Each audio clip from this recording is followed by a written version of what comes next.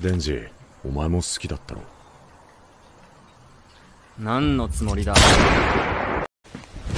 Emotional damage! How dare you! Hello, everybody! Emotional damage. Welcome to another emotional damage stream. What's up, everybody? Hello. Hi. Good Hello. evening. What's Hello. happening? Good morning, good evening, good afternoon, wherever you are, my friends. I'm gonna make you bigger. Hello. Hello, my friends. Hi. Welcome to the Rini Draws channel. I hope you're well. How are you? Are you what is happening right now? What's with the audio ASMR? I don't know. People keep telling me I yell too much. Hello, friends. It's drawing I was stream going to where be- everybody is going to have some fun, and we're all going to draw some fun, everyone happy little tells me images. I was and so people- loud People are going to have a and good time. jarring. So I Irene thought I will would be be very nice jarring and tonight. soothing. She's going to be And soothing. just She's tell going to soothe everybody you. I appreciate you and thank you for She coming to my appreciates channel. Let's get some very, my very love. late night drawing done, shall we? That's right, friends. Yes, It's Let's one. get wet and gooey inside yes, all together the with good. Irene. Yes. Stick to Okay, it. that's a little weird, Dan. Stick to What? it. Yeah. What do It's you mean? 1:40 in the fucking morning. Time to drip Wow. it Yeah, down. that's- Drip it. So are you all ready? That's For when a the lube comes lovely- out, friend. Drip. Sexy drawing stream. Hi, Matt. Well, hello there. So Speaking of anyway, lube, here's Told Matt you I'd Yak, be here. I made it. the smoothest gentleman on the Partridge internet. Powerless. You Makes me did call moist. Rainy.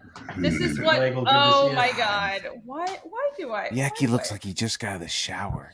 Yucky. Wet Delicious. clean I was- snack. He's like a I wet, was clean just snack. on a stream with Yaki, and then I fired up my stream, and I stole Dan and Jason from Jason's channel, so that's why we're all here. Jason all was like, Ah, all right. Yeah, Yeah. I saw Jason. I compared you to Arnold Schwarzenegger. I'm did. sorry, Jason, but yeah, it's everybody go follow Jason's channel to make up for the fact that I just No, nuked his it's fine. stream by I was like, stealing- Jason, don't by shut down streaming just over because him. Irene is going live. Would Yeah, you he just did. like start an arm wrestling match by giving up right away? Like, come Yeah, on, Just man. stand up to Yeah. this No. injustice. No, right. I'm good. Plus, Okay. She went and but got see- a scarf. I don't know if you could combat it. Yeah. well, not only that, if I kept streaming, I would have lost Plagle That's and Bar, and I wouldn't be able to hang out with Yaki either, or Irene. Oh, So If you're cold, it's okay. It's kind of It's chilly true. in Georgia. It is. Okay. Well, winter's right now. over. it's fine. My Winter's friends over. play favorites. It's okay. I understand. Dude, it's supposed to be a warm winter or some shit, so it's gonna be hot as fuck. Really? It's Yeah, warmed up supposed I to- already. don't feel that warm Yeah. winter at all. Thank you very much. Oh, it's warmed up What's here. what's Oh, yeah, cold how is it out for there, you? Dan? What pretty what cold. temperature? What? Like it's 50? It's very cold for California. It's like 45 degrees. Oh Yeah, that's no! I know. That's cold for It is. California. For California, that is cold. That's true. And it actually feels colder in California, 45, than it does like Denver. Just to make you feel better, I never get out of sandals and I never get out of shorts. So no matter how cold it gets. Oh, shut up. Well, you know what? To be fair, Georgia's not that different.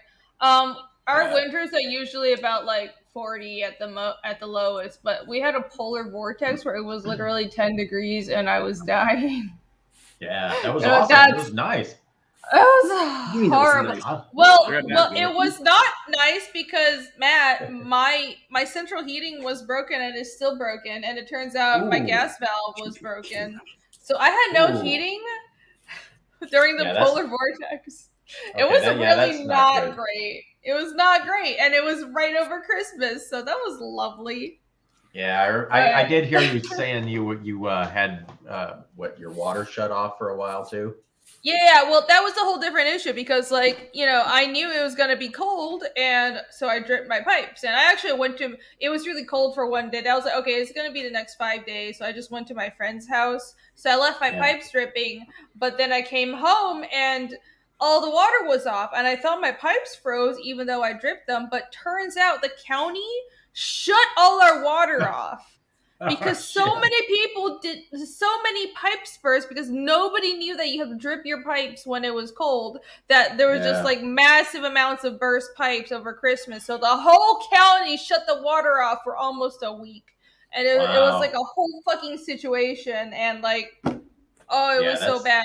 So then now I'm behind on work because I wasn't home for almost 4 days. Yeah. And it was horrible. It was horrible. Yeah. So fucking Georgia. Welcome to Georgia. Not handling the cold. No, they can't. They can't. Well, it's like anytime it snows out here, even and it doesn't snow. You get a little powdered sugar looking amount of snow out here, and the whole place just, the eggs, the milk, and the bread disappears, and the whole city just shuts down. It's everybody. Funny. Like, you get half an inch of snow and everybody shits their pants. I'm not even kidding. So were you here in like 2011, 2012? I was here for Snowpocalypse. I was here too. Yeah, fun. Yeah. I was in college at the time. It was hilarious. So it's like, it was horrible. Okay. It was horrible. Yeah. So Georgia, we got like 1 foot of snow or less? It wasn't even a foot of snow. No, it wasn't. It wasn't a lot, but it was a lot for here. I've got pictures up on my Facebook page of that. Yeah, I still have pictures, but it was like about a foot of snow, and it was fun because snow. Well, we never get snow. But then what happened was, so everybody knew it was gonna snow for like a week. Yeah. We knew it was gonna be horrible, but the government, instead of just fucking telling everybody to stay home that day, what they did was they decided to have a sense of humor. So they sent everybody to work and school in the morning, and then in the middle of the day, the snow started coming down, and then they were like, oh, we didn't realize snow would be this difficult. Everybody go home now. So everybody had already gone to school and work in the morning, and then at noon were let off of school and work. So everybody piled up onto the highway in the middle of the day in the snow while the highways had already started icing over, and we had a 13-hour traffic jam. I am not kidding you. That was like the 2015 Snowmageddon, right? No, that was 2013. 2011 was 13. Not as bad. 2013 was another. It was like 2 years later. There was another horrible fucking Snowmageddon. There was Snowpocalypse and then Snowmageddon. Yeah, I was here for Snowpocalypse, but what was it? June of 2011 is when we moved out to Portland, so I wasn't here for that. But I was here for Snowpocalypse. Because I lived down in Midtown for that. I left Atlanta in like early 2014, so I was here for both of them.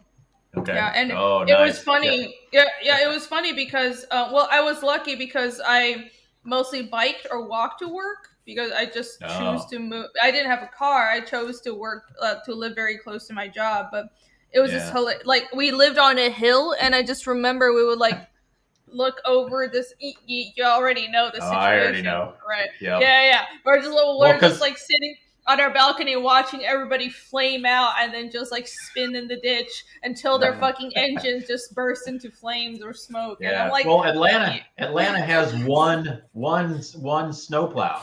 That's it. They've got like literally one for the entire state, and so a little bit of snow. It's insane. So we had 2 years of really horrible snow situations, and then they were like, ooh, and then for the polar vortex, like we got notices and shit. The city was like, ooh, we're gonna salt the roads. We're gonna be ready for this.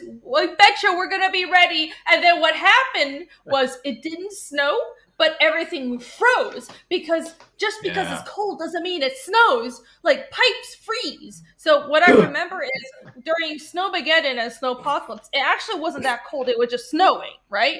But this time it was cold, but we didn't have precipitation. So we had the problem this time was the pipes were freezing. So nobody knew to drip their pipes, even though the county, the water authority was emailing people telling them to drip their fucking pipes. People are like, oh, it'll be fine. No, it won't be fucking fine. You guys, oh my God, everybody is stupid.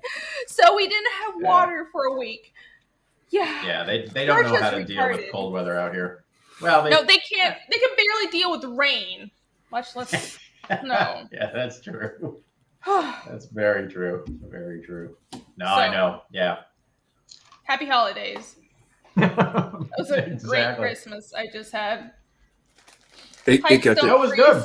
It was nice because I miss the snow, man. My favorite time was in Denver because it would get, negative. It was the first time I'd ever been in negative degrees before. It was like -10 when I first moved out there. It's fantastic. Oh my God, that's crazy. Anything below 20 kind of feels all the same, it just gets drier and drier. And it's the wind that gets you though. Once that wind picks up, it cuts straight through your soul.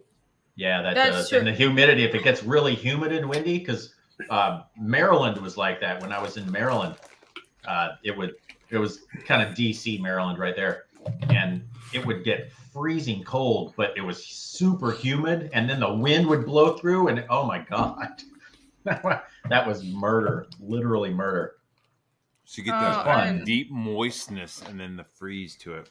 No, when it's like wet and cold, that's the worst. I think the only time but you're right. Once it's below a certain temperature, it's all the same, right? It's just you don't really feel it anymore. I think so. I've always lived in the South. I grew up in like a really warm place, but like. The coldest places I went to Vancouver in February one year, and that was really cold. But I also went to Iceland in October, and it was beautiful. It was the best vacation of my life. It was so great.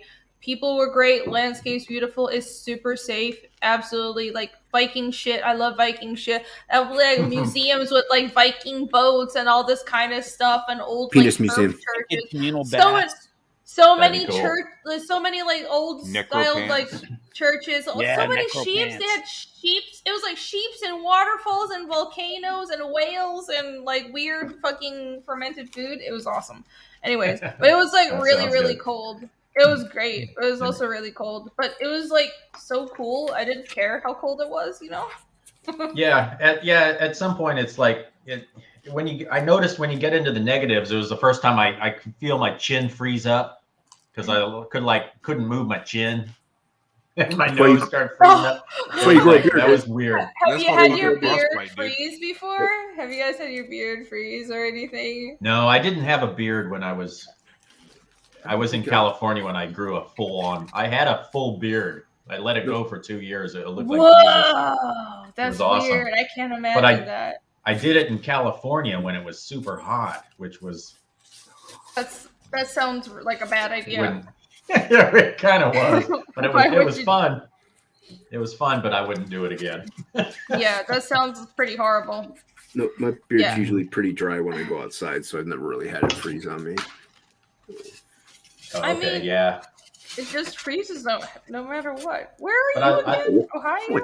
Oh yeah, I'm in Ohio. I'm right off of Lake Erie, so I'm like really close to Canada. Oh, that is kind of cold.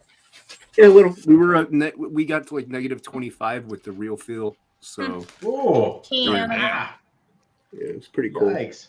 Yeah, that's really cold. Yes, Yeah. chat might be your friend. I was technically in Toronto one winter, but it was just a layout delayed, so they. But it was like I didn't go outside. Did a hotel and like I looked outside and it was snow, and I was like, I didn't know that this much snow existed, and I just like stayed indoors the entire time. Yeah. No, I was like, I'm not going out there. It was crazy. I love the crazy weather. It's fun. Yeah, I don't know. It's like it's one of those things where I don't know. It's beautiful and fascinating, but I don't know. It's only fun when your city is not retarded and knows how to handle the snow. Yeah, That's true. Or you work from home. Working from home. Yeah, Is awesome. no, I definitely love it now. Hi Billy, what's up? Whatever. there he is. Yo. Hey Billy, thanks for coming on. Sorry. Hi Billy, it's so good to see you on my channel. Plagle, this is what I'm talking about, Plagle. What are you Y'all talking ready for a draw stream? Yeah. Let me catch up with chat. Did I miss any super chats? I just want to make sure I'm not ignoring you, chat. I'm about to keeping go an to eye bed. on you. You, They're you're coming out for your your gas bunker bar? oven. I saw I that know, they were man, like, I feel bad, dude. Yeah, No, so Billy's what's up? here, but I'm fucking tired as fuck, man. Matt, bed, you dude. said you were gonna be here, and then you're like, I'm going to bed. He's got What am I kids. doing right now? Am I here? I'm surprised that Matt's even here this late, anyways. Yeah, he's pretty That's late. I was true. pretty like, wow, bars on my channel. It's like 1:30 in the morning. Yeah. So That's I know. I That got fucking I gas oven appreciate thing. it. I'm gonna kill somebody. I'm so sick of this Later, Bar. fucking country. It's not fucking Oh, dumb. really? It's like electric it's the- cars, but with like gas oven. They're just, it's like creeping. go. They're creeping in from like, ooh, everybody should get an electric car. We're gonna like punish you if you don't have a fucking electric car. And then we're gonna fucking punish you if you don't have a gas oven. It's pretty dumb. It's time to revolution. Just fucking kill everything. In Minecraft. No, for real though. I'm done. That's the next time I give a shit that's when it's going down. I don't do give a think fuck. Okay. I'm on the brink of revolution as See you later, well. Bar. Like, The world Yeah, is no. black. There's no future. Fuck everybody. Yeah. no, Yeah. it's Pretty one much. of those things. It's one of those things where, like, obviously, I don't want to hurt anyone, but I don't. do. I'm just so sick of. Damn. Yeah, Stay away I'm from just my so. kid, you fucking whack. But then again, I'm so sick of the government, or not just the government in general, but sort of the powers that be. The government imposing whatever they want on us and telling us we have to live like Californian. They're like, if you're not a rich person, then we're going to punish you. I'm sorry, I'm not going to get too much into this. I'm going to stop. In But- Minecraft, yes. I'm gonna do that in Minecraft, See by your- the way. your wine In sloshing Minecraft. around in your I'm glass. just for YouTube rules. That's why I'm saying this. Also, the thing is, like, Look at the wine honestly, sloshing around. like a pear. What is it? I think it's not even for selfish reasons. I think I'm good, but it's the fact that I just think these ideas and policies are stupid. Oh yeah, no, yeah. So Well, what we need to do is we need to just have Russia's fire pit. gonna nuke us. Russia's gonna nuke us. The question is, when? Not soon enough, but shortly. Can I get Frog G out first? That'll No, fix I everything. don't. You know what? I If don't you want want to be end nuked. this with yourself, if you want to crawl your Okay, little Ellie. ass into a fucking oven and turn on the gas and wrap No! it up for yourself. In Minecraft. John Lee, thank you for $10 super sticker. Thank you so Yaki, much. there's a future. Yaki, the sun will shine. There is tomorrow. Oh, The absolutely. sun will rise. And You guys We're need to just stop talking playing about Minecraft. That Skyrim game mods. sounds terrible. And after Russia nukes us in Minecraft, Oh my god. everything will be fixed. You missed my Everything stream now, will be don't you, fixed. Plagle? No, everything will be Jason! fixed. That Let me tell you, it'll quick, be fire up the fantastic. stream. When I need to Russia save turns space. the key in Minecraft, nothing will All right, work all right. because I need it's to Russian. rein this shit. I need to rein this shit in. I know. This is, I need to this rein is this what shit happens. in. This is what happens Hold when you on. put Are a you ready, werewolf comrade, to and turn one your of the key? four horsemen of the apocalypse in a Okay, room turn your together. key.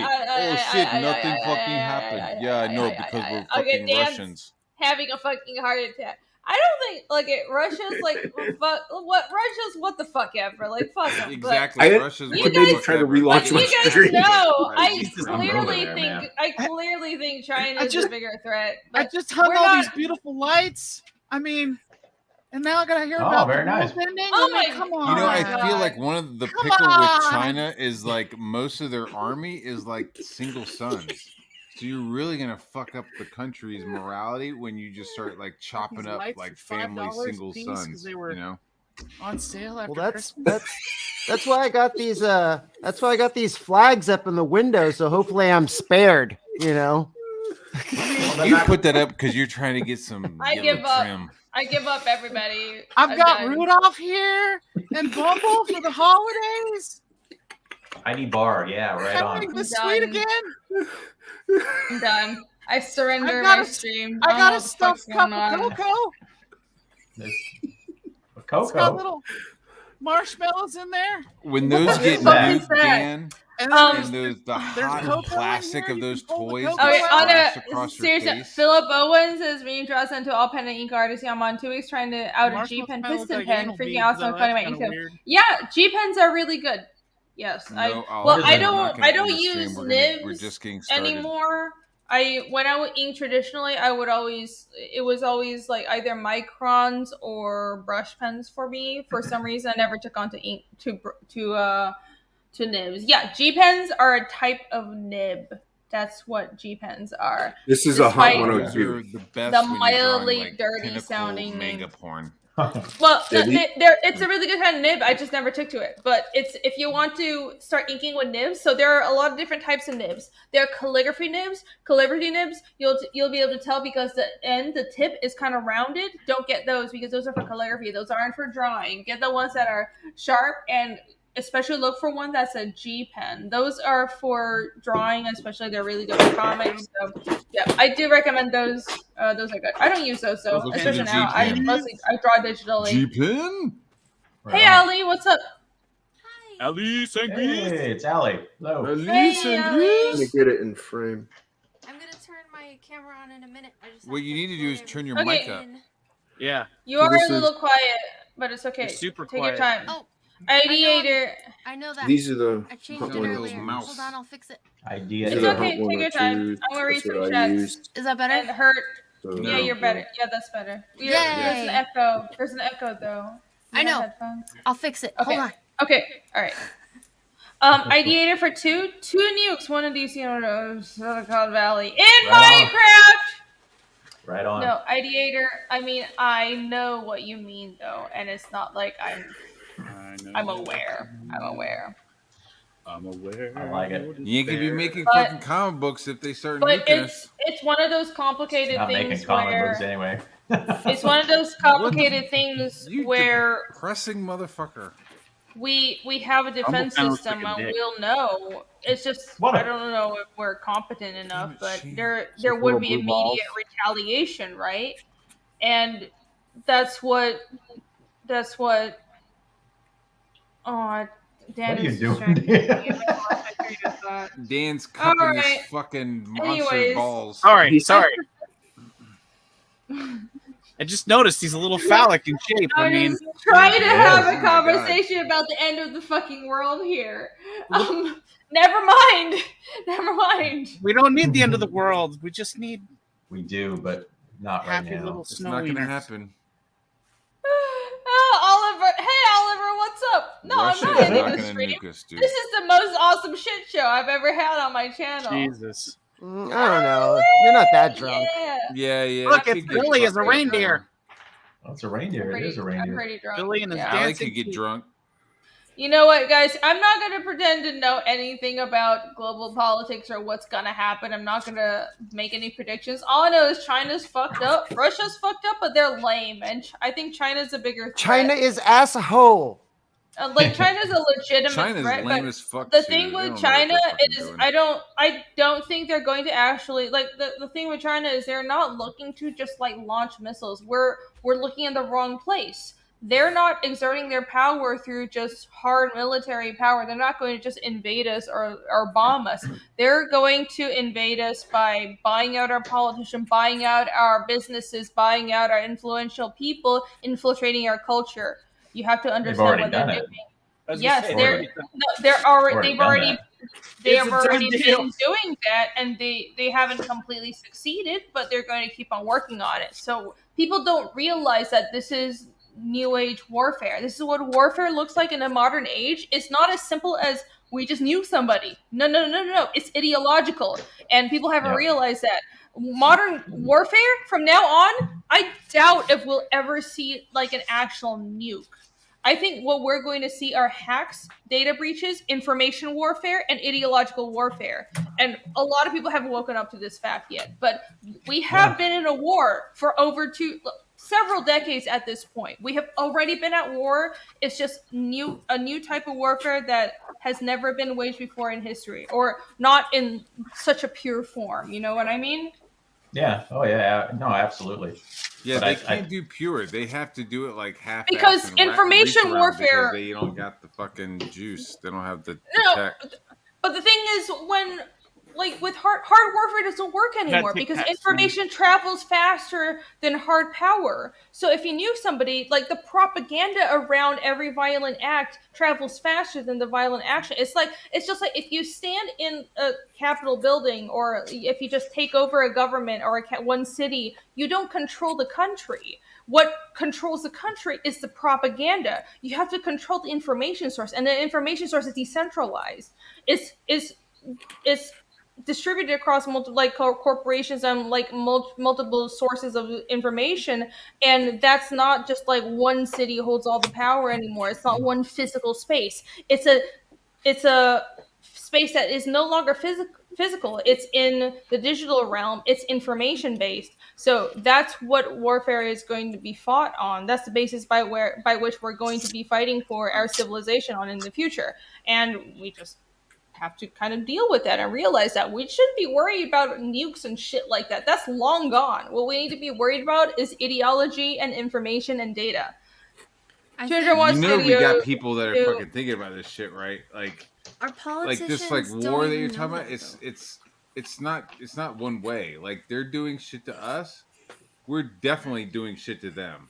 Like, we're definitely doing all kinds of cyber attacks and all kinds of random shit to them. Like, we're not I just know. sitting here fucking like letting them do stuff. Like, we are actively engaging in shit. Like a bunch of nuncios and shit. I know. Yeah, like, I'm just. oh, I'm geez, just. China's taking our fucking lunch. Like, no, there's definitely fucking people who are actively combating this that you're talking about. I know that, but I'm still worried, and I think just being too complacent. Like, I'm not like, oh my god, America's losing, we're not doing shit. I know that we're definitely influencing them as well, because part of it is information warfare, part of it is also cultural, and we are influencing places like China and Russia. We have a lot of cultural influence, but at the same time, we see their cultural influence on us. What we are in is a second Cold War. Like, they're influencing us with TikTok. We're influencing China and Russia with our media. Like, China's so fucking sick of like American media coming into their country and corrupting their people. Dude, do you it goes remember both Hong ways. Kong was singing So we like can't- America? That's what I mean. We They can't. had American flags in Hong Kong. I They were know. fucking China gay singing again. shit right before the COVID shit happened. Yes, but it's not just before the COVID shit happened. Even recently with the protests in China, do you know they had a bunch of riots because of the COVID lockdowns, and it's because they had this bill. They're getting back this to being apart- pissed again. They were pissed, and it was honestly really fucking scary. And with because it started with like this apartment complex caught on fire, and a bunch of people died because the government locked people inside their apartments and didn't let them out when the apartment caught on fire. So people burned to death because of the COVID lockdowns, and people started organizing over WeChat like across multiple countries, the whole entire country. And so many protests, like the government tried to crack down on all the protests that were were organized, but the protests erupted so quickly they couldn't actually suppress them in time. So that's why the news got out, and that's the only reason that the protests actually reached the wider world, because usually the government will will crack down on it and arrest everybody before it even happens. So and in the video footage of those protests, I speak Chinese. I was listening to it. They were saying down. They were saying down with the CCP. We want democracy. Not everybody, but I was there. That was what was being said in several locations. So to them, that's ideological infiltration too. So what I'm saying is, we're in a second Cold War, probably Civil War as well, honestly. But this shit never ended. The Cold War never ended, whether you want to say it's an extension to Cold War or this is a second Cold War. That shit never ended, and we shouldn't let our guard down. I don't think America is just forsaken, but I also don't think we should just say, well, we have this, it's fine, we're more powerful, so we need to let our guard down and we'll win for sure. There's no guarantee. We have to keep on fighting this. No. Sorry, I spoke over several people. I'm very passionate about this stuff. Yeah. Make China gay right. again. That's what I say. Make China gay again. I don't think our politicians understand modern technology enough to know how to fight a technological war. And the ones that maybe do, or have people working for them that do understand it, are completely corrupt. Like, they're over there talking about, like, oh, the Ukraine, we need to have a freaking bust of Zelensky in the freaking Oh yeah, I heard about that. Like, I don't even care if it burns down if they put a bust of Zelensky in there. I swear. Yeah, I agree. That's dumb. That's dumb. I don't even know why he's being put up on a pedestal. You got Like when $20 super chat and a $10. I do. Let me read a few super chats. 200 Watt Studio for $2. Thank you, 200 Watts. It's Allie. How you doing tonight, babe? Don't call me babe. Hi. Yeah, Allie doesn't like simping. So Babe's off the table. Fuck. If Babe, no. If chat, baby. let chat know. How you doing tonight, Tiger? Disclaimer. Allie doesn't like anything that's no simpery towards Allie tonight. So let I mean, you can do it, but I'll just roast your ass. Cool. All right. That's fair. Bobby. Everybody loves a good barbecue. Chrysaphis, $1.99. I like a good barbecue. Ooh, I'm hungry now. I've been on a diet. I'm really hungry. I haven't been eating. Real brisket. That'll do it. Are you? I had pot roast. Are you doing the fat sucking month? What? The Vikings, the first half of January and the last half of December was called fat sucking month. No, I'm not doing that. I'm just Really? I'm just Who's doing fatty or sucking? no, I'm just eating. I'm like eating less. I'm eating like one meal a day, and I'm only eating salads and a little bit of chicken. So I'm on like a big diet. I always do this for the second half of winter because I like eat a lot in the beginning of winter.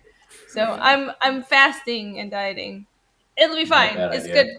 It's good for me. Yeah, it's good. It's good because like you eat too much over Christmas. Bobby Chrysaphis for $1.99. Will be here. The beach, I need to look good for the summer. I need to look good for Tampa.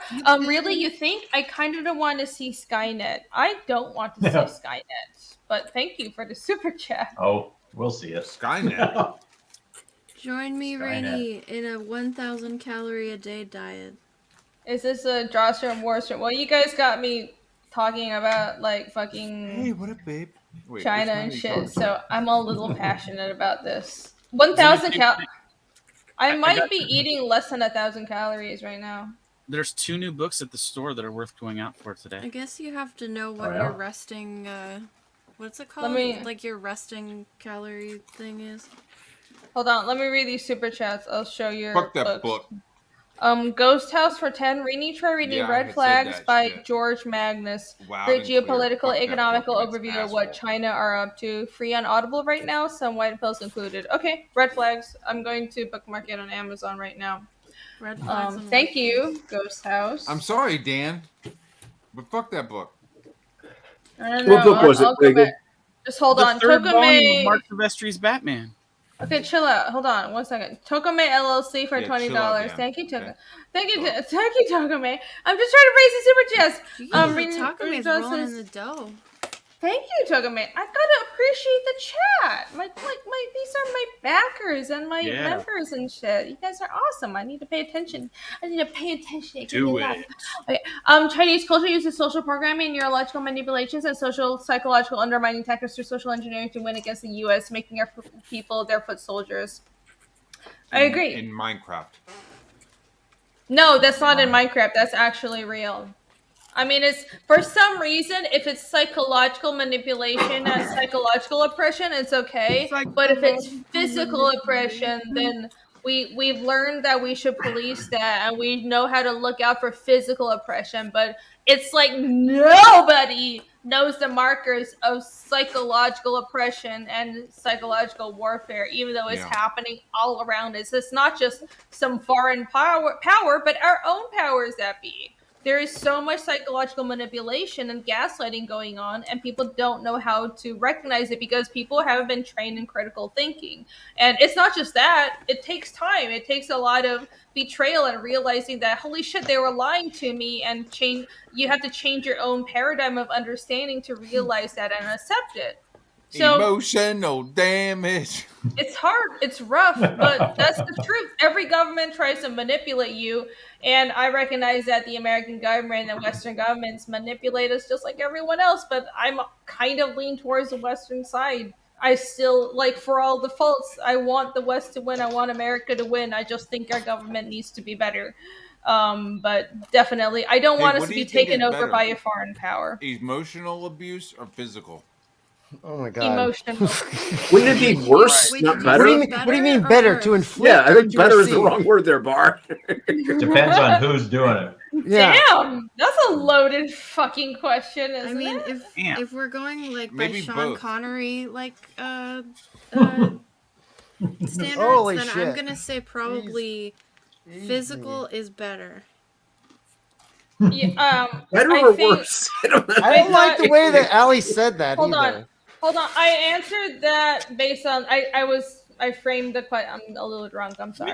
I framed the question. I thought of the question as like, well, which one is more desirable? But you were asking about which one is less desirable. Anyways, so I think I Which would one rather. works better? Which one can you jack to Which best? one gets you what you want quicker? No. Emotional It's not. damage or It's not which physical one I like. I don't like any type of abuse. I don't like any Which type one of makes abuse. you hard? But let's say you But- needed to use one to get what you wanted. Which one would be better? Oh, I have to use one? Yeah. Oh, women use Christ. emotional abuse. Right. Yeah. So I thought you were asking me, would I rather suffer emotional or physical abuse? And I would rather. All right, that's deal a with- sub question.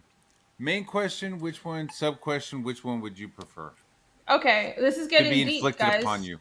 This is getting deep. Okay, so if I was to inflict a kind of, Judo if I deep. was to inflict something Judo in my on guts. someone else, I would rather inflict psychological abuse because that is much more damaging, it's much Yeah. deeper, and you can do with the thing with psychological hurt you. abuse More fun too.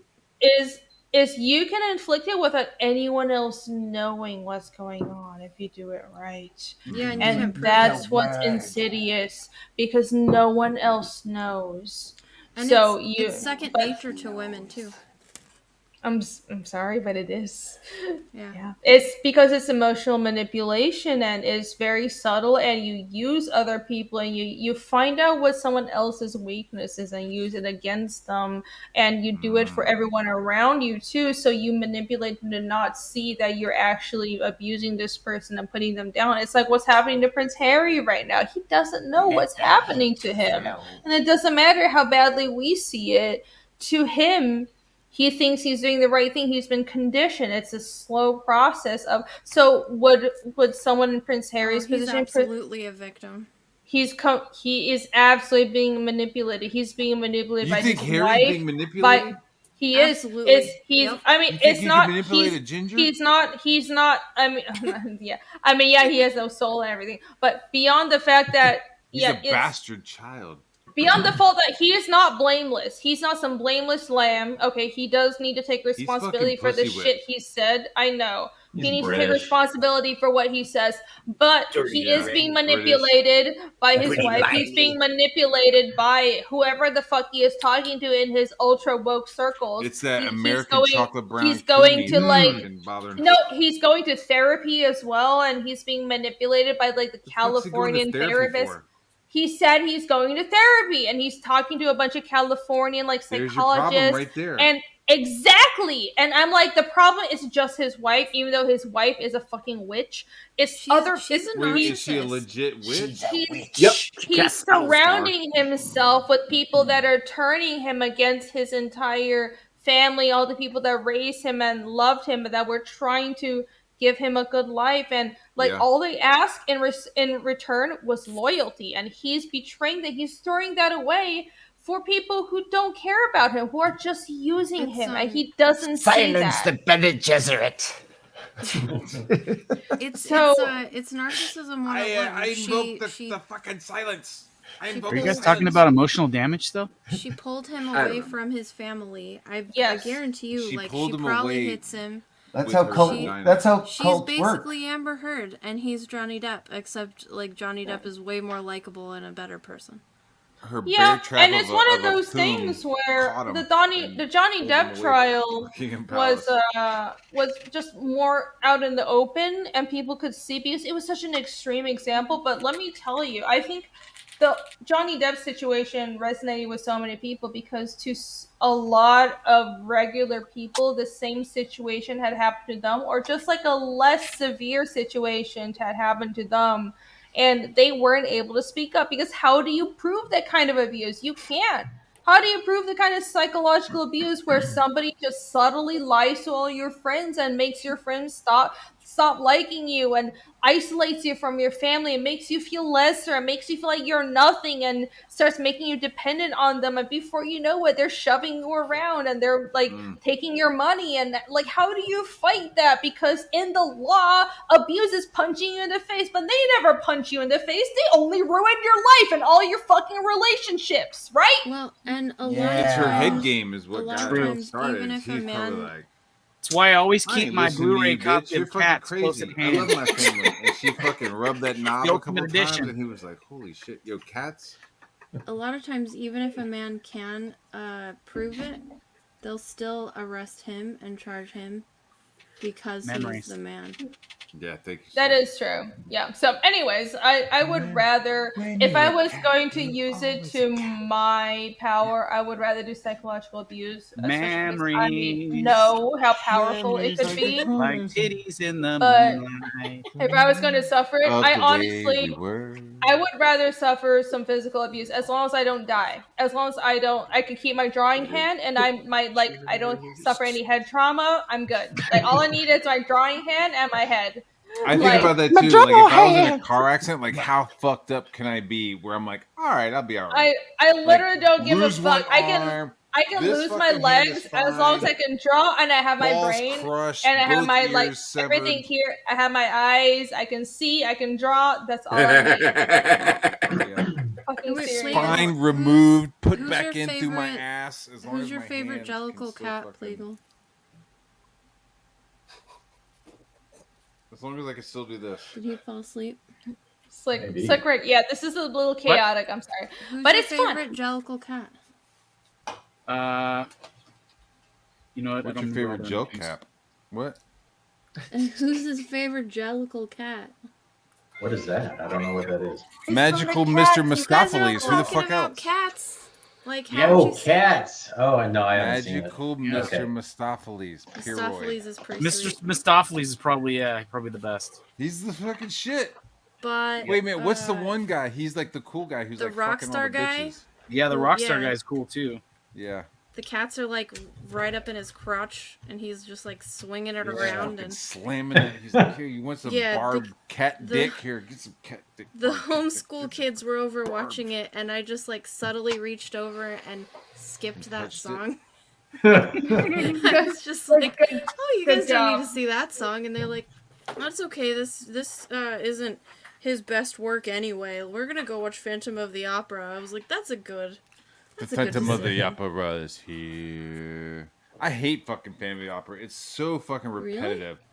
Music of the night, music of the night, music of the night. I had to do it Dude, 3 then times you- so that you understood I was like being repetitive.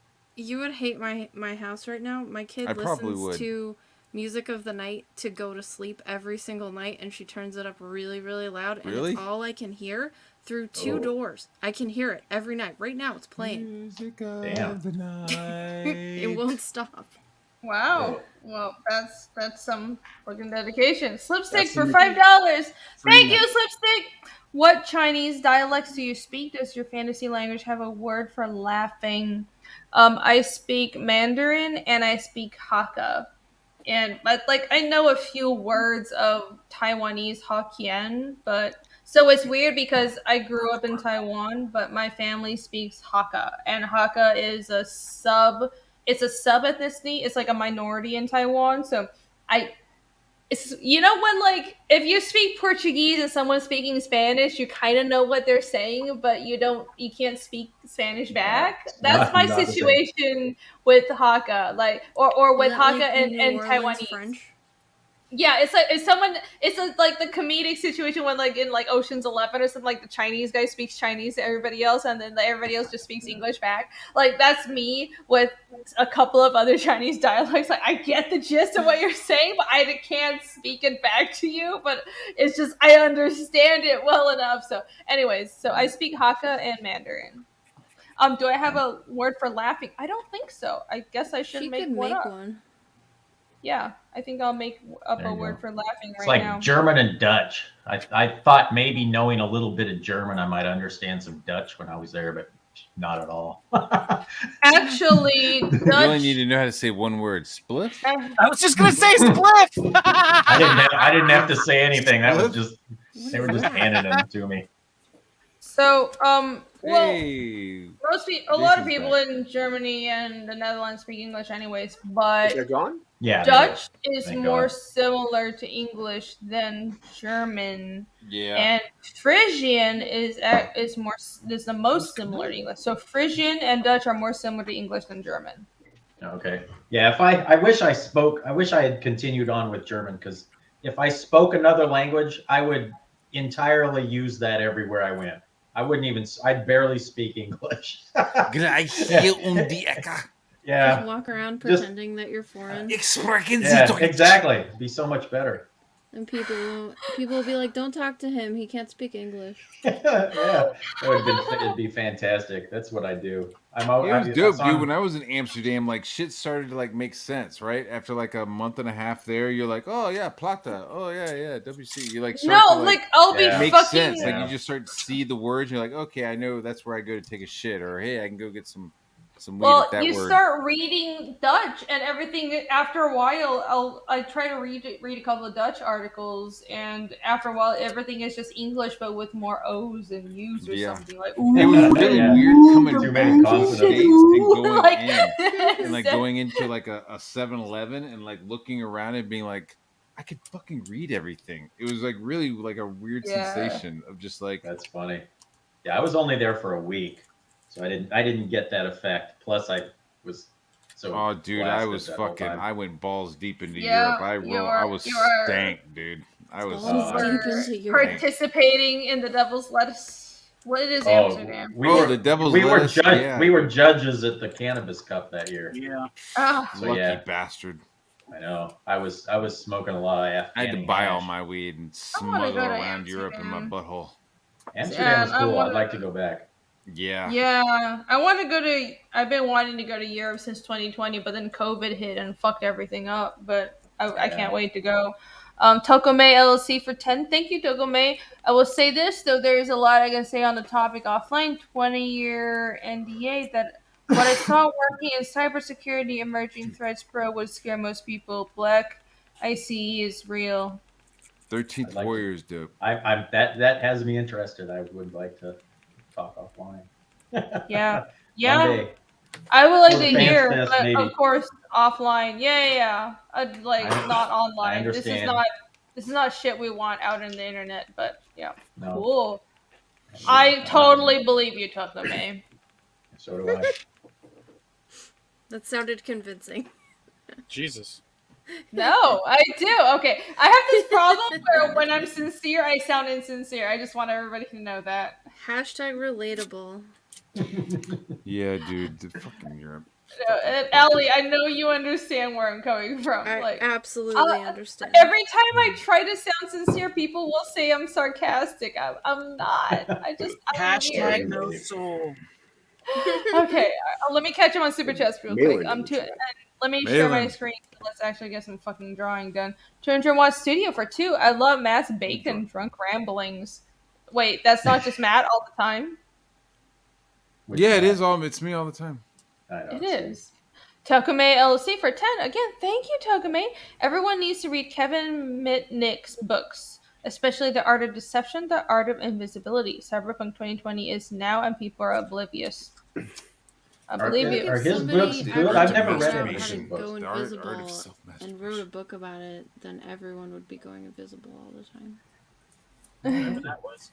Well, I don't know what the book is about, so I don't. I know it's Kevin Mitnick. I've never read any of his books. Yeah, Unconditional Shove. That could be interesting. That might be worth checking out. Mm-hmm. You I've guys never read watching his... Allie fucking ink this character? Like she's like just like slowly inking the same lines over and over. She's the only one who's getting any work done. I've fucking been working off fucking. I've been here the day. whole I'm fucking time. tired. My hand Well, is so I've fucking been drawing. trying to work, but nobody's been paying attention to the chat other than me. I'm not an artist. I was going to read the chat, but everybody was carrying on about the end of the world. And I'm drunk. I'm watching CC all right. that I you know. All right, Dan. I hand the chat. I'm gonna read the super chat, and then I hand the chat. No, I'm gonna hand the chat back into your hands. Okay. Barb Rogers, Miss Solitaire for Canadian 10 super sticker. Thank you, Barb Rogers. Thank you. For Canadian 10, but it's only worth a 5 because of the fucking. Well, Yeah. Dan, you only Canadian have to... money. We burn that down here. Yeah, yeah, Canadian money. That's Monopoly money. John Lee became a new member. Thank you very much. Hey. Put some penis in the booties. I caught up. Okay. There we go. Okay, I'm gonna start drawing now. Dan, if you want to keep an eye on chat, I'd appreciate it. You just You know what would be dope is if Slick Rick became a member of the chat. Yeah, just tell me. He says you can go window shopping for hoes in Amsterdam. They have them on display like donuts in a bakery. Okay, so we'll go. I know. I got a good story. Motherfucker. Just tell me if anyone has a super chat. Okay. So I'm walking. John Lee says, "Love you, Rini." I've got my backpack on, and I'm fucking put some penis in some booties. So I'm walking with my backpack, and I'm like looking down at the ground for whatever reason, and I kind of glance over as we're walking, and I see like legs. I see feet, right? I'm like, oh, sexy shoes. Oh, legs. Okay. Oh, yeah, somebody wearing like lingerie, and then it was a man. No, it's a fucking chick. But it was like she like instantly like made eye contact with me. Like it was like a prostitute in a window, but like what? Yeah. So as I'm The walking, red light just district, like the glance, I'm going, oh, what is this a mannequin? And then we make eye contact, and it was like, oh shit, that's a fucking Then that's they're a like, lady oh, they who's like down to fuck. Yeah, it's crazy. It's just like out there. They have like a statue for it, and it's only like 3 or 4 blocks away from Anne Frank's fucking attic. That's right, and the Rijksmuseum wasn't too far from there dude, either. it's crazy. It was like, oh look, there's all these fucking whores. So I hear. Okay, let's go to Anne Frank's house and cry for an hour, and then we'll go do some shrooms at the fucking, but they don't. you know, They don't really teach about museum. the Yeah, it's a fucking crazy Holocaust town, there. dude. Like They don't? my uncle grew up in Germany, and he was like, I didn't learn much about it at all until I moved to America, because they just don't talk about it. Like he told me about What part of Germany did he grow up in? Uncle, The east or the west? His parents Your are papers Austrian. are not in order. Where do your alliances lie, Ali? His His parents parents are are Austrian, Austrian and And? they don't believe the Holocaust happened. Like Oh my God. they straight up We do because not they don't speak talk about- of the they're just like, fatherland nope, in that that's way. not a real thing. You And I know was what? like, That's oh my god. You got 2 more super chats. Amsterdam is not in Germany. No shit. This is all just pure Thank you, propaganda Dan. from Thank you, Dan. I'll catch them. So The that media. is This They stream don't, is they don't speak just any. Read the chat. well. They don't speak Sorry, any John. English. John could be here straightening this out for us, but he prefers to be in the chats. They don't No, speak that- any English, and Yeah, John can come they're on, like he'd in be their like, "Hey, 90s, Shane, and they just hey, don't think it's Shane." real. Let's try to not talk Shane. over each other. Let's try to not talk over each other, please. Hey Shane, hey Should I read Shane. these?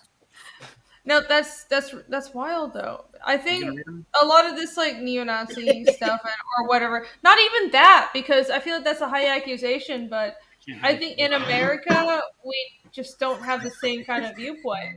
Nobody There here are really. no cats in Very few people America. actually deny that the Holocaust happened, but cheese.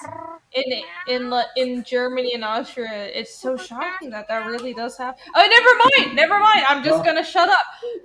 Fuck it! I'm gonna shut up. Nobody's fucking listening. John Lee. I'm John Lee listening. became a YouTube member. Thank you, John. I love you.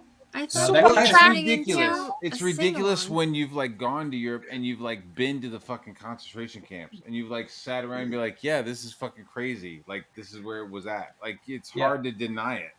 So Yeah, No, but like, they- somebody's like, oh, that didn't they happen. also- Like I They asked, also- hard. I No, asked they him also- about that, and he said his parents have been there and everything. They've seen the pictures and the videos. They just straight up don't believe it because they can't. He was What is like that called? Is that called like some kind of delusional cognitive fucking... dissonance, maybe? Yeah, Like, you're gonna straight tell up, me the I- truth, but I'm not gonna connect it to reality. Like, It is called loyalty, Matba. He- That Yeah, is what it Matba, is. yeah. loyalty to what? The fucking They were human just- race? The Well, I asked him, Reichstag. and he said basically they just were like, it's that too cracked out horrible. They Yeah. can't believe it happened because it's just too terrible. They Yeah, just block it out. I was like, that's totally insane. I can Barely better understand than a that. gaming stream. Honestly, I think Japan has the same issue with World War II because the things that happen in war and in ideological fervor are that extreme, and it's really hard to face the fact that it's not racial. Even it might be for some people, but not necessarily. Just to face the fact that your country and this thing that raised you and the culture that nurtured you and that you love, that's done so much for you in the past, that even if it's like this older generation, the former Germany or former Japan did these horrible things, it's really hard to face that. So on a level, I do understand that, but just like it's neither something to be completely condemned, because if you condemn and just call these people neo-Nazis, that doesn't help them come to terms with what the reality is, because a lot of these people, they're just having trouble psychologically coming to terms with what the truth is. And the way around that is it takes patience. It's hard. It's frustrating, but you have to explain to them what the truth is. And it's important to point out it's not like we're condemning your culture. It's just Here's the problem, these though. things happen in in history. In Germany, I think they probably his also parents are don't. just gonna die, and They they're don't never gonna allow believe you it. to speak about it. Yeah, you're not allowed to Right? talk You about can't talk. You can't show anything Nazi is verboten in Germany, right? Yeah. So you can't talk about it. So there's no open dialogue about it anyway. So, that's gonna happen. Yeah, that's kind of stupid though. If you can't talk about Well, it, how are you it going is, to but they talk outlawed about it. how are you going to discuss How are you going to bad do it is? again? If you don't know about it. But that's what's going on with COVID too, is all the people who were super pro are just like denying it now. They're just like, nope, never happened. It's too difficult for me to deal with. Yeah. It's Well, nuts. It's totally insane. A lot of that stuff was like a total 180, and it's been hilarious to see. That's- Tokume for another 10. I see intrusion, countermeasures, electronic, theoretical AI used to defend against hackers. Black Ice, deadly AI that reports people to false charges and deletes the digital record. Interesting. I don't know anything about this. I don't know anything Those are about definitely this, all words. but I would love to know more. This makes sense to me, but at the same time, I'm too drunk to parse this information. But this is something I would love to learn more about, so I'm going to screenshot it and look at it tomorrow morning when I've sobered up. Thanks, So, Tokume. If you want to talk to somebody about the Holocaust and see someone that doesn't give a shit about the Holocaust, talk to Native Americans about it. Native. Please. Seriously, bring up anytime you see people talking to American Indians, Native Americans, and they bring up the Holocaust, you will not see, you've never seen somebody not give a shit so hard as one of them, which is absolutely they don't need fair. to cry about it. Bad things can happen to other people too. Like, No, it's awesome. I love to see it. And you want to make a German super uncomfortable immediately, you talk about Nazis too. Please. It's great. But no, American Indians don't give a fuck about hearing about the Holocaust. Rightly so. They have no, they don't need to feel bad about it because they suffer. I don't need to feel bad about them. In Minecraft. Native Americans They were walked still over here and owning shit. black slaves long after it was actually outlawed.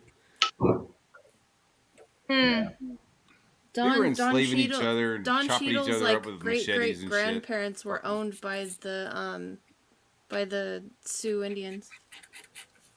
We're not supposed to say these things, that slavery wasn't PBS strictly did a racial. documentary where they took like black celebrities and they like tried to find out like who their ancestors were, and straight up like Sioux Indians owned Don Cheadle's like great-great-grandfather. Nice. All right. Yeah, man. Nice. These Native Americans were just like roaming around, like talking to trees and shit. They're fucking brutal as fuck. Oh yeah. Okay, Matt. Crying when they see trash. Come on. Oh, okay. That's not actually Native American. That's not. That's just making everything worse. 200 watts. Okay, this stream is I'm Native this American. stream is gonna be completely nuked. 200 watt studio for 2. Wow, Matt, and I thought Shane was a bad storyteller. I don't think my storytelling was bad at all. I was walking. Thank you, 200 watt studio, for the super super chat. chat. We made eye contact at the end of the story. I'm not sure like what he's looking for. Dude, Rini, so on my Thursday show, we spent 20 minutes making fun of a feminist who has no legs. This is nothing. A feminist with no legs? Are we talking about a chicken nugget? What are we talking about? Ellie. What did I step into? That was one of the ones that they said. I don't know. I think. So what are you doing there, Jason? Finishing up my Fraud G page. Looking good, friend. Looking good. Thanks, man. I have no say over my stream. I think it's like I don't give a fuck, you guys. I want to talk about all this shit, but disclaimer, right? Nothing but leather daddies, the apocalypse, and the Holocaust. Anyways, just say you yeah, we. Oh my god, Susan. yeah. Yaki's desire to have us all die in a nuclear holocaust. You, Susan. Susan, you can suck my tits. Okay, but my point is that YouTube is like weirdly sensitive to anything racial or if you talk about the Holocaust. So I think they're more sensitive about that than any feminism shit. I don't give a fuck. Let's keep talking about this because I don't give a shit. But yeah, I think you should talk about what you want to talk about. You should have the right to. Don't mind me. I'm just gonna be over here drawing some anal sex. Okay. This is all right. America. No, I have a very small family because of the Holocaust, so I don't mind talking about it. John is complaining about. I've been drawing this whole time. Just nobody else wants to people. draw. Nobody else wants to draw. I'm not even an artist and I'm drawing. You're not really drawing. You're fucking going over the same lines over and over. Because I want them to be pretty. I think I'm muted. They're pretty. They're dark as fuck. Matt doesn't like inkers. Jason is was I'm not saying I don't like inkers. They're a necessity. I think you are. Oh my god, Matt. Oh, I must be muted. I guess I'll just shut up. I guess it doesn't matter what I say. Such a shadow. I love it. I just want my lines to be pretty. I just want my lies to be pretty. Pretty lies. Exactly. I'm sorry. I'll never freaking color in a line again. Oh, do it, Lord. Ali. Do it. One or the other. Jeez. This is done. It's done. I'm not done. Oh. I have more little. Super chat. What? No, I have said more this that I'm is gonna do. done. A couple of super chats. This What is done? the page that I've been working on for the past like 3 hours. You've been doing Dishes are something? done, man. Well, I mean, Her I name started is- earlier Her name tonight. is Shisushi. What's that in her Rashisim? mouth? Is that drugs? Shisushi, and she has a tooth with a hole in it. That's one Is that tooth. for a straw? No, it's how she solves ghost mysteries. Okay. Yeah. With a hole in her tooth? Yeah, she can like put rope through it and like use it to sail off the top of a building and stuff. Reed's face!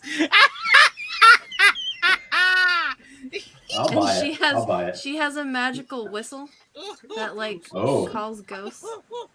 Okay. Who is this? And her last name Sheet means tooth. And her mom thought that sushi meant Susan, so she named her Sushi. She's Sushi. What? Or I like it. Sushi, I'll depending buy it. on which country I'm you're totally in. backed it. It's a comic for kids that I'm gonna write. Okay. Hey, it works. Rainey hates it. Really? Oh. It'd probably be a hit. I think it's gonna go long. Far away.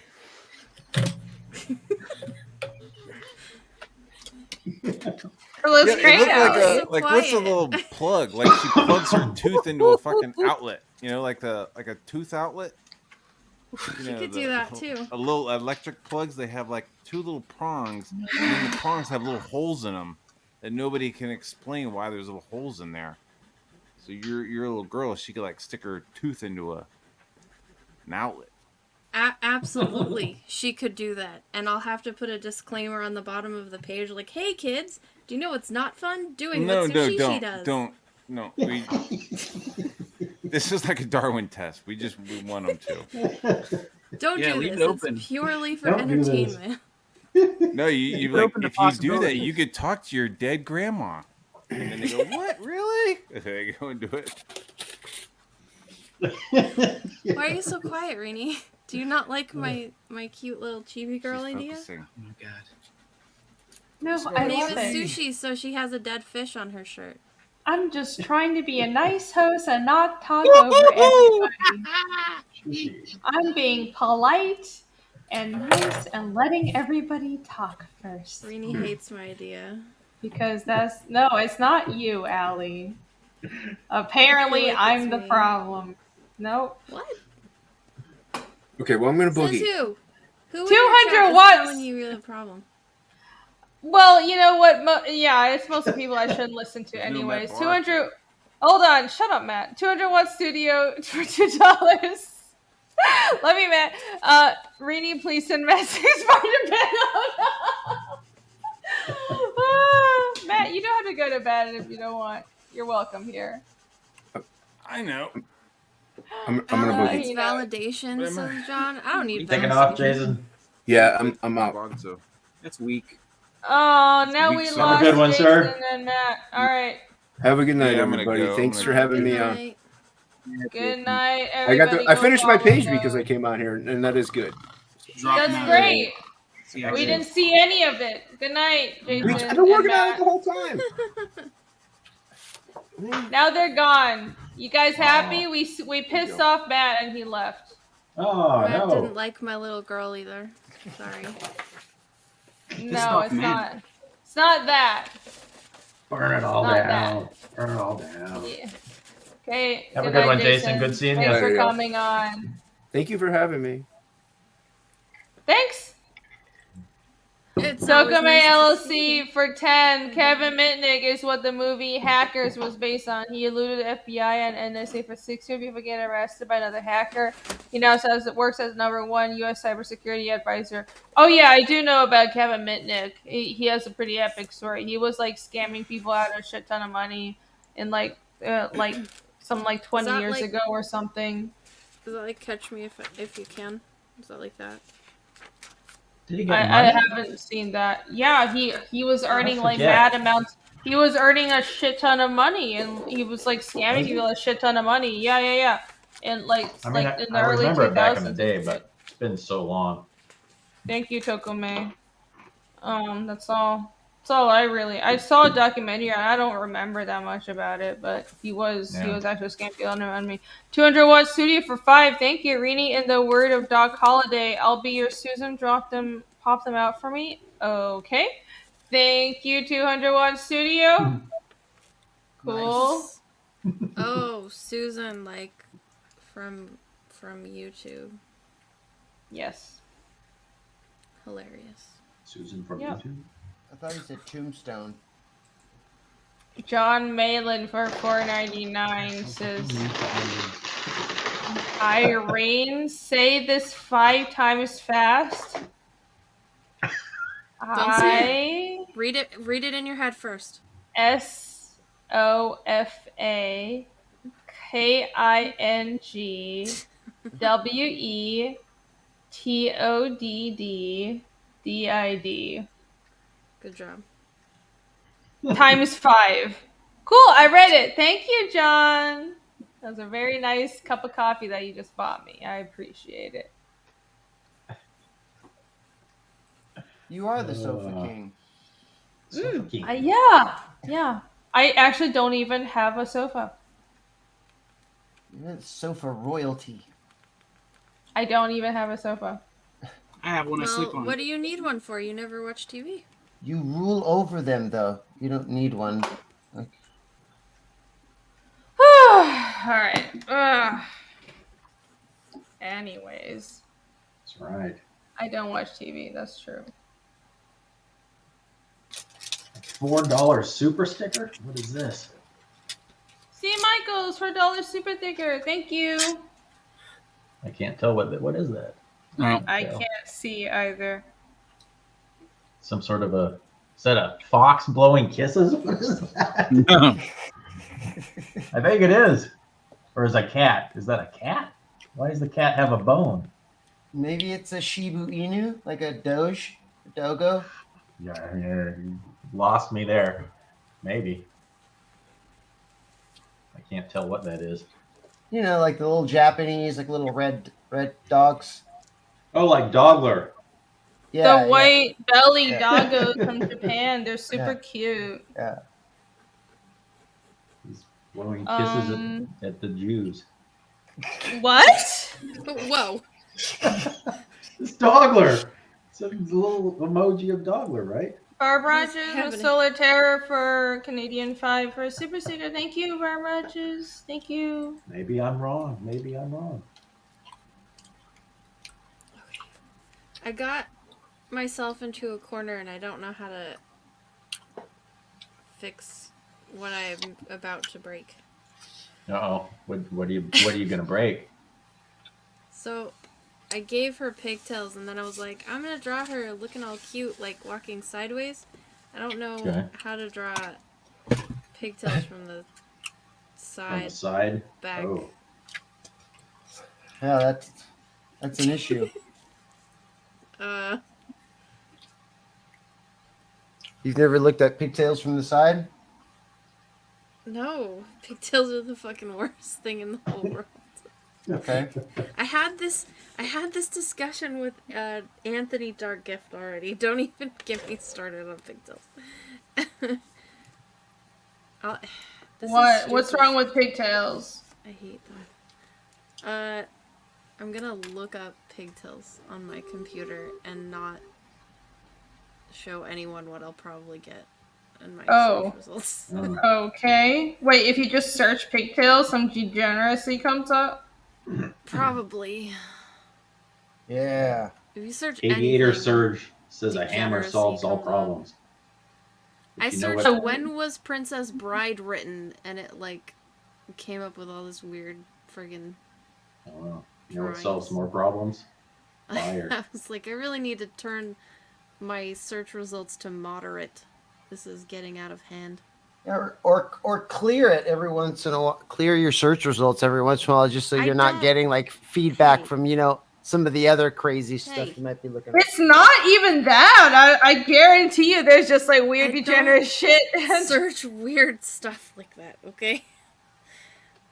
Yeah, Google is just the things people search are just weird. Half of my search history right now is like aquatic and sailing, like parts of boats and stuff because of what I'm writing. Oh. Interesting. Which, by the way, is very confusing. They have like their own language. It's insane. Yeah. Like a bulkhead is a wall, you know. And the deck is the floor. Poop deck. The poop deck. Right? Yes. Sort of. There is a poop deck. You know, starboard and port side, Does, you know? It's like, does the boat that I'm trying to write about have this kind of sail? Does it have a mooring line? Like, what is this called? It's very confusing. Yeah. I can never remember what it is. Yeah, port and starboard. One's left, one's right. I don't know. I port is left, starboard is right. Stargate is a TV Port is show. left? Mm-hmm. Yeah, it doesn't make any sense. Yeah,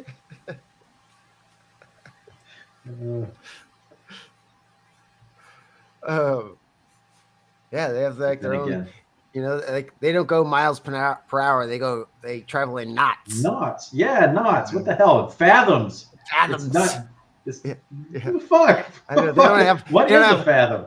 They don't have. They don't have height and depth. They have fathoms. Fathoms. It makes no sense at all. Fathoms and knots. Yeah. What is a fathom? What's 1 fathom? Was that they navigate by the stars? It's no. What is a fathom? What unit of measure is a fathom? Is it like 20 feet, 10 feet, a foot and a half? I have no idea. See, none of us are sailors apparently. No. Although I've had a lot of Mai Tais. Does that count? Apparently not, because I don't know what a fathom is. Now I'm going to have to look it up, damn it. That means look it up. Oh, there's like, what's the difference between fathoms and leagues? Leagues, that's right, leagues. League Well, is I think league it's is a inches. distance. Yeah, well, I think fathom is too. I think they're like inches and feet. You know, It's up and down. Aren't leagues across and fathoms are down? Leagues are across, fathoms are down. There you go. It's X and Y or X and Z. You getting all this down, Allie? Fucking confusing. Glad I'm not a sailor. It'll be I'm very gonna be king of hard. the pirates. Sure you will, Billy. You might have to know what a fathom is if you're a pirate. Actually, Yeah, wait, 70. Yeah, actually, Luffy. That's kind of the great part about that show is that he doesn't know shit about sailing. He just kicks it with a lot of cool people that know what's going on. Okay, that sounds really lame. He wants to be a pirate, but he doesn't know shit about sailing. Well, I mean, he knows about being a pirate, but he doesn't know, like, he hired a navigator to be navigator. Like, he doesn't do navigation. This still sounds kind of lame. A fathom is 6 feet. There you go. Yeah. Only 6 feet? Yeah. 3,000 fathoms in the league. 1.8288 meters. Used for measuring the depth of water.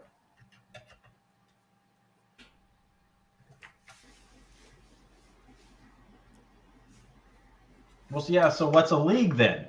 Because, yeah, who was it? SDA said it was 70,000 leagues, right? Isn't that the show? The fuck is a league now? All right. 20,000 leagues. Yeah, 20. That's right, 20,000 leagues but that's under the sea, right? So really, that should be 20,000 fathoms. Huh? Technically, but the sense in that is that they were under the sea and they went 20,000 leagues distance. Well, they went a long distance. Well, Moroni says that there's 3,000 fathoms in a league. That's way too much math for artists to do. Yeah, that it really is. I'm gonna need you to not put that much math in the fucking chat. I was told there would be no math. It's just not. I can't. I'm Asian. I'm not that. I'm an artist for a reason. I don't do numbers that well. I'm not that kind of Asian. I don't need y'all to. I'm not that kind of Asian. I didn't get the math gene from my mom's side. I'm more the shirt folding kind of Asian. Oh wait, it's 3 miles. A league is 3 miles. A league is 3 miles. I'm just saying, like my family owned like laundromats and stuff, so it's like I'm like the shirt folding kind of Asian, like that kind. A shirt folding Asian? Is that what you said? What the fuck does that even mean? Calgon, take me own away. like there's a lot of Asians that own laundromats and dry cleaners. That's true. That means Billy knows how to starch a mean collar. Yeah, that's right. His shirts are white. I do good laundry. All right, 3 miles. A league is 3 miles. There you go. Yeah, so they were probably, yeah, too much math. It hurts my head. Too much math. But now I know. I'm a league tall. And fathom tall. Sorry, fathom. Well, you're a fathom tall. You're exactly 6 feet. Well, it's 6'1". Well, then you're not a fathom tall. You're a liar. I never said that I wasn't. I just You're said a fucking liar. Yeah, why are you a liar, Matt? Just destroying the stream. Who knows? Lots of reasons.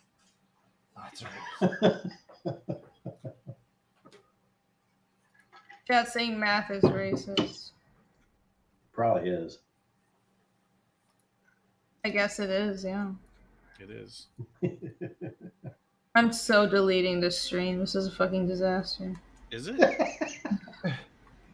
Not right now. Just everything that's led up to this point. I feel like there's a little too much Holocaust talk. That's true. Oh, come on. So did Matt just like leave, or did he get really?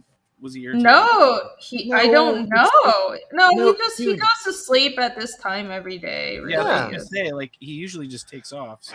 Yeah, he's weird. Like he leaves at this time when every it's day. when it's 12:30 his time, he's like dunzo. He's like it's like and it's like on and off. Like he'll just be like, all right, see you guys later, bloop, and just fucking bounce. See, that's the thing with Matt. He'll just come on and yell a lot while he's ultra high, and then make no sense, and then destroy your stream and talk about the Holocaust, and then he leaves. That's what he does. He wasn't talking about the Holocaust, was he? Oh well, everybody was. I wasn't. Oh, Dan was. Yeah, but I was afraid of it. It's okay. I absolved you, Dan. I absolved you. There's a little too much German in you to. Yeah, it's true. There's a you lot of feel German doing me. You feel a lot of that German guilt, but you know. I don't know. I don't feel guilt. I feel fear. I don't think anyone in here is a Holocaust denier. It's fine. Well, yeah, that's pretty clear. I'm not a Holocaust denier, but I am a fan of Mel Gibson. Does that count? It doesn't count. No. Okay. Oh, thank great! God. We have someone to fill in Matt's shoes. Hi, Shane. What's up? Oh, Jesus! Thrilled. Hey, welcome. How are you doing? Welcome to the shit show. You feel so thrilled to have me on your shit show. I'm really thrilled, Shane. I'm in fear. It's a bit of a shit show, though. I just want you to be prepared. Rini, at least, the one and only time that Shane was on my show, he had like his friend show us the meth house that he was. Who the fuck is talking to me? This is Allie. Hello. I guess you guys have met. I don't remember. You were. I mean, look. This is very common that people meet me and they remember me for the rest of their life. Wait, Shane, did you just For come Shane, from it was your... just a Tuesday, though. Yeah, it was just. Wait, did you just come from your disaster of a gaming stream that everybody was telling me about in chat? I figured out what the problem was. I plugged my Elgato into the wrong USB port. You plugged your cat into the wrong USB My port? Elgato, that's what it's called, a capture card. Oh, okay. I don't fucking know these things. Well, see, then you would have disastrous gaming streams too, because you don't know these things. That's true. I would. That's why I don't do gaming stream. Yep. So I figured that out. The audio is still a problem. I got some parts coming in the mail. Okay. All right. So I'm working on it. Yes, Allie, I do remember. I'm glad that you cherished that moment, though. I do. It's still up there. It's very strange, but it was fun. It was a fun, weird night. Meth houses. Meth housing. Awesome. So much fun. What? Yay! In Minecraft, YouTube. I don't even remember Minecraft. So I'm so annoyed by YouTube. Fuck YouTube. Hey, I have a Rumble channel. Everybody should subscribe to me on Rumble in case YouTube goes. Hang on. That's cool. What happened with YouTube? No, YouTube is just nothing happened recently. YouTube is just weird and censorious, so I never know if like YouTube might just die one day or they'll nuke your channel, you know. So I'm using Rumble as a backup. I mirror everything automatically to Rumble. So if YouTube if something happens to this channel, I'll just keep on going on Rumble. So Are you doing it on Odyssey too? I have an Odyssey. Yeah, I do. I just haven't been promoting it as much. What's your name over there? It's still Rini Draws. It's the same. Okay, same thing. Yeah, it's really easy to remember. I'm Rini Draws everywhere, literally everywhere. I'll have to add you over That's there. even her Thank you. website. It is. I bought that shit up before anyone can get it. I have a Her business website, mind. which looks awesome, by the way. Oh, thank you. Oh, there you are. Yay, follow me. Followed. Yay, thank you so much. So Shane, what's been up? What have you been doing other than the gaming stream? Today? Yeah, I don't know. Or now? Not a lot. Well, I thought I was going to get a lot of drawing done, but it just seemed like a lot of errands being ran. I know that feeling. I know that feeling. The end. Maromi said Rini draws everywhere. That is true. Rini draws. Well, I did. I was. That's one thing that I did right. Amongst all the things that I did wrong in my life, one of the few things I did right was I did buy my domain name and the name for my comic. I copyrighted that and I registered Rini Draws everywhere before anyone else could get it. See, you were so busy doing all that important stuff. Not really, but anyways, I did one thing right in my life. One single thing, everyone! Wow. Some people in here are kind of mad or mean. You have a mean chat. Some of these I noticed, but some of these guys, holy shit. Aggressive. That's because Rini has a thick skin. Are they mean? Balls. I guess. I don't know if I... Technically, you and I, Allie, have internal balls. It's not... You know, but we do have balls. You know what? Kind of like reptiles, right? Your junk stuff. I was meaning more like metaphorical balls, but... You just pull them up inside you until it's mating season. Yeah, until it's mating season. Our balls haven't dropped yet. Our balls haven't dropped yet. Oh my fucking god. What the fuck did I do? Stop. That by accident. Wait, reptiles do have their balls? Oh, of course they do. Okay, I'm not gonna ask. I don't need to know. A league is 3 miles, though. A league is 3 miles. We've been, I don't know, but why, but we've been talking about how long a league and a fathom is. Yeah. We learned something. You know, try and learn something new every day. Oh my god, John's being whiny again. Half of this is John's fault because he's been nagging and being mean in the chat this whole time. Thanks, John. You're such a good friend. Where's your super chat? What's John saying? Read my super chat. Yeah. Read my super chat. Wait, did he? I don't see. Hold on, I'm scrolling up. I thought I read it. I don't see it. Yeah, you There did. was You read Barbara one. Rogers. I did. He super chatted once, and I read it. Let me just go back to make sure everybody. I know Barb you can Rogers, go thank into you. YouTube and just pull up all your supers, right? Well, honestly, it's easier for me to scroll up in the StreamYard's chat because it doesn't Obviously delete. not, because you missed it. No, I think I read it though. That's the thing. Ellie Munoz is very nice and sweet message. Thank you. Yeah, you read that one. Yeah, I read one super chat from John. I guess he just wasn't paying attention as usual. Yeah. Ideator, thank you, Ideator. Home and switch using to move properties. Yeah, I don't know. Yeah, Shane, we were Yeah, they talking are. about we were talking about like home buying stuff and how I got fucked over with a bunch of shit. How did you So get over? I'm not gonna go over it again because I'm just Send gonna Shane start. in. Shane will go beat him up. I'm just gonna start screaming again and annoy everybody. But it was bad. Fuck up real easy. I mean, like, how did you get? I mean, sum it up quick. Go. Basic.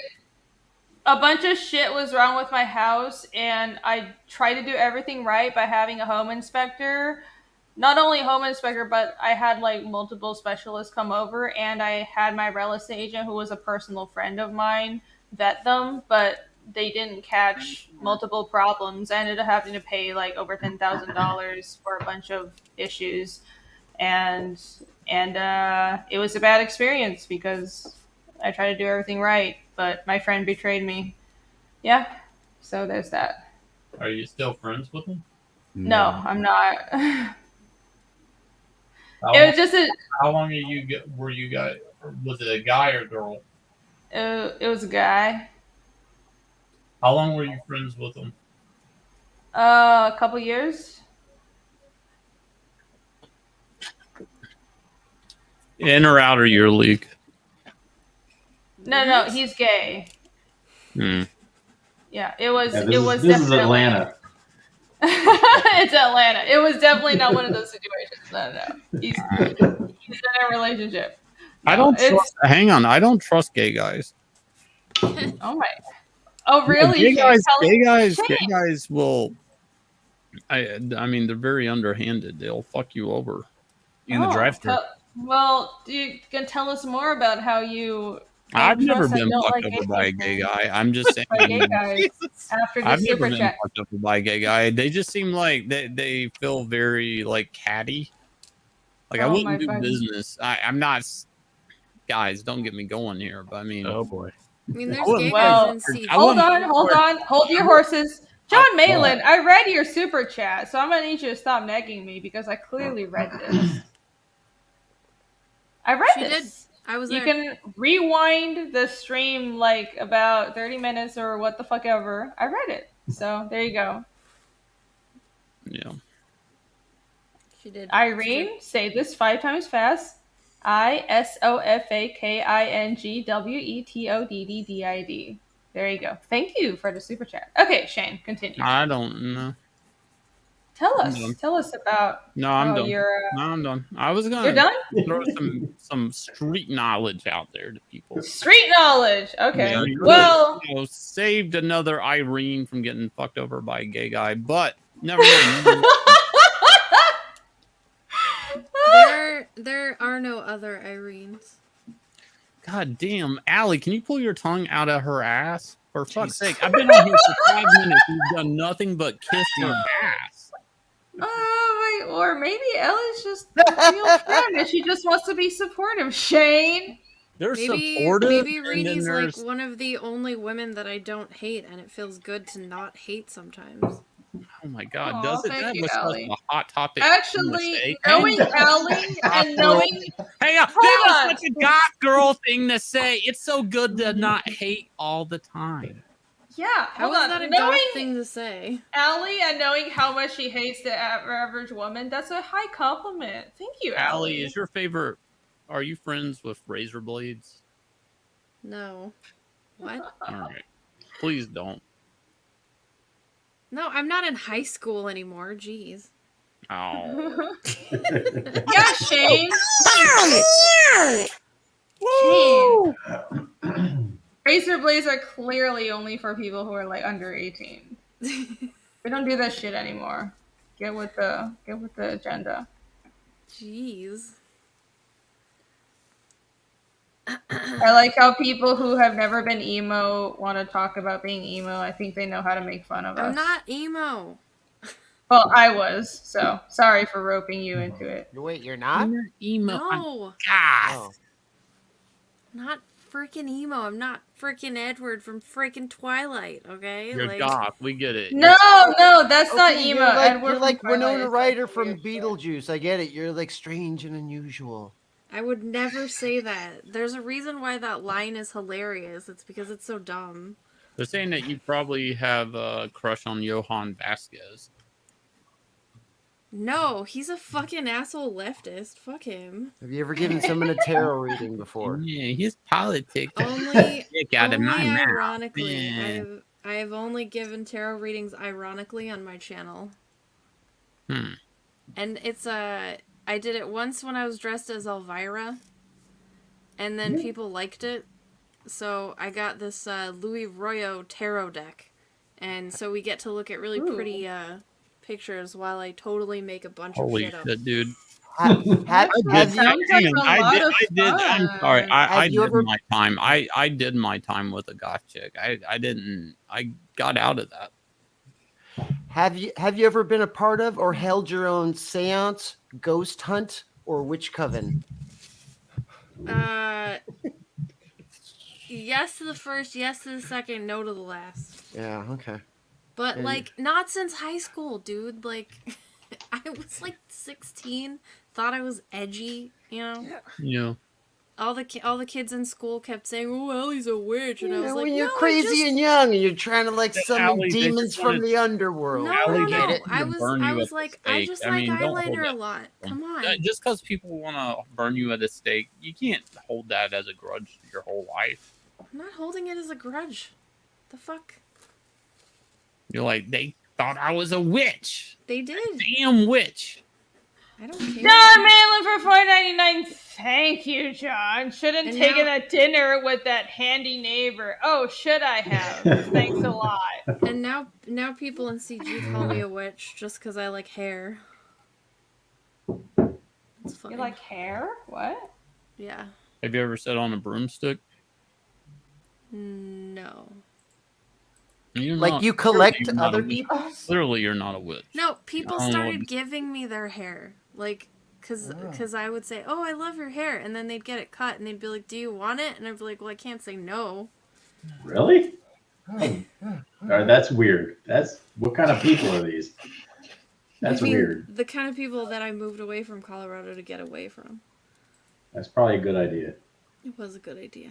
It was the best. That's strange. Now I can see people asking for hair. It's creepy and wrong, but you know that makes more sense. But offering it up, that's weird. You have anybody's fingernails too, Allie? Allie, were you bald at the time? No, but I have my Allie, dad's- were you my bald dad's at the teeth. time when they were offering you hair?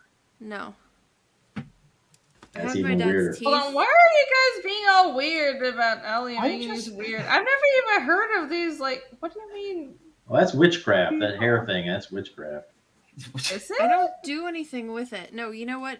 In Victorian no. times, they used you were- to make like pictures with hair, and I thought, you know, maybe I'll try and make like a picture with it or something.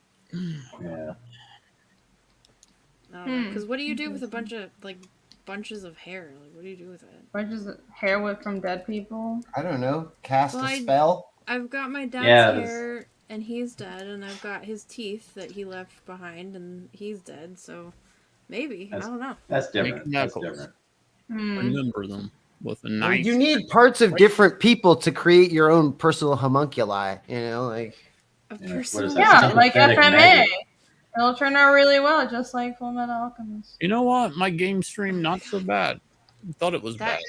The first episode of Full Metal Alchemist made me cry.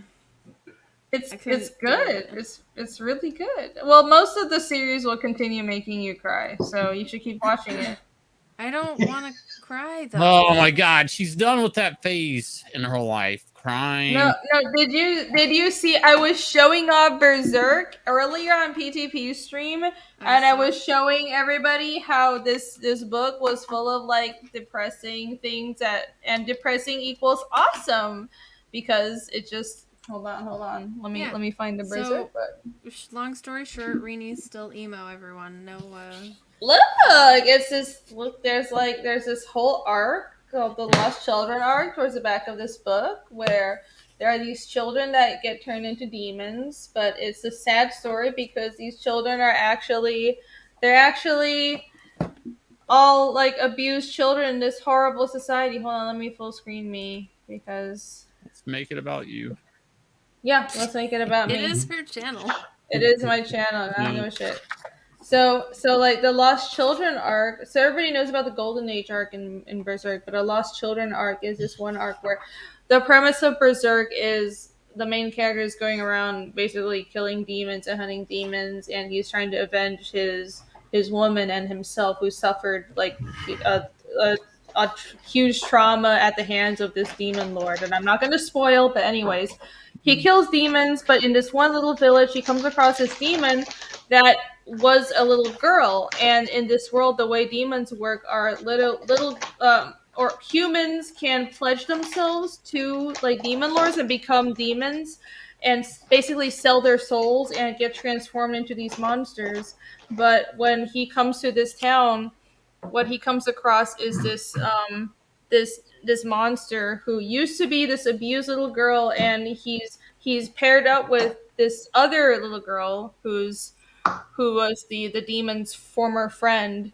And Guts, the main character, is like has to fight and kill this Rosine, who's this abused like 11-year-old or something. I can't show any of this because there's a lot of boobs and blood and shit, so I'm not gonna show it. But anyways, I'm gonna go straight to Amazon and buy a copy. Huh? I'm gonna go buy this book. No, it's really good. It's amazing. This arc is fucking amazing. It's one of my favorite arcs in Berserk. You sold me now. I'm gonna go buy it. So did you say there are 11 volumes of this? 11, yeah, and this are is they all this size? Yes. Jesus. This comic series is my age. How much? Which means old as fuck. Cost. These are like 50. These are about 50 each. All right. So let me show you like a really 13 cool of page. them. I'm trying to like summarize it without spoiling everything. You could buy 2 CG books, or you could go buy one volume of Berserk. It's really smart. It's true. Or you can back Fiendish and no. Buy Berserk, guys. Buy Berserk. And then it means back so Berserk. much to Irene that you should spend your money on Berserk. No, this book is awesome. I mean, this is probably my singular favorite comic of all time. It's so epic. This is Rosine. She's the little girl who took a pledge with the demon lord and became like a sort of a demon. They're called apostles in this world. And so because she basically led such a tortured life, she took a pact with these demon lords and became a demon. And this is her demon form. I don't know if you can see it in this page, but she's like this giant moth, and her human form is this tiny thing that's encased in this little bubble up here. And what's happening here is she's fighting Guts, the main character. This is his cape, and she's spearing him with this like long spear right through his face. But he's like just biting down on it, and he continues fighting her in the next page. So anyways, is this read front to back or back to front? Nice. This is read American style. Okay. They flipped it. Okay. Yeah, but I mean the art is like fucking amazing. So anyways, I forgot what I was talking about before, but anyways, this is one of my favorite arcs in Berserk, and it's awesome. And I guess it's dark, but man, it's so insane. There's so much crazy, insane shit, and half of it I can't show you because early in this book we have like weird demon rape and stuff that I can't show you the pages of. But the art now we know why she actually bought it. I mean, we just showed didn't we just show Minotaur sex on this channel just last week though? I bought it because the art is amazing. Hey, Billy. Look at this. Pull the other one, Rini. Pull the other one. Let me find the other I just shit. realized I could bring my barbecue grill inside and keep the house warm. You can. Chat You saying, can. at least it's not romance so good. manga. It could be worse. Well, the thing with Berserk Right is next to my art table. the story behind Berserk is Guts, the main character, is he's avenging himself and his woman. But I this is gonna be controversial for anybody who likes Berserk. I fucking hate Casca. I think she's a shit character. So I'm not a Berserk simp 100%. I don't like Casca. But Casca is a name of Guts' girlfriend / woman, and I think she's a useless character, and she's just there to be a plot device, and I have a lot of critiques about how she's somebody's jealous.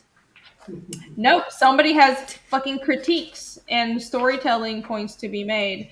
Even though I fucking love this series, I don't really like Casca Don't buy as a this character. book because it has a shitty character in it. No. Definitely buy Berserk because it's amazing and 99% of it is amazing. But I just think Casca's character could have been done better. You know what? Look at this art. Rini, this reminds me of you. What? So I got this book from the library. It's at a library sale. That's where I get most of my books. And I'm reading it, and it's your standard like steampunk sort of thing. I'm just like reading it, and there's a part where these two guys are like arguing with each other, and whoever checked the book out actually wrote in the book right after their argument, "I'm about sick of these two guys, I swear." Like they wrote in the book, and I was like, oh, okay. I thought it was just getting good, but whoever wrote this was like, no.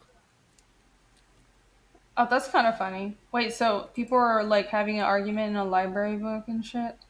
Like, no, the characters in the book are arguing. Yeah, and someone left a comment on social media inside of a book. That's great. Yeah, the reader was like, I've about had it with these guys. Like, that's pretty funny. I was like, That's I pretty hope funny, I get though. like cool enough to where somebody checks my book out and like fucking writes their critique of my character in it. Fuck that shit. And then finds me on Twitter and is like, your book is poop. And I'll be like, well, I still have your money. Yeah, that's kind of the thing with putting anything out into the internet sphere nowadays, because it's not just people being angry quietly in libraries. They can just tweet at you. That's fine. Yeah, it's fine. It's fine. It's not a problem. You gotta be able to have a thick skin on the internet. That's pretty funny, though. You're just like writing this in the fucking book. Yeah, I was like, I paid 50 cents for this book, and now it has writing in it. Thanks. Thanks, library. That's fucked up. Yeah. I have too many books. I'm sorry that happened to you. It's very traumatic. It wasn't book fucked up. story. It was funny.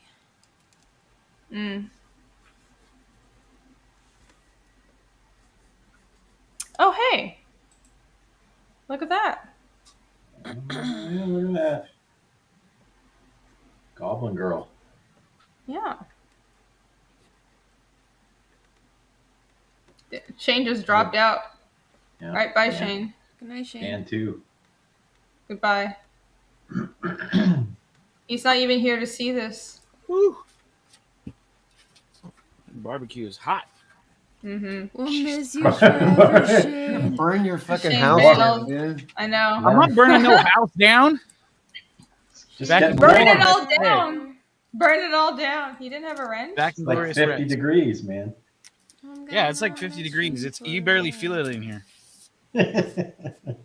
50 How degrees. okay, That's right. That's Rini, cold for fucking California. How do those It is. pigtails... It is. To be fair, Like right it over is. near the grill, it was nice. Ugh. Do those Sorry, look Allie. okay? Hold on. Let me see. What are you what this? The placement of the pigtails. Yeah. I think the one on the left is a little more forward than the one on the right. Like her right? No, the one on her left. Yeah, that's a little more forward. Yeah, just lasso it and move it over. Control Z, Control Z. So Shane left the stream as in the chat, complaining about me selling things that aren't CG books. Sorry, Shane. I deeply apologize. I will. I was trying to sell Glorious CG Rex, books. but I guess you didn't show my screen. Yeah, Okay, look. what about Dan now? had CG books on. He had your book. He was trying to show it to everyone, and I full screened it right after product. you left, Shane. So if you could just, Got if you packets didn't of leave, magnets and then we would trading be cards. selling your book right now. I'm not a potato. I'm a real boy. Right on the side of my pen box. Oh, pretty nice. 9 lives. Oh, very nice. We're loving it. We're loving all the products. Nice. You have a whole damn like pen box and shit. I do. What's all the? Ooh, what you eating there? We're 9 live fans. We are. We're waiting We for are. Starlight Cats 2. You know how we do. Yeah, what am I eating? I'm eating some Indian food I made. Oh, with very some nice. sausage that is pineapple and chicken.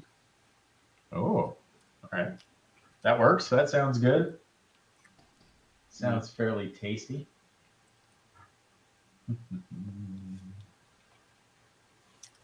Nice. Thanks for rubbing that in, Dan, because I'm starving right now. Sorry. Oh, that's right.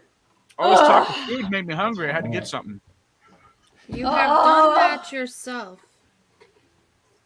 No, I will blame Dan because I can't take responsibility.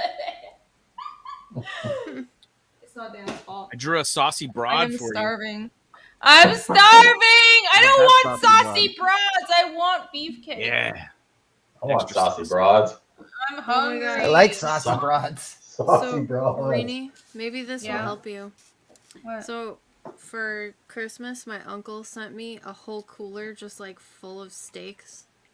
Yeah. Oh. And now I have like 500 different awesome fucking delicious steaks in my freezer. That sounds amazing. Ooh. What is that? That's yeah. What's that company? There's Good Ranchers, but then there's another one, and Yeah, the other one, other one is what he used. And Yeah, I can't then think of the name. in the cooler, it came with dry ice. So Yes, like and those coolers, the styrofoam one, right? yeah, we got to. They're play really with dry nice. ice. It was Yeah, fun. save that. Those things work fantastic. That sounds so epic. I use the little dry ice packs as ice packs sometimes later. Yeah. In the shipping. that's good stuff. We used it. I homeschool, so we used it as like a science lesson. Oh, that's cool. Yeah. January's a bad time for sales. People want me to promote websites and shit. I mean, you guys know this is a drawing stream, right? But all right, I'll promote some comics. Damn it, I'll promote comics. Promote 'em. All right. Here we go. What do you promote? You want to do? What's the first? Do What's it. the first thing on the menu? I have no idea. I'm just gonna Rini pull up has a whatever the comic. fuck is bookmarked. Let's promote. I guess I have a book. Yeah, sure. Sure, that's important, right? Yeah, promote Fiendish. Oh goddamn! What is Billy working on? Zoom that out, Billy. What is my that? Lord. Oh, hey, wow, look at that. Some progress on my Action. book. It's awesome. I have to full screen that. It's, yeah, some Goblin Girl. Everyone's yeah, it's coming along. It's coming along great. My Coming out dog pretty is good. snoring. It's really, really great pitch. Yeah. There's a Goblin Girl. Buy it. Because There's a this page Goblin for Goblin Girl, Girl. it's really great. Everybody buy it. Wow. All right, look, magical- it's Goblin Girl. Oh my there God. it Why is. don't you guys pitch this Holy book and shit. I'll be right back because I need to pee. This is Goblin Girl. It's 80 pages of fantasy adventure. It's gonna people I think are really gonna dig it. We're gonna going with a painterly style, which Billy is currently working on. And so what you see here is the cover. And It has breasts on it. It came up pretty good. I think it's pretty good. I can't wait to see Drawn the by whole Breast thing. Daniel. It's a like a wraparound cover. So Ooh. Yeah, it should be good. But yeah, it's the beginning of the adventure of the Goblin Girl world, and this kind of sets up the main sort of Scooby Gang / A Team that you'll follow in the venture. Scooby's in this? What's that? Scooby Doo is in this? No. It's an Just 18 saying, book? Like structure-wise of hierarchy, it's got like a Scooby Doo vibe. All right, that's better. There's like It a probably has group more of of a people. Scooby Doo vibe than Scooby Doo the meets Velma Show. Jackie Brown, kind of. Yeah. Oh, all right. Crossed I like with like it's crossed with what's his name? Ron Howard's Willow. Oh.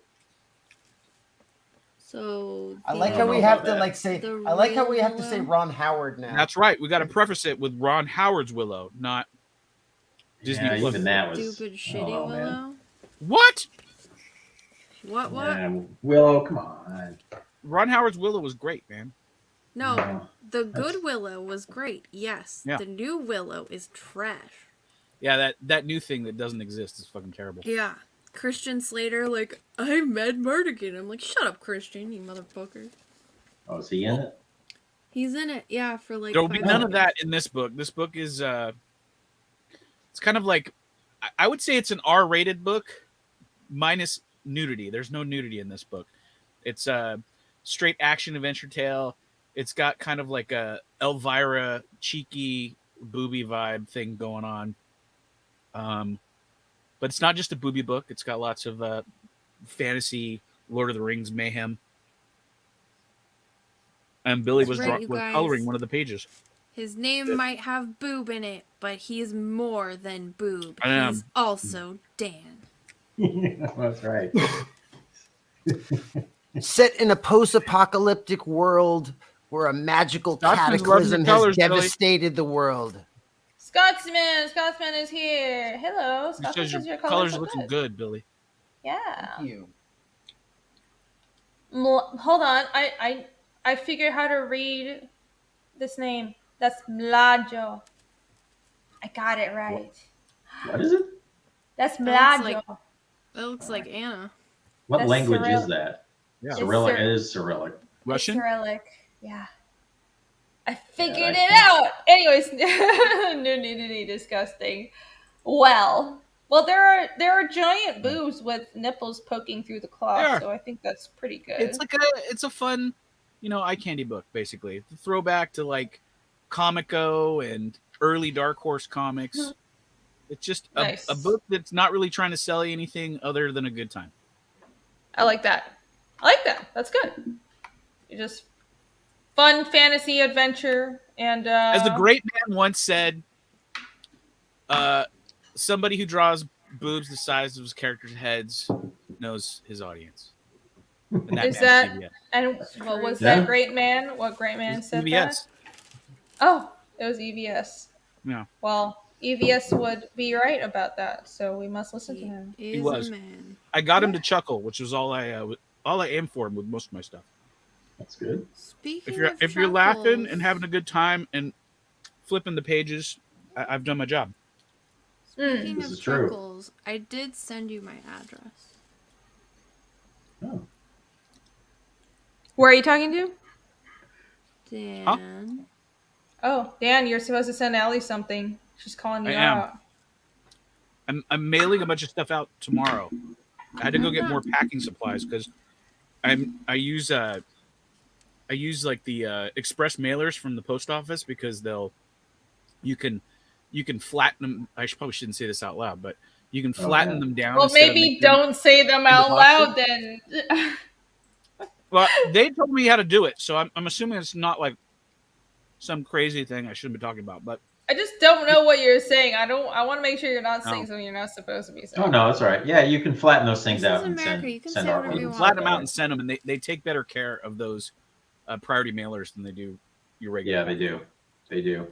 I'm not calling him out. I'm just reminding him. So mine ran out of a bunch of those priority mailers, so I had to wait for them to get some more in.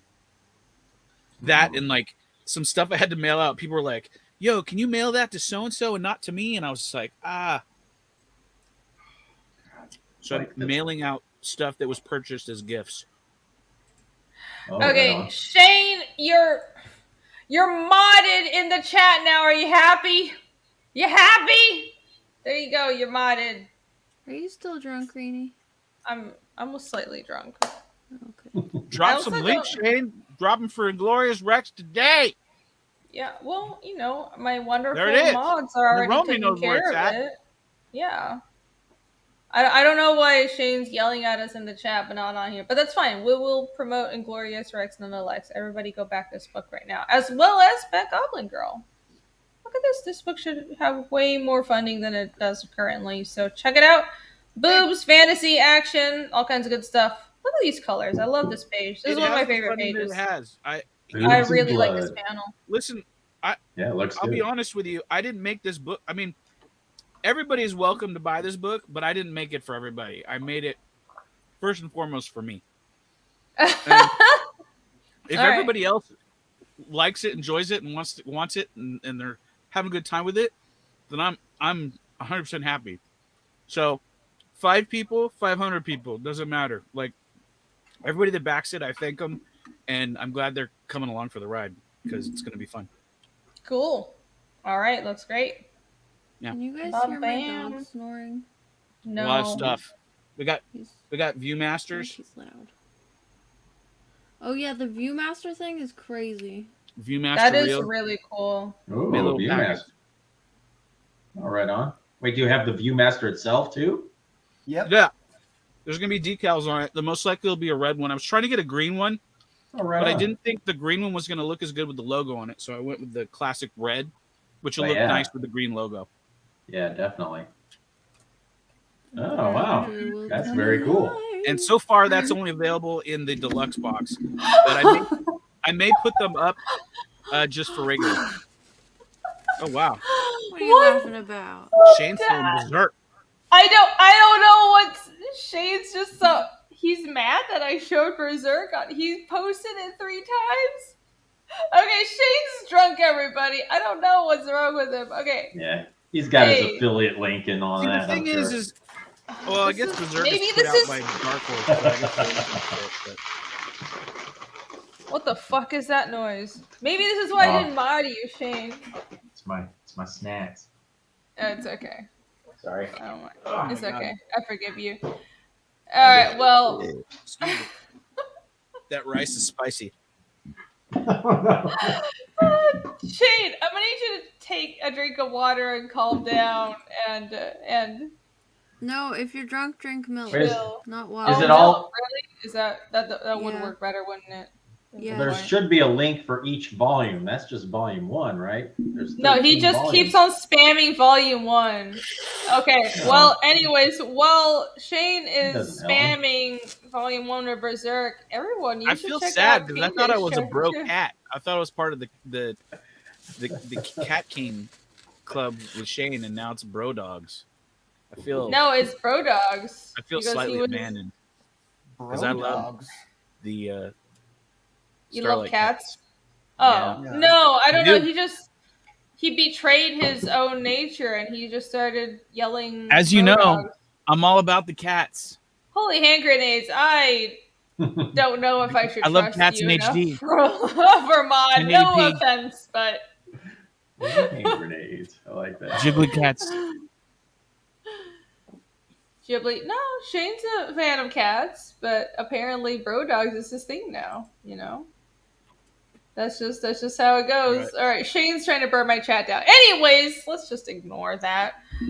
Venus Chapter 2 Origins. We're at over 150,000, so that's so much. Thank you, everybody. I've been gunning for the 150,000 stretch goal since we launched, and I totally didn't think we would get here. I was like, I thought we would be struggling to get to 150 on like closeout for like the final closeout, but we're already here when we're like 2 or 3 months out from the first 60 days. So it's been up for like about 4 months now, and I can't say enough how much I appreciate this. The 150 stretch goal was a huge stretch goal where the world map that I had as part of the an add-on and also the Give Me Everything perk. Let me just scroll down to show everybody. Oh, is the it going to world be in map. Canvas now? Yes, Yeah. that was the stretch goal where made the Dude, congratulations. Thank you. That's why I was looking forward to it so much, because this world map that I spent a lot of time on, and this is a map of, well, it's part of it's not the whole globe, obviously, but it's the part where the story of like the world where the story takes place. And like I put a lot of effort into the world building and into making the map, obviously, but also a bunch of other stuff. This is an original fantasy world, and people really like this map even when I first released it in like earlier, rougher versions. So people were asking for a map, and for this campaign I offered it as a large poster. It's going to be 21 inches by like 24 inches, and the $150,000 stretch goal was for it to be printed on canvas. So thank you everybody for helping us get here. Thank you so much, and I'm really excited to finally have this, because I wanted one for myself. That's most of the reason why I put like half of these items on here, because I just want one for myself, right? That's how you make a successful comic and campaign and all this other stuff, because the way you do it is you make something that you would want. Truth. And that is how you make a good product. Make something that you know you would buy, and other people will love it too, because the customer can tell if you put love and care into what you create. That's 100% reality. So that's what I'm doing here. This is a project I've been obsessing over don't for love like it, no 5 one years else will. now. That's true. Is that map art piece on here Yeah, it is. anywhere? It's what?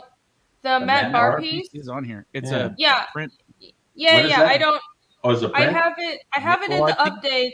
I don't have it in the main page yet, but you'll. Oh, okay. So okay, let me go. I to think it's the on the back of a updates. book, and it's also as a print. Yeah, I didn't know what it was going to be. If it was going to be a print or Okay. what it was. I think it's down Okay. below, isn't it? All right. Updates. Let's see. Here's the contest winners. Yeah. So good. So this is the everybody is going to be Dan getting Wallace. 2 free mini Dan prints. Wallace This is is the Dan Lawless piece that everybody will be getting. It'll be the same size as the comic. And also this is the piece by Matt Barr and Matt Yackey. And everyone will also be getting this piece. This is a $145,000 stretch goal. So everyone's getting 2 free mini prints. It's going to be printed on thick cardstock, and it's basically going to be like a printed comic book backing board. So yeah, these, and it's also going to. It should be a back cover, but Matt, the thing is, I'm kind of switching pieces up. Yeah. So here's the Alright. thing. Let me show you with like the gallery on the website. It might be easier to explain. With like I have all these pieces, and there's like this piece. Well, that's for chapter 1, but there's this piece. There's like this is the main cover, but then I have the like you guys' pieces, and I'm like switching it up, and I might be commissioning some other art for the back cover, because I don't want the back cover to just be like my publisher logo. So this piece was originally going to be a back cover, but I don't know which one it's going to be paired with yet. I'm pairing the front and back covers differently. I want to make sure the colors It's like almost fine match. wine, Matt. Like I want to make right cheese. No, it's awesome. Yeah. It's awesome. Anyways, it's hard to explain. So, and it's going to be printed, Matt. I'm not going to like just throw it away. No. Don't worry. No, I knew that. Just was wondering what was going on with it now, because I know it was originally the back, and then you went to a print. And problem is, you guys did too It's damn both. good of a job. Well, Matt, on it. You didn't want to cover I just it up. wanted to see it. Well, Matt, the thing is, it's both. Yeah, that's It's awesome. both. No, that'll be really cool. Yeah, I'm going to exploit the art that you did for me as much as possible. Well, initially you were Do it. like, Do you it. were looking Do at it. it, and you were like going to have to cover it with like graphics or words or something. And you're like, I don't want to cover any of this. I was like, well, maybe a mini print would be awesome. We kind of designed it to be covered by art at the bottom. That's why I told Matt Barr to just leave a lot of empty space at the bottom, right? But then he added so much fucking detail, and I was like, I don't want to just have it I want to have all of it showing. So we're gonna have it as mini print as well. Because why not? Because I have this problem where I like to just give people free shit, and it's an issue that I can't fix. Billy has that same problem. I just like what was almost free. So Berserk if Volume 29.99, almost Oh my cut in half. Or you can back Phoenix Infomercial Shane Chapter is awesome. 2 Origins. That's I mean, 74 Amazon's pages. half on Volume 1, and I'm hoping to get hooked. I just bought it. 70. I got mine. I'm I keep them all right next to my Berserk. I'm glad. I'm so glad. I hope you like Berserk. It's a really good series. After you read Berserk, you guys Glorious should check Rex out and Phoenix Starlight Cats right next to Berserk, along Chapter with 2. That's 72, probably 74 or more pages of action and demon hunting, fantasy, all kinds of cool shit. And also check out fiendishcomic.com. Yay! Oh, Volume 13 is up for sale. It's not even out yet. Yeah, I know.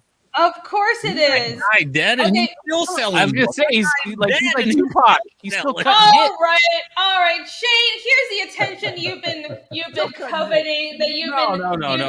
Hey, wait. Because been you brought my campaign. desiring. Hey, hang on, Irene. Because you brought my campaign up, does that mean you're gonna go to the bathroom now? No. Do you want me to leave? And I mean, I can leave. I just buy Glorious Rex now, awkwardly- friends. Buy it. I can Back awkwardly back leave these you amazing here prices. Get if them that now. makes It's you hot happy. fresh. I don't want actually pull my campaign down. Like share my screen. Amazon right now, $29.99. That's right. Shane, you're not sharing your screen. Okay, let me share my screen. Hang on. Oh my god. I'm not gonna share my screen. Get everybody else see my Amazon. Okay, everyone back in Glorious Res. I guess Shane doesn't want to shill his book. So back Frog G, everybody. Voodoo Gods and Magic. Frog G friends. It's Frog the book G! that has been banned Woo! on the internet. Back in Check it out. Voodoo Gods and Magic. A plumber gets turned family into friendly. a They had to frog ban by it. voodoo. True. Yeah, True. so family friendly they had to ban it from Indiegogo. So help support this campaign right now. I have a bunch of other things pulled up. What do I have? I have Aaron Lepressi's Wraith of God. Friends. I Wraith just of have like God. this whole list of CG books, and I'm going to pull list up. of the people who haven't been banned from Indiegogo. That's true. I don't know who hasn't been banned. I haven't.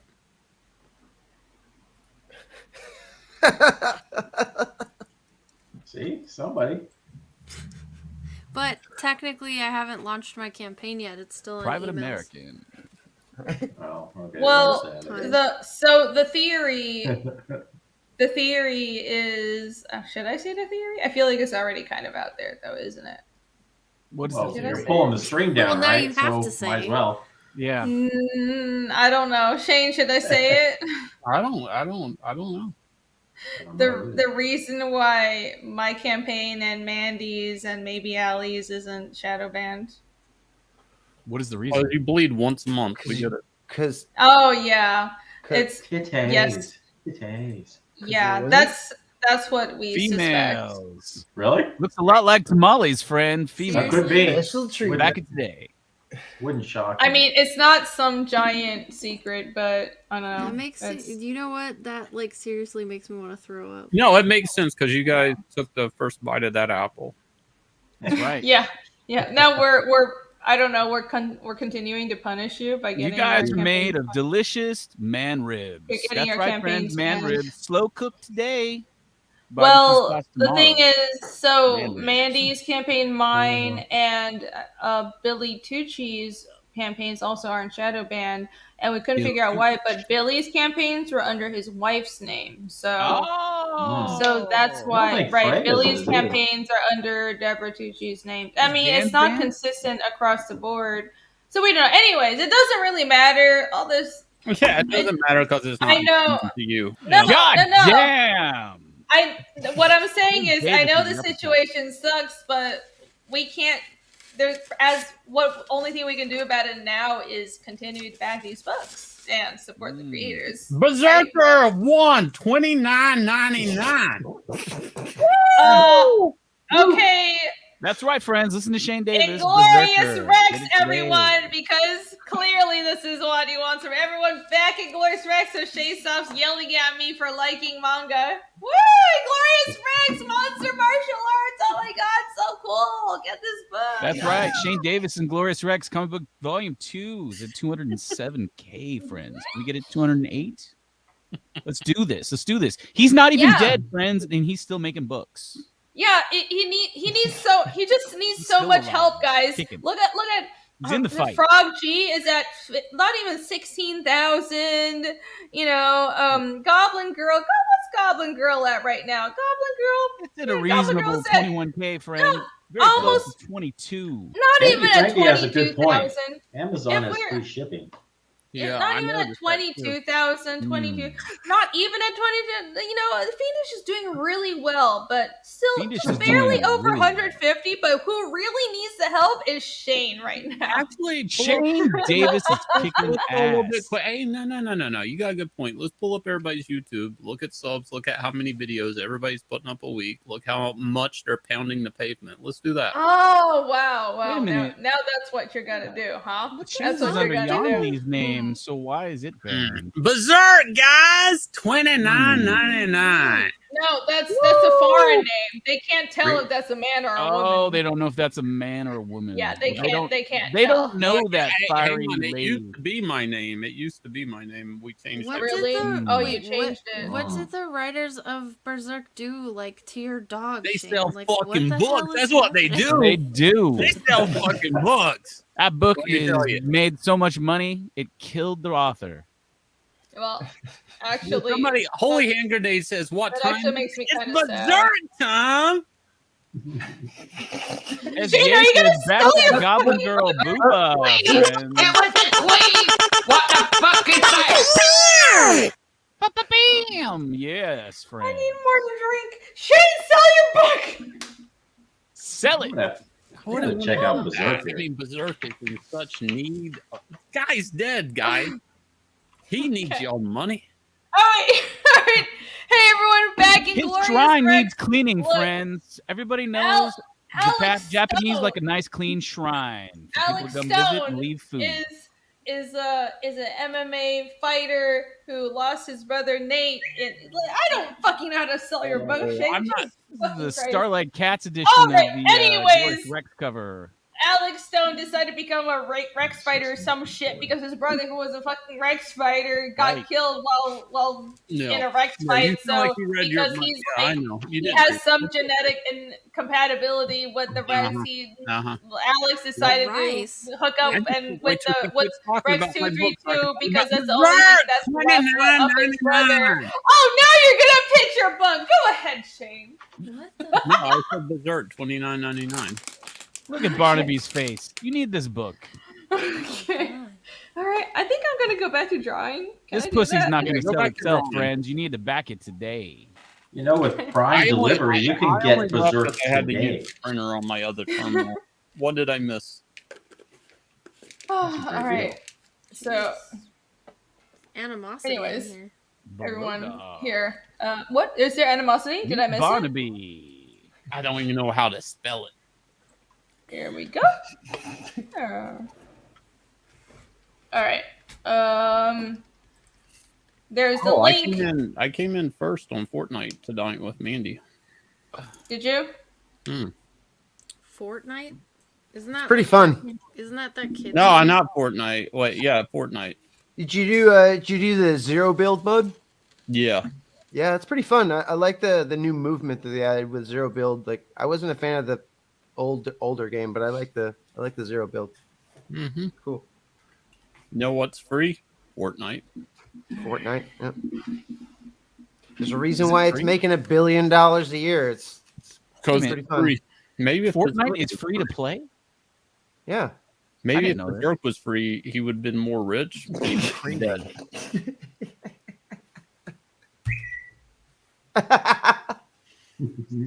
Somebody's at Disneyland. Whose bird is that? That's Disneyland, friend. That's the turnstiles at Disneyland. Somebody's at Disneyland. Is that what the turnstiles sound That's like? right. That's right, It friend. is. Yes. Every time you walk through the turnstile, you hear that little Twitter tweet. At Disneyland, though, not at Disney World. What's it at Disney World? There isn't a noise at duck. Disney World. I know what they ain't got at Disney World, and that's Berserk. $29. Yeah. Yeah. They will soon enough, Well- friend, because Disney will buy that up and whore it out as well. I can Well, get if you Berserk guys by really- 11 a.m. this morning if I order it right now. That's true. Do it, For- Matt. for Do it. free, You will not be for free. disappointed.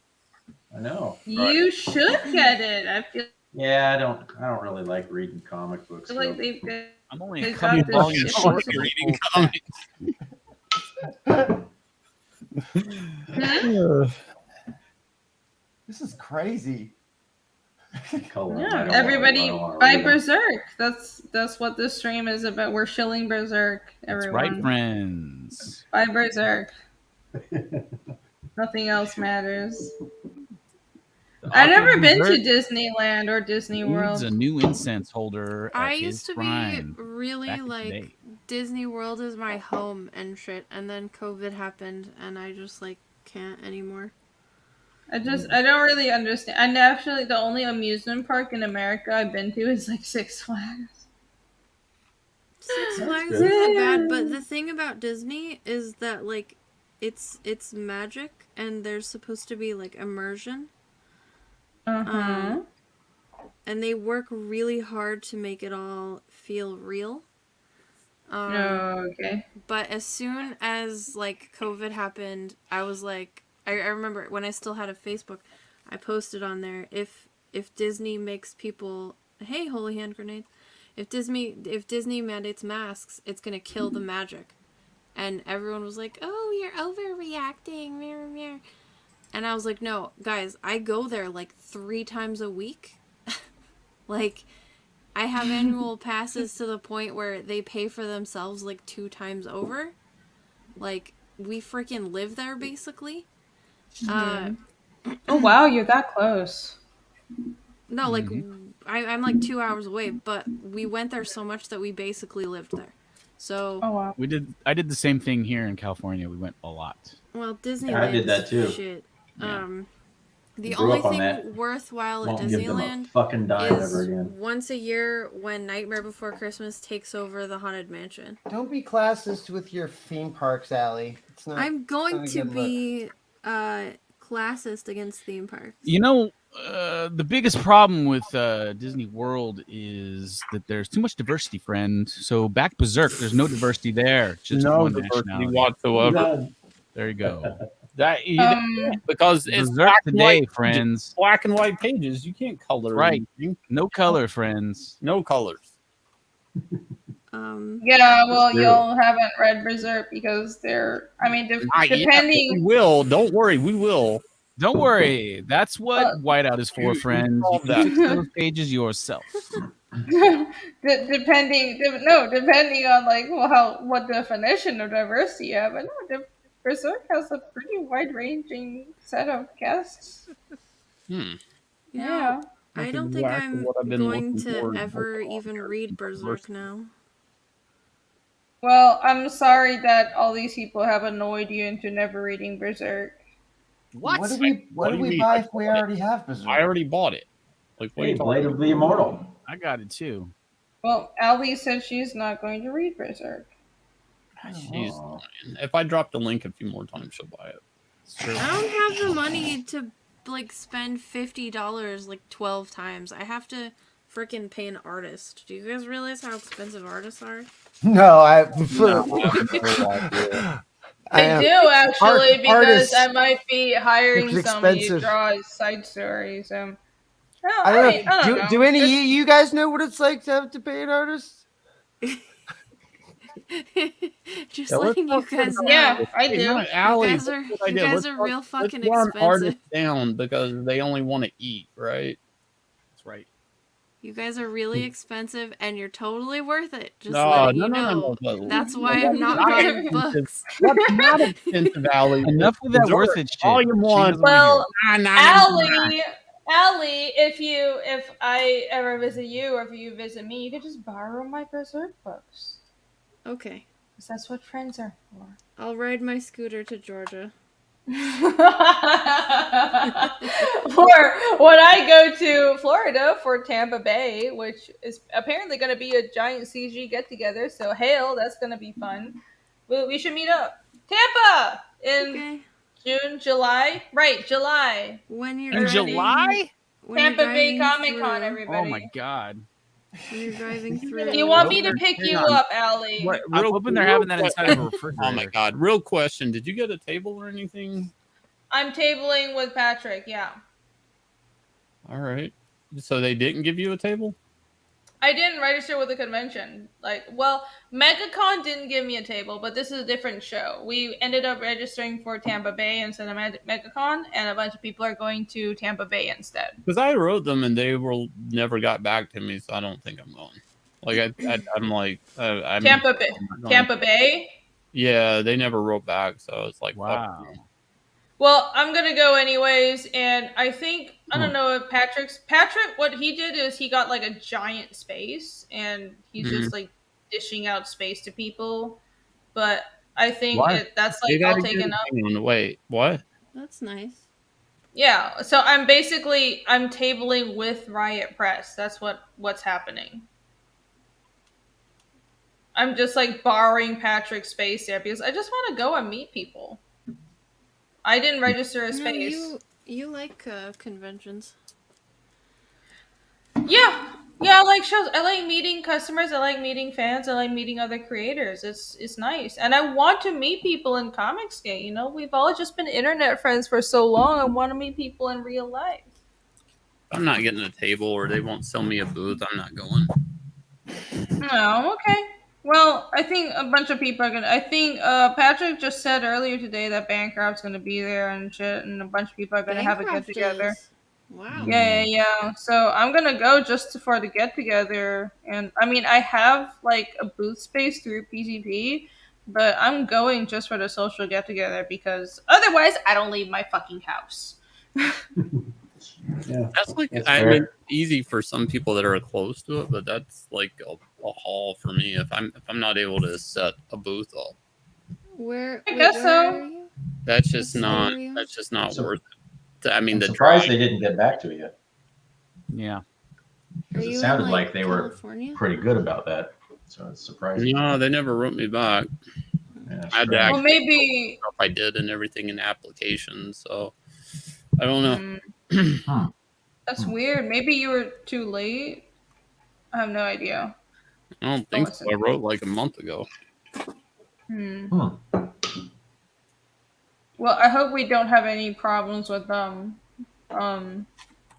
fingers crossed. It probably will. I know, right? give it one con. They'll somebody will get to them. I know, right? Isn't that stupid? It's just like all it takes is one fucking lunatic, and all these people just cave. Our money's Stupid. green. What's your problem? Took two weirdos? lunatics. It took two lunatics, not one. 2 lunatics, not one. You're right. Well, I don't know. It would be cool if. Well, Shane, you don't like doing conventions Heyo. anyway. You don't like doing cons anyway, Shane. So. I don't like spending money to go to a con that won't let me sit down and sell shit. But the thing is, I agree with that. I don't go to cons where. Honestly, I've been paying my way up until if now. I'm gonna look over and see some college kid, no offense, that does it, that are just going because their teacher wants them to go and they're able to buy a table, but I'm not going to that con. Yeah. I mean, fuck that con. Yeah. I went to one convention in Denver. It was an anime convention, and like I'm pretty sure my boyfriend at the time cheated on me, and then I got really, really sick. So I haven't been to another convention since 2007. Why are you assuming the worst? Why are you assuming the worst out of men? Oh, you won't even go because you're already assuming the worst. So give me a break. Where in Denver was this anime con? You're assuming the worst out of this guy. How do you know he cheated on you? You don't know that. Honestly, you know. That's bullshit. You don't know. Yes, you do know. You're like, hey, he smells like. No, it's not that. It's You like know. maybe You know. he's just You eating know. tuna out of a can. You know. You know. You know. You don't even want me to talk about it, like, quite honestly. No, where was the anime? Where was the anime? It was in Denver. It was like right in the heart of Denver. Oh, at the convention center down there. With the big blue bear? No, it was at like a hotel. No, it wasn't at the Blue Okay. Bear. Okay. No, it was just at a hotel, and like Okay. it was fine. I was young and I didn't have like a costume, but I still wanted to dress up, so I was like, I'm gonna be a Munzo cat has a girl. $2 super chat. Shane, do you prefer Evangelion or Rhea Rexvon? Why did you Rossi- say Rossi. Evangelion? Mm. Is that like a I peanut butter haven't and seen the other ones. I Evangelion like sandwich? Evangelion, but mainly I didn't like the movies. Like I liked the first two, but not after that. I didn't like them. I liked the original series. Evangelion Well, was the good. movies were weird because honestly, Hideaki Anno wasn't depressed anymore, so the movies weren't as good as the TV Don't you series. hate it when the artists that you love stop hating themselves and their art like starts sucking because they're happy? I felt like they were just trying to sell more merch. That's like the Ellie- Cure, man. When the Cure got happy, nobody wanted to listen to that shit no more. Ellie Munoz, thank you, Ellie Munoz, for your super Or like chat. when Stephen King stopped doing coke, like all his books started sucking. Alcoholism, it's a creative drug. When Trent Reznor was like, "I'm not gonna Fuck, do Allie, heroin you know anymore." anything another color besides black? Did you only have a black crayon? What's up? Why does Shane hate inkers? What the fuck? You guys both Inkers like... or what? Inkers? Is that what we're calling them now? Inkers? I'm What- inking. Yeah, what are you hating on, Shane? I don't understand. Is everything like Freaking goth? I mean, Matt, like what's up, Matt Allie? Bear. We got my Matt boyfriend Barr- cheated, Trent Reznor, Johnny. Wait, why are you bothering Allie for being Matt goth? Bart when- and Shane are both just like, "Oh my god, Allie, I can't believe you're inking. That's for peasants." Yeah. Sure, that's it. Fuck. That's exactly what I was saying. What am I supposed to do? Color her pink? Right. That's like fucking crazy town. It's inking. You make it black with black ink first, and then you color it. Mm-hmm. Is that Am like I- a? Is that like a? I feel like I'm taking crazy pills. Is that like a European Allie's taking style crazy outlet in her mouth? No, she has a hole through her tooth. Oh, I thought it was like you know how over in the UK they have different plugs than us. She uses it to slide down ropes.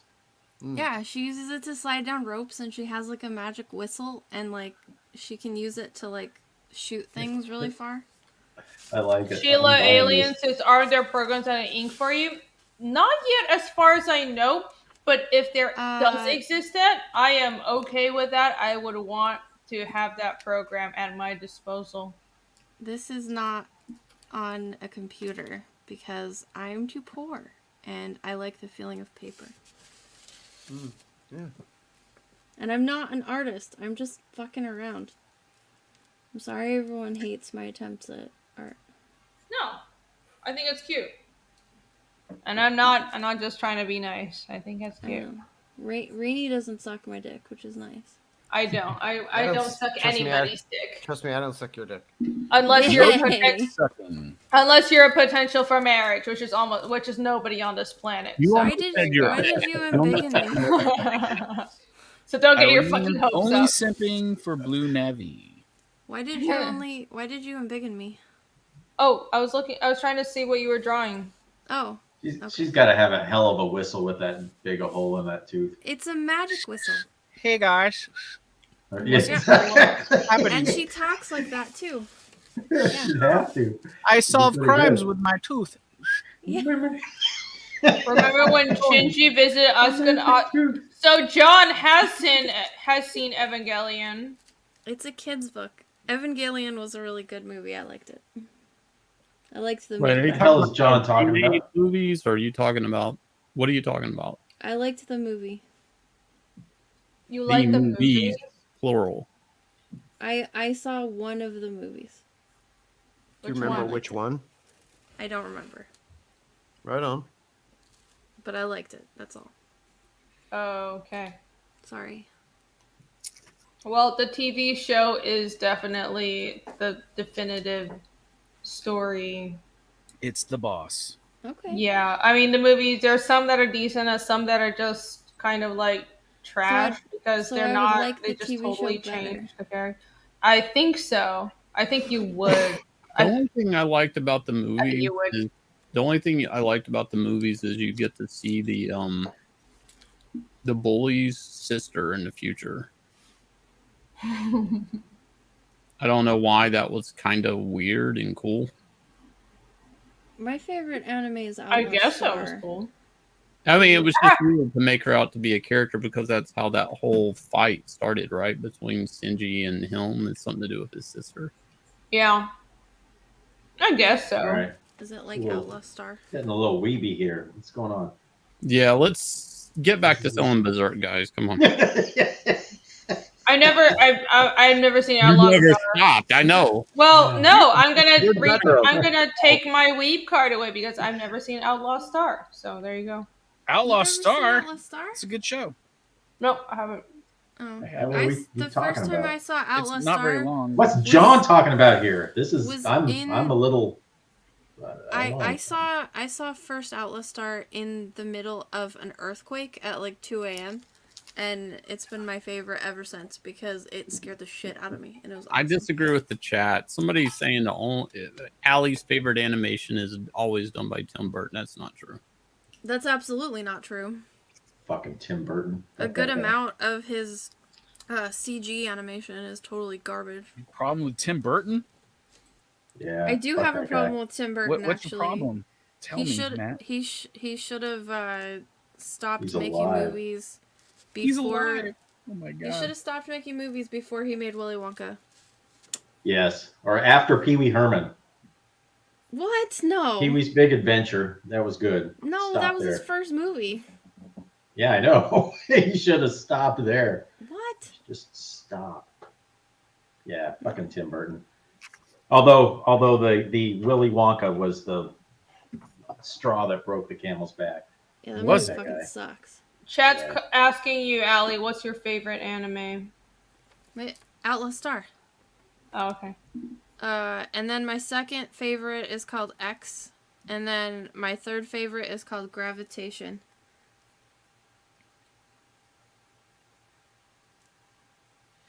Also, Vampire Hunter D is pretty cool. Oh yeah, Vampire Hunter D.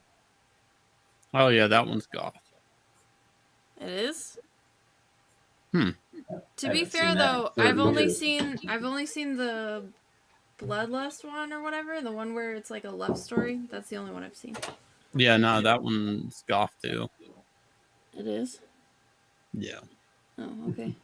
I mean, I guess Vampire Hunter D in general is a little gothy, but I don't know. No, it's a good series. Vampire D is awesome.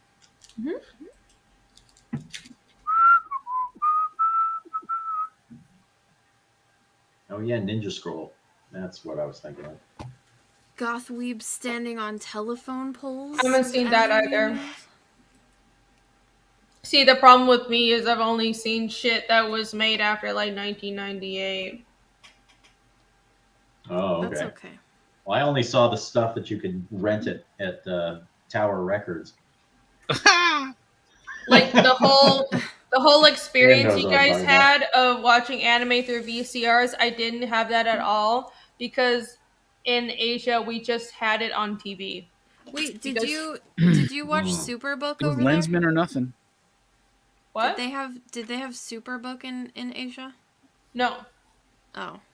That was technically the first anime I saw, is this Christian anime called They have Superbook. soup in Asia. Okay. Ray said, I feel the way Shane looks right now. I hear you. Backwards hat.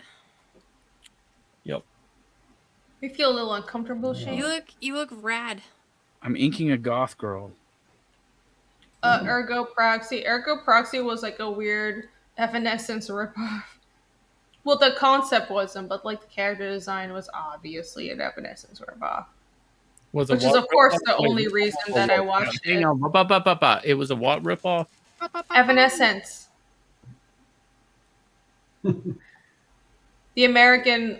I know what it is, and I know the anime, but I never put that together. Yep, there you go. Now you know. Do they have like Billy, you're scenes muted, in Billy.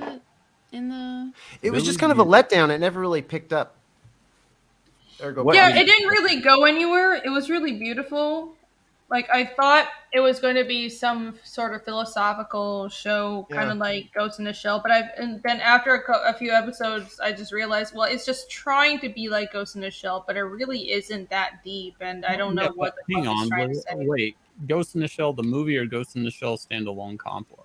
Yes, good. Both. I mean, Okay, hold on. I mean, Michelle, like the movie is a little more navel gazing and esoteric than the TV shows, but Ghost in the Shell is marked by its philosophical nature. So even though okay, standalone complex, even though you're talking about standalone complex or second, solid state society, those are still philosophical, but they're just tackling different aspects of the philosophy of Ghost in the Shell, which is the interaction of the ghost and I would agree with that. Laughing Man was the philosophical part of. I disagree. I don't think so. I think when you're talking about like solid state society and standalone complex, what it's interacting with is more society as a whole, like collective consciousness is what they're tackling in Second Gig. Specifically Second Gig, and that was original to the TV show, and I thought it was really cool because not only was like international terrorism and stuff, but they were tackling what happens when you kind of have like this collective consciousness that is formed by people through the internet, and what effect does that have. That was really interesting. That wasn't directly from the manga at all, and that was one example, one of the few examples where someone who was creating adaptation managed to spin off the source material and deviate from it, but create something that was still true to the core concepts. Individual 11 was an awesome villain. The Individual 11 and Hideo Kuze were awesome antagonists. Are you not a fan of one or the other of those, Shane? Like the movie or the series? Oh shit! I can talk. Okay. I'm sorry. Go ahead. Standalone complex, as it does have some type of whatever society stuff in it, whatever you want to call it. It was still trying too hard just to be a cop TV show. You think it was trying too hard, but like, I'm There sure were you some read the original. there's some filler episodes, just like any. There's a couple episodes. That's how I always felt the comic was. It had a lot more cop show, buddy cop feel than like the movies ever felt. Well, yeah. The book and that show, I liked the show, but I don't think it's super philosophical. I think it was more of a cop show. The movie, okay, I see what you're saying. But the show, it seemed like it was trying too much to be like a cop show. But that's part of the reason why I like the show, because I think the movie was trying too hard to be philosophical, and it kind of annoys me that the movie, especially the Oshi movie, is more well known, because the movie I kind of think it goes the first movie. Okay. No, the first movie, not Innocence. Innocence it's in the same vein, but the first movie, like, I really appreciate it. I do. I don't like. I'm not trying to get people to jump on me for, oh, you don't appreciate the first Ghost in the Shell movie. I really do, but it's just like, as far as staying true to the manga, in some ways, I think the TV show did it better, because the manga was more of a buddy cop drama that was framed in like this cyborg world. And I think that's what Shiro does best. Undertone. Yeah, there was this cyborg undertone, but I liked the TV show so much because it kind of struck this balance where it wasn't too philosophical and it wasn't too like humorous, and I felt like the comic was a little too humorous for me. It's like they didn't take things seriously sometimes, when I like stories to be really serious. But all of these are masterpieces. I'm not trying to trash on any of them. Personally, for me, like Shiro, that's what he did best, was buddy cop shit. Like, if it comes from Dominion Tank Police, Appleseed, and Ghost in the Shell, like, I was always in it for the buddy cop part, like buddy cop and the robots. Weapon? Yeah, because that's what it pretty much was. It was like, Dominion Tank Police, Appleseed, and Ghost in the Shell are all like basically kind of like military or buddy cop kind of stories with robots and like that's what I was in for. Like he did that part like the best. I mean, that's what I was in for. Yeah. I think I liked. Well, I didn't read the Appleseed manga, but I saw the movie, so disclaimer on that. But the part that does hook me about anything that's done from Shiro is the sort of dynamics between the characters. I think he does that really well. But yeah, I don't know. I might also be biased because I saw the TV show first before anything else, and this might be part of the reason why I like it. But when I like the TV show's take on the characters. I think it's like a nice balance. Yeah, well, I mean, I think you're not alone in that sentiment that the TV show is closer to how the manga feels, even though it's not maybe not as lighthearted. It's definitely closer to the manga than the movies were. The movies were like trying to super be like really artsy, fucking out there, you know, and it wasn't like. I mean, there's like 5 pages at the end of the story that get like that in like Ghost in the Shell, like. Yeah. So Shane, like, what's your favorite of all of these? Standalone Complex. Okay. And they did. I liked what they did with the Tachikamas. Fuck yeah. The Tachikawa specifically? Yeah. Well, and there was one episode where it's a flashback with her fighting the sniper on the team. Yeah, that was good. But again, that was a filler episode. It really was just a one-off episode. Yeah, that was really Still good. a good episode, but again, that's why I'm saying it seemed like it had more of a Western, like police drama without a budget, like those flashback episodes that really are just one-offs, or I don't know. It just felt like a police drama to me. Well, it was cool too how they brought back the Tachikomas as kind of the comic relief, and that's what they really were in the comic as well. They were always kind of drawn on the side, like when they were back at like the station, kind of like fucking telling jokes and shit and like doing weird shit. There was like a movie that was a spinoff of the show too. What was the name of that movie? It was after Standalone Complex. It had So second gig? There was a Rise. No, it was Innocence, and then it was Innocence. second gig. No, maybe it was Second Gig. It was like I'm pretty sure it was the movie. No. After Standalone Complex, it was second gig, and then it was Innocence, then it was Solid State Society. Oh, Solid State Society. Yeah. So Kusanagi kind of disappeared for Innocence, right? And then she came back sort of in Solid State Society. I haven't watched the new ones though. The Arise stuff? Yeah. I tried and I just cut it off. I don't like it. It seemed like they're just trying to go back to her being younger and explain that. Believe it or not, I don't hate the live action movie. Parts of it are good. I haven't. I cannot watch the entire thing. The geisha assassination action sequence is pretty good. The one part I like about it is they kind of explain why she doesn't, like her body isn't, obviously she's, like, I guess an immigrant or whatever. Is she Japanese or Chinese? The major Japanese. So they kind of explain that, like why she looks Caucasian, but she's Japanese in the movie. No, I never had a problem with that. Actually, no, I don't. I mean, some people did when that movie came out and they boycotted it. That's what's funny.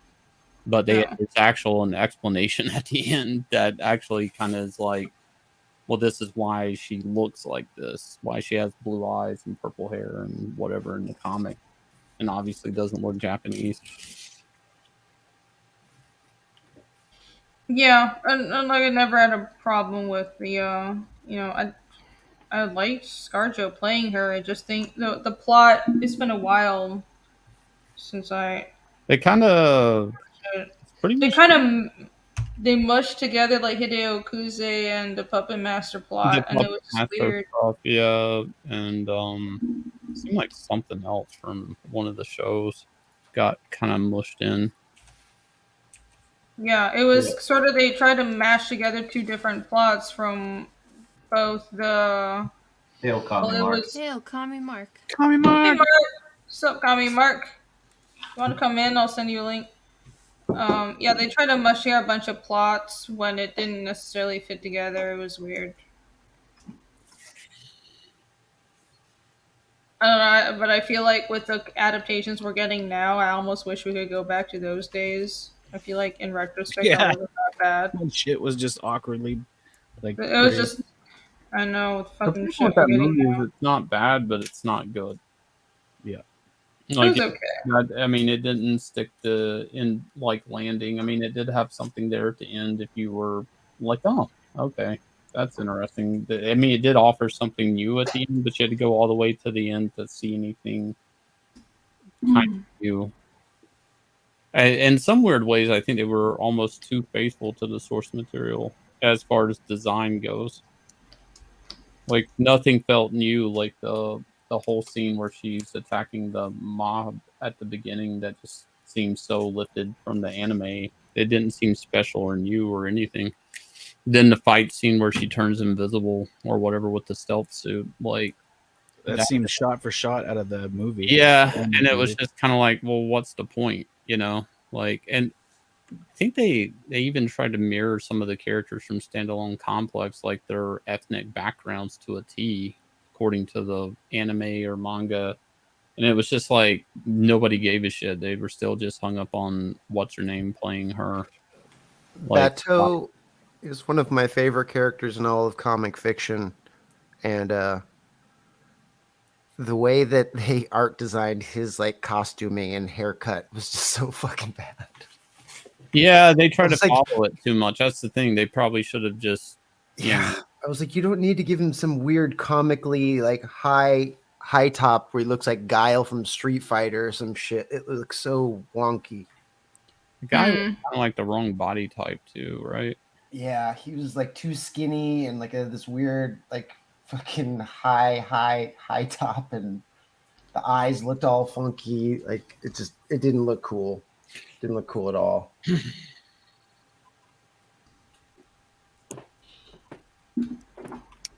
But they were down to like mirroring her coat and everything, like costumes and stuff.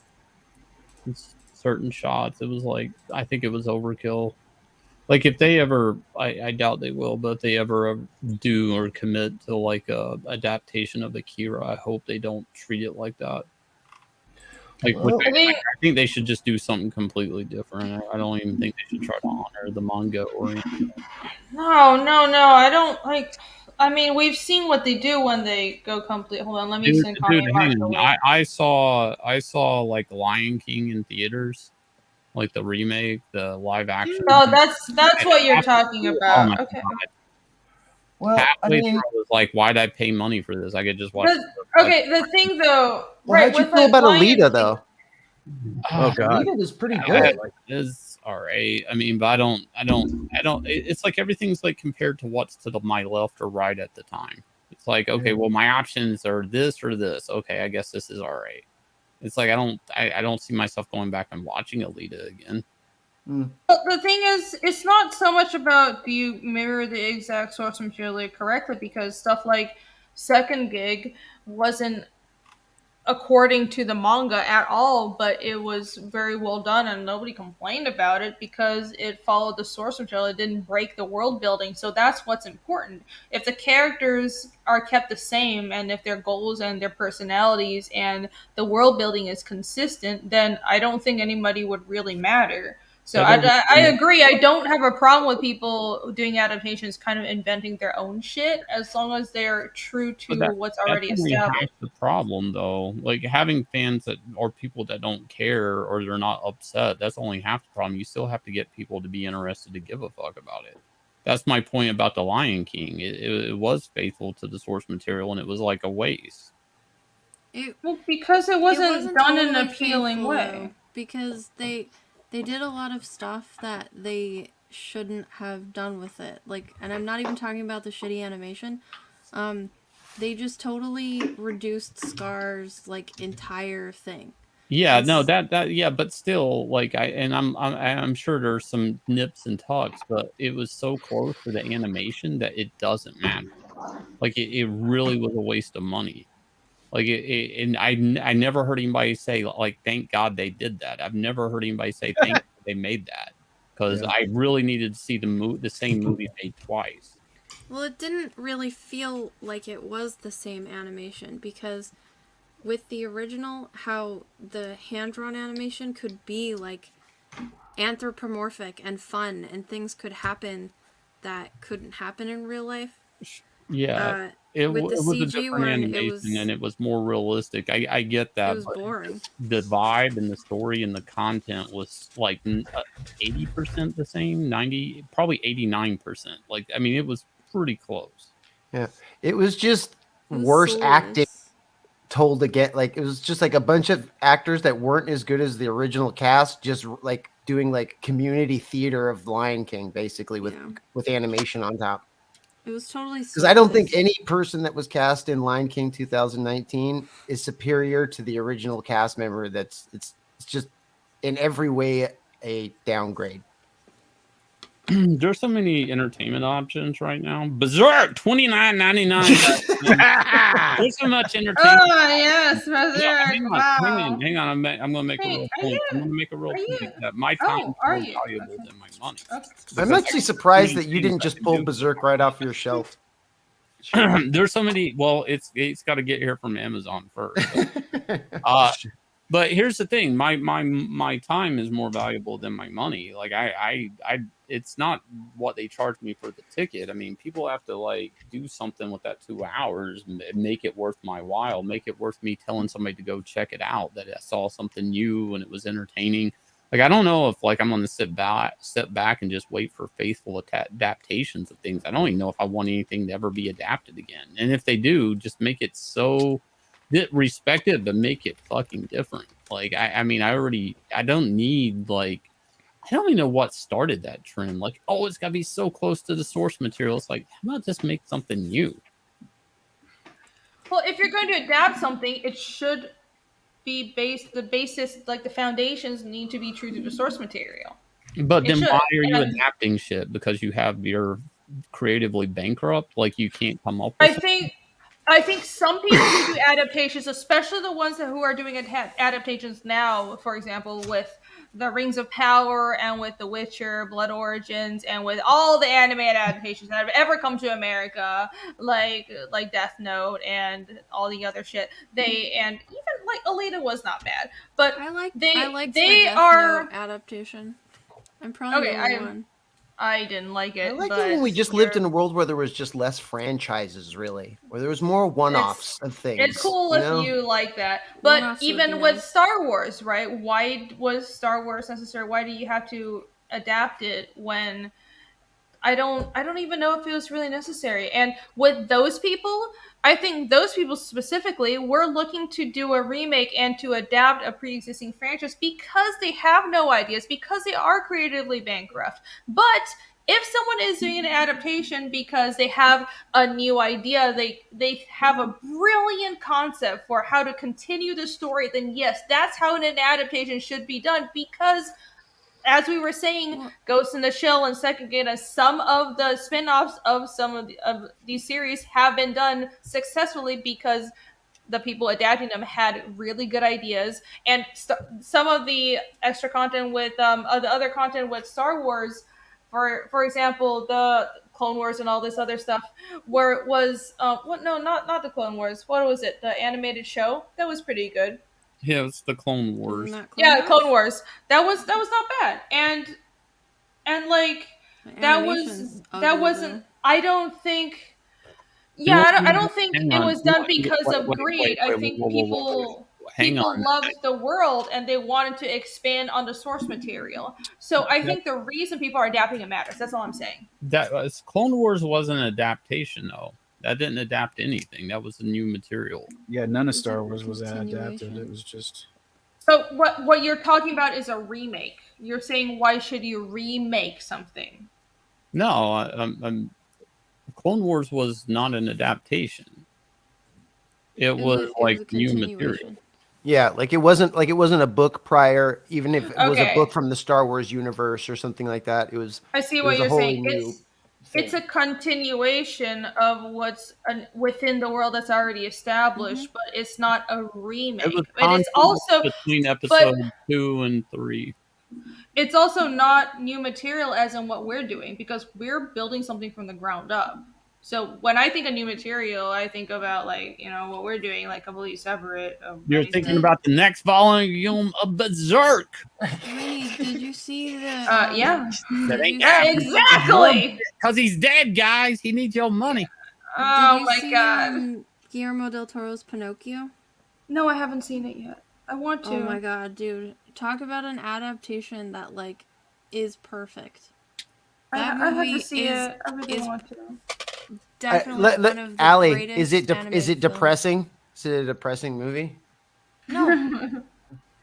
Is it dark? Why would it be depressing? I don't know. I literally I have it queued up on my Netflix. I was gonna watch it like tomorrow. So Well, I'm I don't gonna have watch it. Netflix. I still the Seven Seas, but like I thoroughly enjoyed every moment of it. Like there are parts where it's like, wow, this is dark, but it's not like Pan's Labyrinth where it's like, oh my god, this is fucking depressing. No, like it got really funny, and it's one of the few movies where even though it deviates from the book quite a bit at a few points, it was actually such a great job. Like it's beautiful. Absolutely beautiful. I think Guillermo del Toro is kind of sad. Why?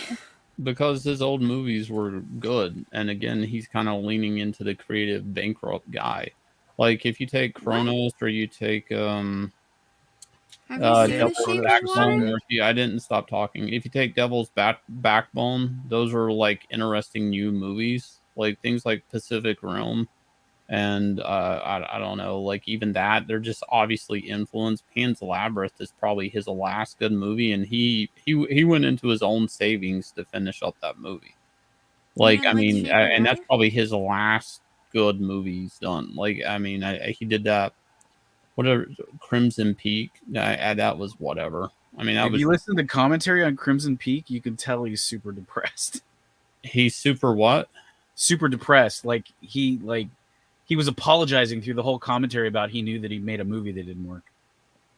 Yeah, he was like I mean, Blade 2, I still kind of like some of it. Yeah. But, like, especially if you listen to the commentary, it's like you could tell he was jazzed about certain things, other things not so much. But that guy, like, lost it. If you go back and look at his old movies, especially like Kronos, did he do Mimic? Was that his too?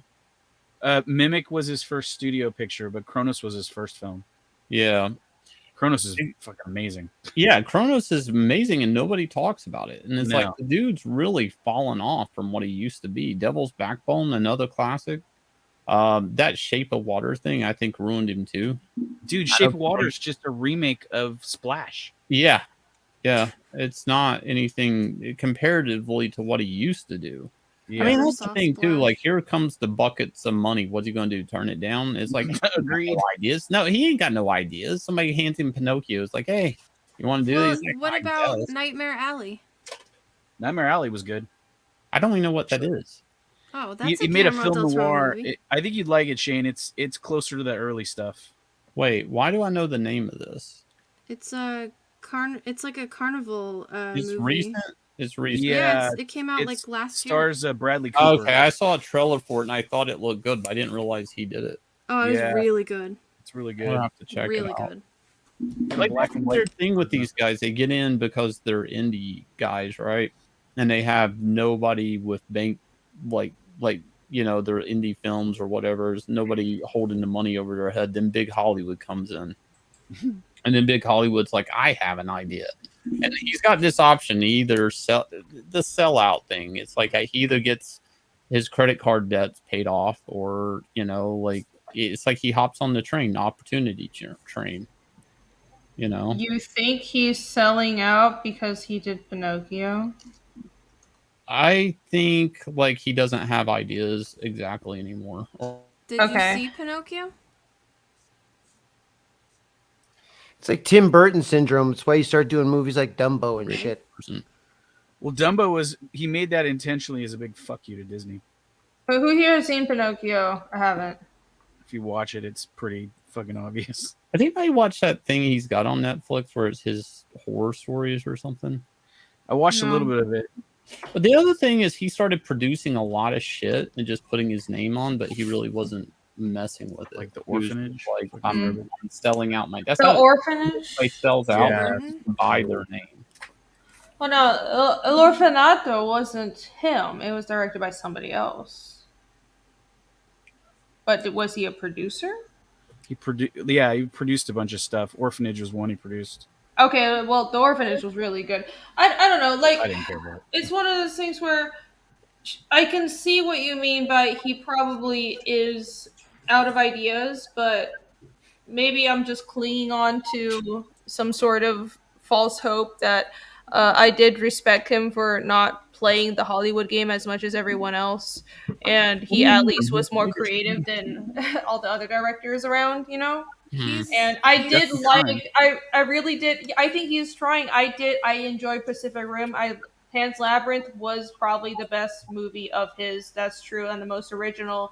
But I did enjoy The Shape of Water. I know the Ape Sapien. I know the Black Creature, the Black Lagoon references. I don't care. I thought it was really good, and I look forward to Pinocchio. I hope it's The fight scene in Hellboy 2 where he fights the big plant monster and then it dies and then like seeds itself like upon the city is still like one of my favorite like hero versus giant monster fights in like any kind of big budget movie. I fucking love that fight. So good.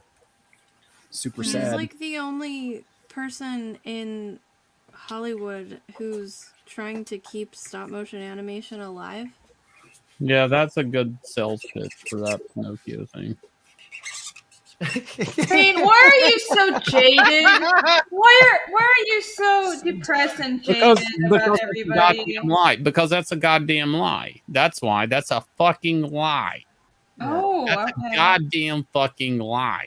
Why can't you just let us have a little bit of hope, Shane? There's plenty of people. There's plenty of people.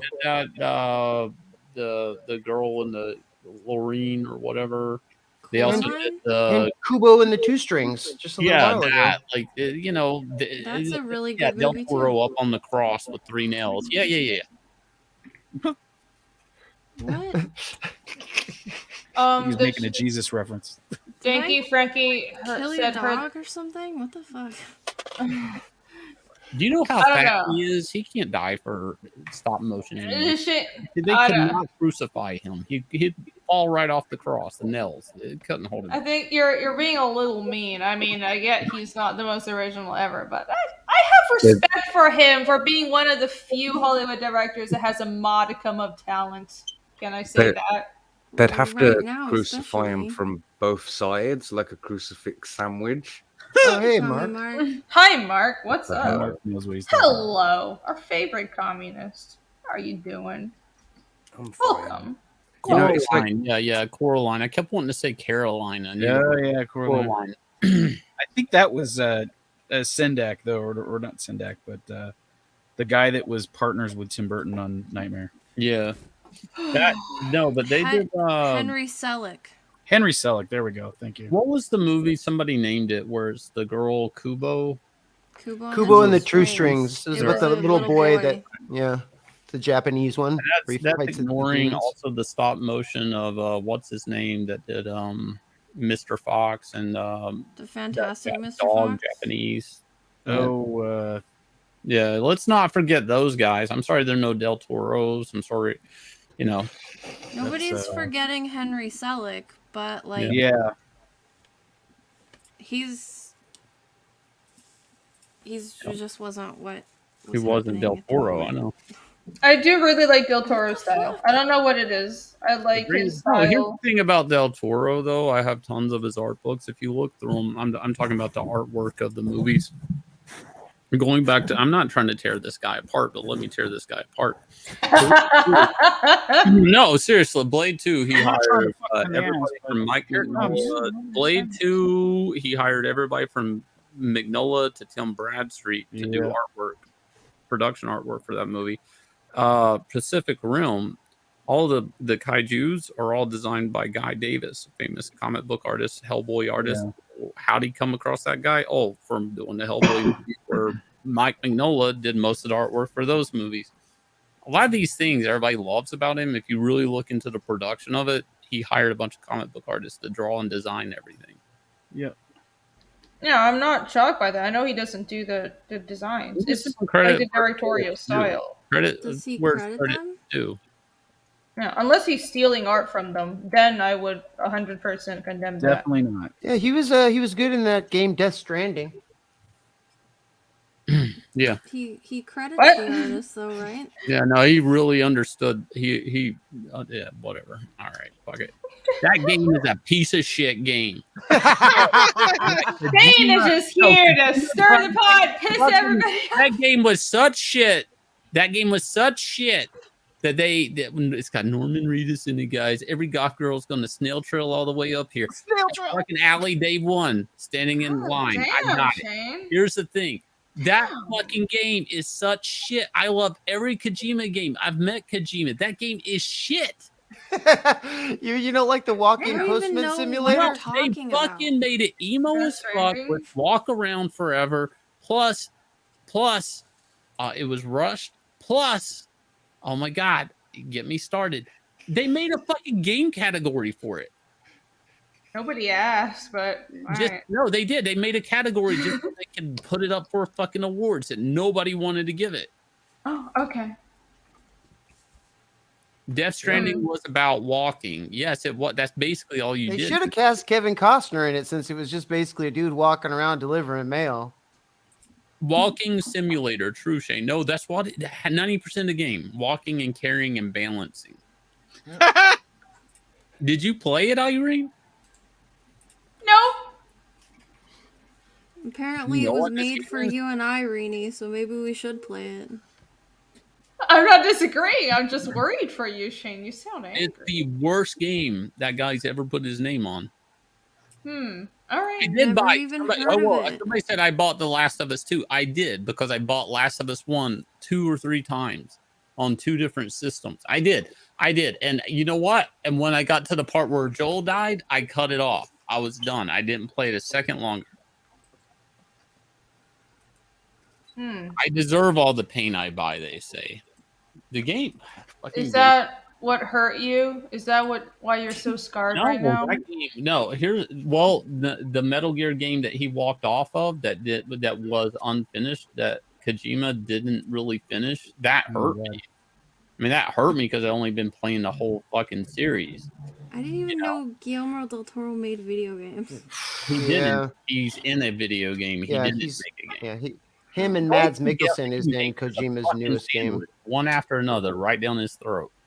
Norman Reedus, Mads Mikkelsen, Guillermo del Toro. That's my point. The hype on that guy. The hype. He's writing hype. Yeah, it was a very overindulgent game. Like, it was like really pretty window dressing on like a not really fun game loop. It was kind of like the Ergo proxy of fucking video games.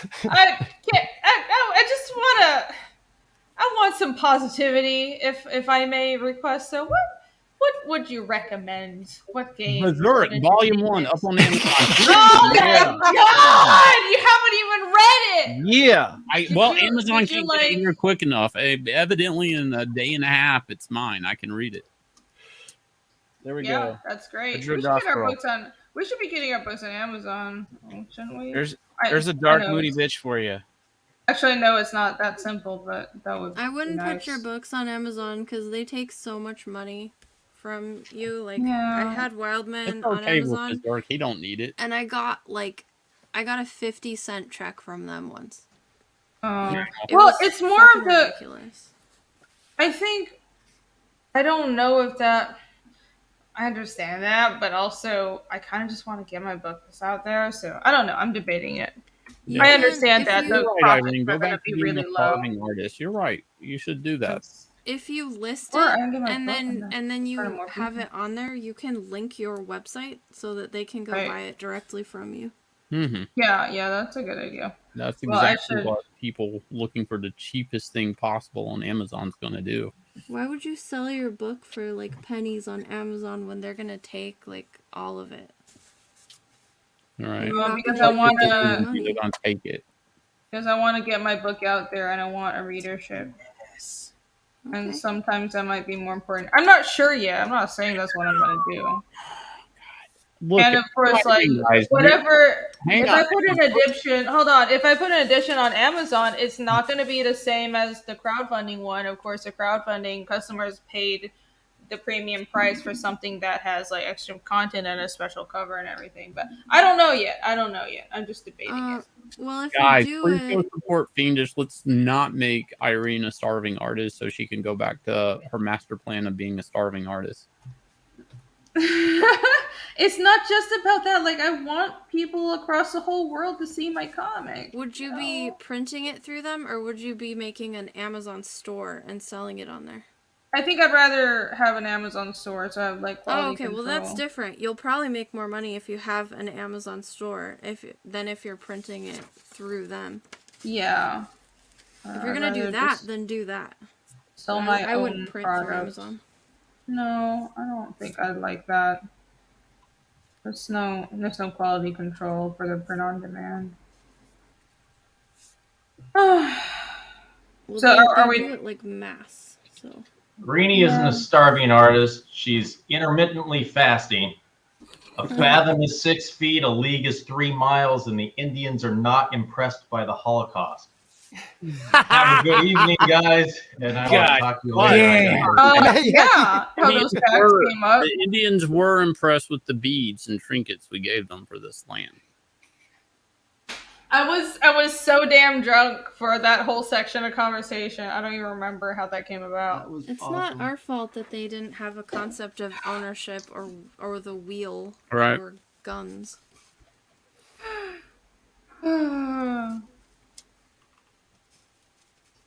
Wheel's the craziest one. It feels like the most obvious invention, don't it? Like a fallen over does. tree, like, and you've invented the wheel. Like, Yeah. Who the fuck is talking?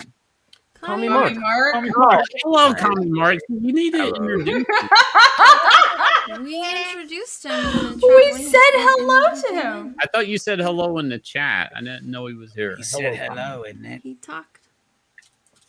He said hello, whatever. from before I came on, though, while I've got the floor, you know, you was talking about the Pinocchio. I saw the Disney version of that recently. I rewatched it with my child.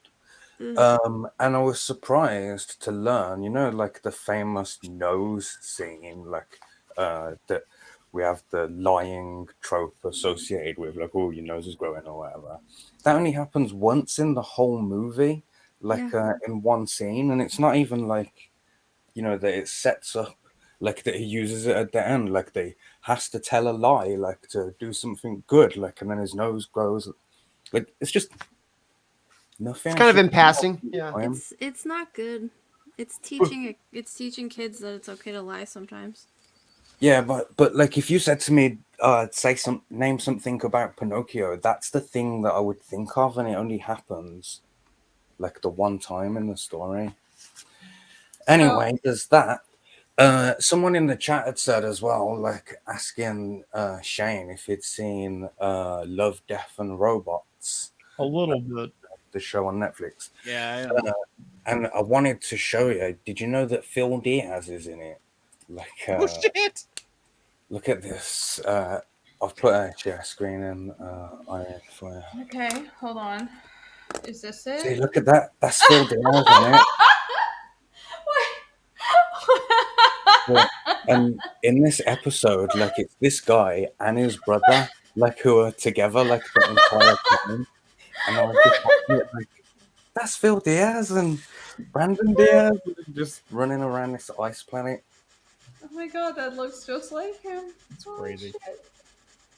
All right. That's Cameo. kind of uncanny. I hope he got Yay, paid. cameo. Yeah, you bet he didn't. Well, that's nice. Man, what You guys think good Del Toro will media ever make a good movie again? do? Who? What? What did you You cut guys me off think to Del say? Toro will ever make a good movie again? No. Well, we don't know. just named Nightmare Alley, so maybe see that one. This is why I believe a guy eventually just has to go do like a one-off comedy or romantic something, another indie film, just to get his bearings straight again, to cleanse his palate. Yeah. I think I can't remember who, but there were some directors who just took a long break and they came back, and it's like they were just refreshed. Their creative juices were back. Sometimes people just have to do that. It would be nice if more of them did do that. Yeah, I think creativity, especially if you're in such a toxic place as Hollywood, it probably just sucks all the creativity out of you. It's probably depressing as fuck. Because have you tried to be creative in a super toxic atmosphere before? It slowly just becomes impossible no matter how much you love the medium you're working in. Well, and then somebody like Tim Burton just constantly got his dick sucked for like years and years and years. So he probably honestly believes that like everything he does is gold now. There's a lot of ass kissers, a lot of yes men, and also it's just in just such a toxic environment where everyone is telling you, well, creativity doesn't matter. You just have to play the Hollywood game, or And it's not about the art. It's just about the money. A lot of the directors as well maybe have like imposter syndrome or whatever. Like they don't really believe that they're that good, and that if they went like on a break, they might never be able to get back in to the industry or whatever. Like George R. R. I don't know Martin. why more people don't get this part of the Hollywood game. I mean, I worked a little bit with Legendary for like 3 years, but I really wasn't. I would talk to people that worked there, and deal with them on like levels, but I wasn't ever around movies. But there's one thing everybody always forgets is like these guys don't pay themselves. They do. Somebody above them is holding the check, and they have to do things that, like they may disagree with, and they're not pure visions. There's no great movie by this one guy that somebody didn't have their fingers in somehow. Like, I mean, I don't know. Everybody's, if you like a movie, it's probably like there's a better version in that guy's head that got corrupted by the guy holding the checkbook. I just don't. I don't know. I'm kind of jaded to most of this. Like, I just don't think these people have ever made their great magnum opus or anything like that, unless somehow they bankrolled it. Again, Or they did it first. Guillermo del Toro, like he had to finish paying for Pan's Labyrinth, like himself. Like the investors pulled out of it. Really? I think David Lynch has been pretty good. Yeah, about David making Lynch. what he Yeah.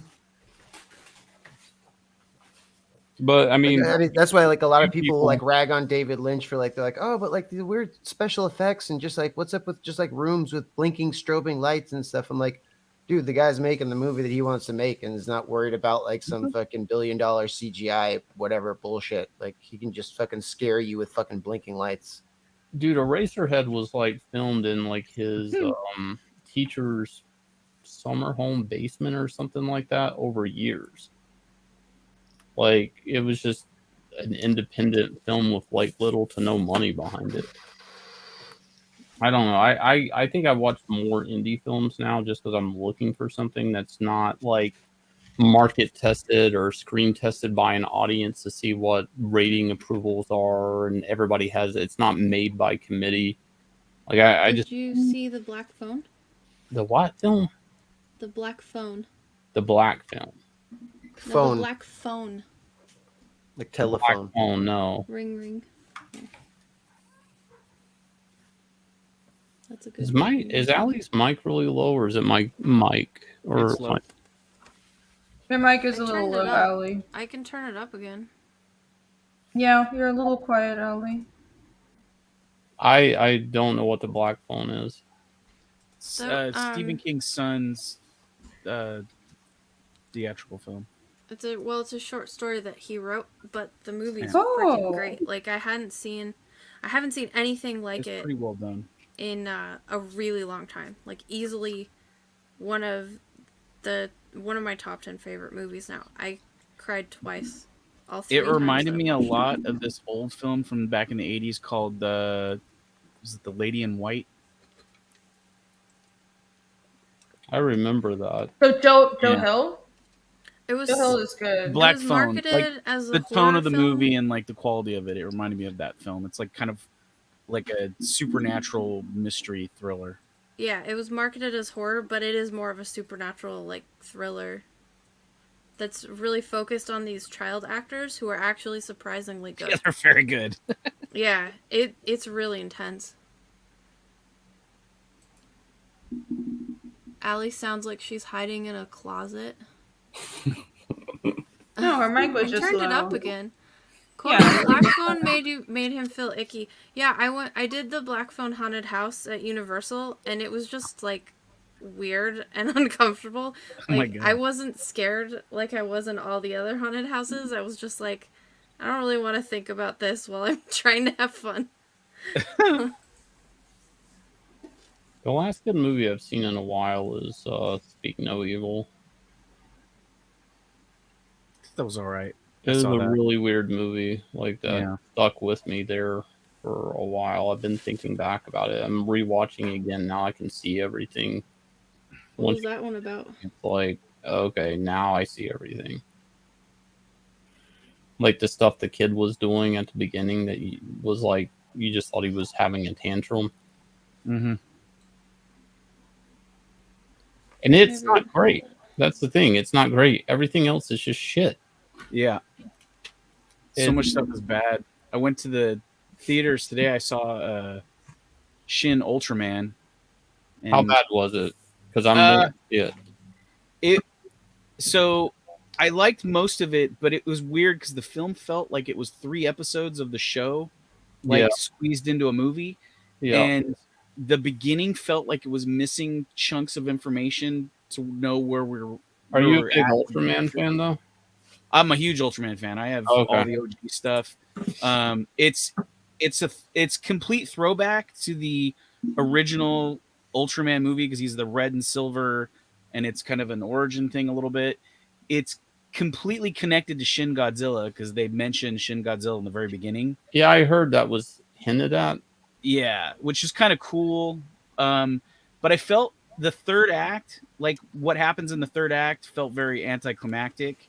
Whereas like something like when you're watching like Final Wars or I think even like Godzilla 2000, where it has that big ramp up at the end with the big monster and the battle, you feel like you get to a moment with him as a kaiju fighter, and I just felt like the thing they did at the end of this was on par a little bit with the Eric Bana Hulk movie ending, where it kind of was like sort of this nebulous thing that he was fighting. It wasn't really like a one-on-one with like a cool like. So I know what he fights at the end. It's like a version of him, right?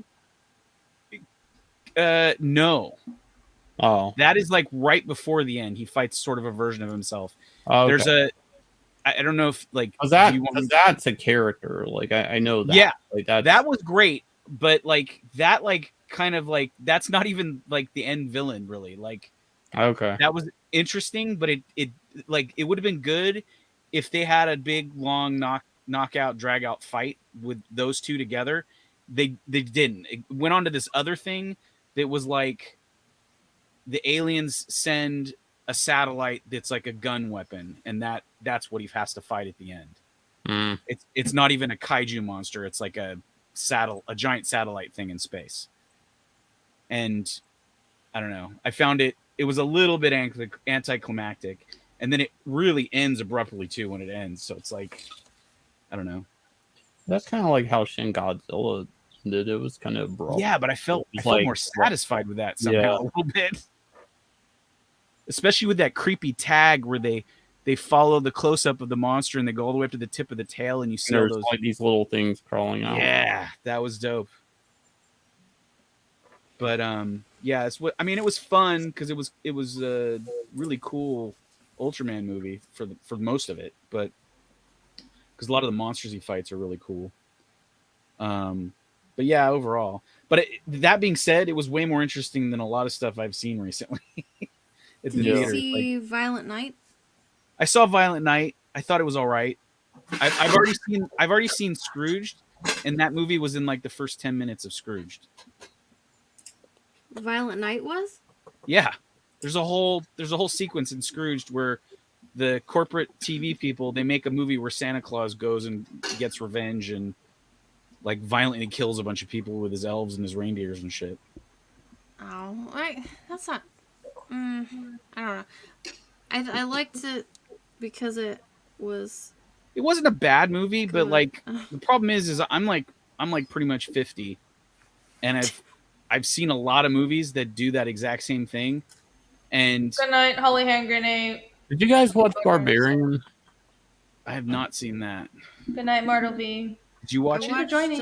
Yeah, I saw it. It's weird. Nobody can really tell you what it is. Like a lot of movies, like you can't explain to somebody what they are because it really ruins the movie. So, but they kind of put some cancel culture shit in there with the guy. Really? It's like,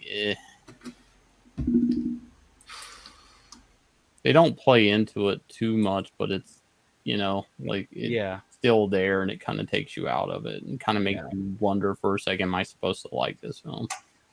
It was like Hollywood has a quota where they're like, you have to have 5% of woke in here. In some places or some movies, it seems like they throw in like a couple sentences of woke, and that's just so that they That's can. why we're like, talking about the voted by committee projects. Like it's a thing. Like there's like a committee of people, and they're all like, okay, well, I need just you to add this, and this is fine. Okay, you go to post production, pre-production, whatever. Okay, to add this is fine. Like that Star Wars workboard that they had, where it was like diversity twice was on it or something. Well, like they'll also like do testing on these things and then do re-edits and maybe some reshoots. I mean, like I don't. Sometimes it's like I don't even know what the original film was like. Like I mean, because I've seen some scenes that deleted scenes. It's like that one scene would change my whole feel of the outcome of the film or the ending or whatever, the whole tone. It's like I don't understand like how.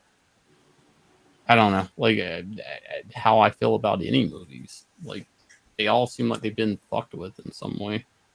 Because they have been fucked with, because the way Hollywood creates anything isn't having a director who has a unified message, because the way you tell a cogent story is you have a moral theme, you have you it's like writing an essay. This is the conclusion you want to get to. You build your character around this thesis that you want to prove, and your story structure is like a proof, and you construct a story like an essay through like this is through the like the act 1, act 2, and act 2 is a failure, and then generally speaking, and you prove this moral theme through the journey of this character, and they're not sure about this anymore. They keep on diluting their messages through test audiences, and they dilute the creative vision because they can't just let creators be creatives anymore. And on top of that, they want to inject a bunch of woke ideology that is basically anti-humanistic. It's completely against our natural instincts, and it ends up ruining storytelling. That's how Hollywood operates right now. Bullet Train was pretty good. Yeah. No, I agree with you, Irene, that there's a real problem where people mistake a good story like having a message under it for a message with just a story plonked on top. Wow, I said that badly, didn't I? I mean, so what did you really mean, Mark? I understand that, like, a good story like has some message in it, like some lesson, like that the key character learns at the end, like and changes from. But the bad movies that the SJWs are making are just a series of events with lessons on top, like not in the subtext, like they're plonked on top, like Yeah. in good propaganda writing. I should make you realize the message before the character does, like so that you feel like you solved the problem. Like the only way that we can win this episode is by doing this thing. Like they're just not doing it Power good. of friendship. We did it together. They really movies. They really make the audience out to be stupid. They think that the audience are a bunch of dumbasses who don't know obvious things now.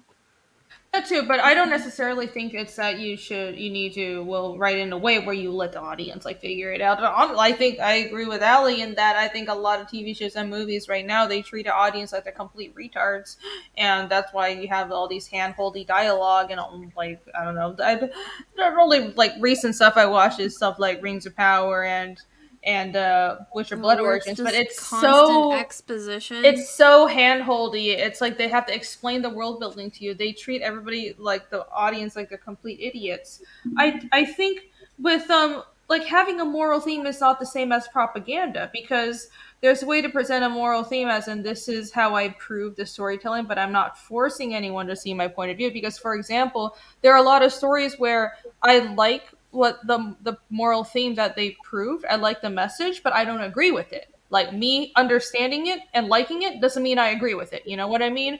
But the way a lot of woke movies or TV shows they present things is well, we have a point of view, and instead of building something up, that's also another thing. Instead of trying to build up an idea about this is how people should be, this is something positive, all they're doing first of all, is trying to tear down what exists. We want to tear down the patriarchy. We want to tear down societal structures. We want to tear down what exists before, erase the old. But what are you building? You're not building something positive that people can latch onto, that people can find purpose in, and that's not there. So that creates a void where all they're doing is being negative and tearing down what exists before, and they're leaving a void. And on top of that, there is a complete hole within the spot that was the center of morality that your protagonist traditionally was supposed to hold. No matter how perfect the protagonist was, sometimes the protagonist would start out being morally perfect, sometimes they were morally imperfect, but then they grew to become more morally perfect throughout the story.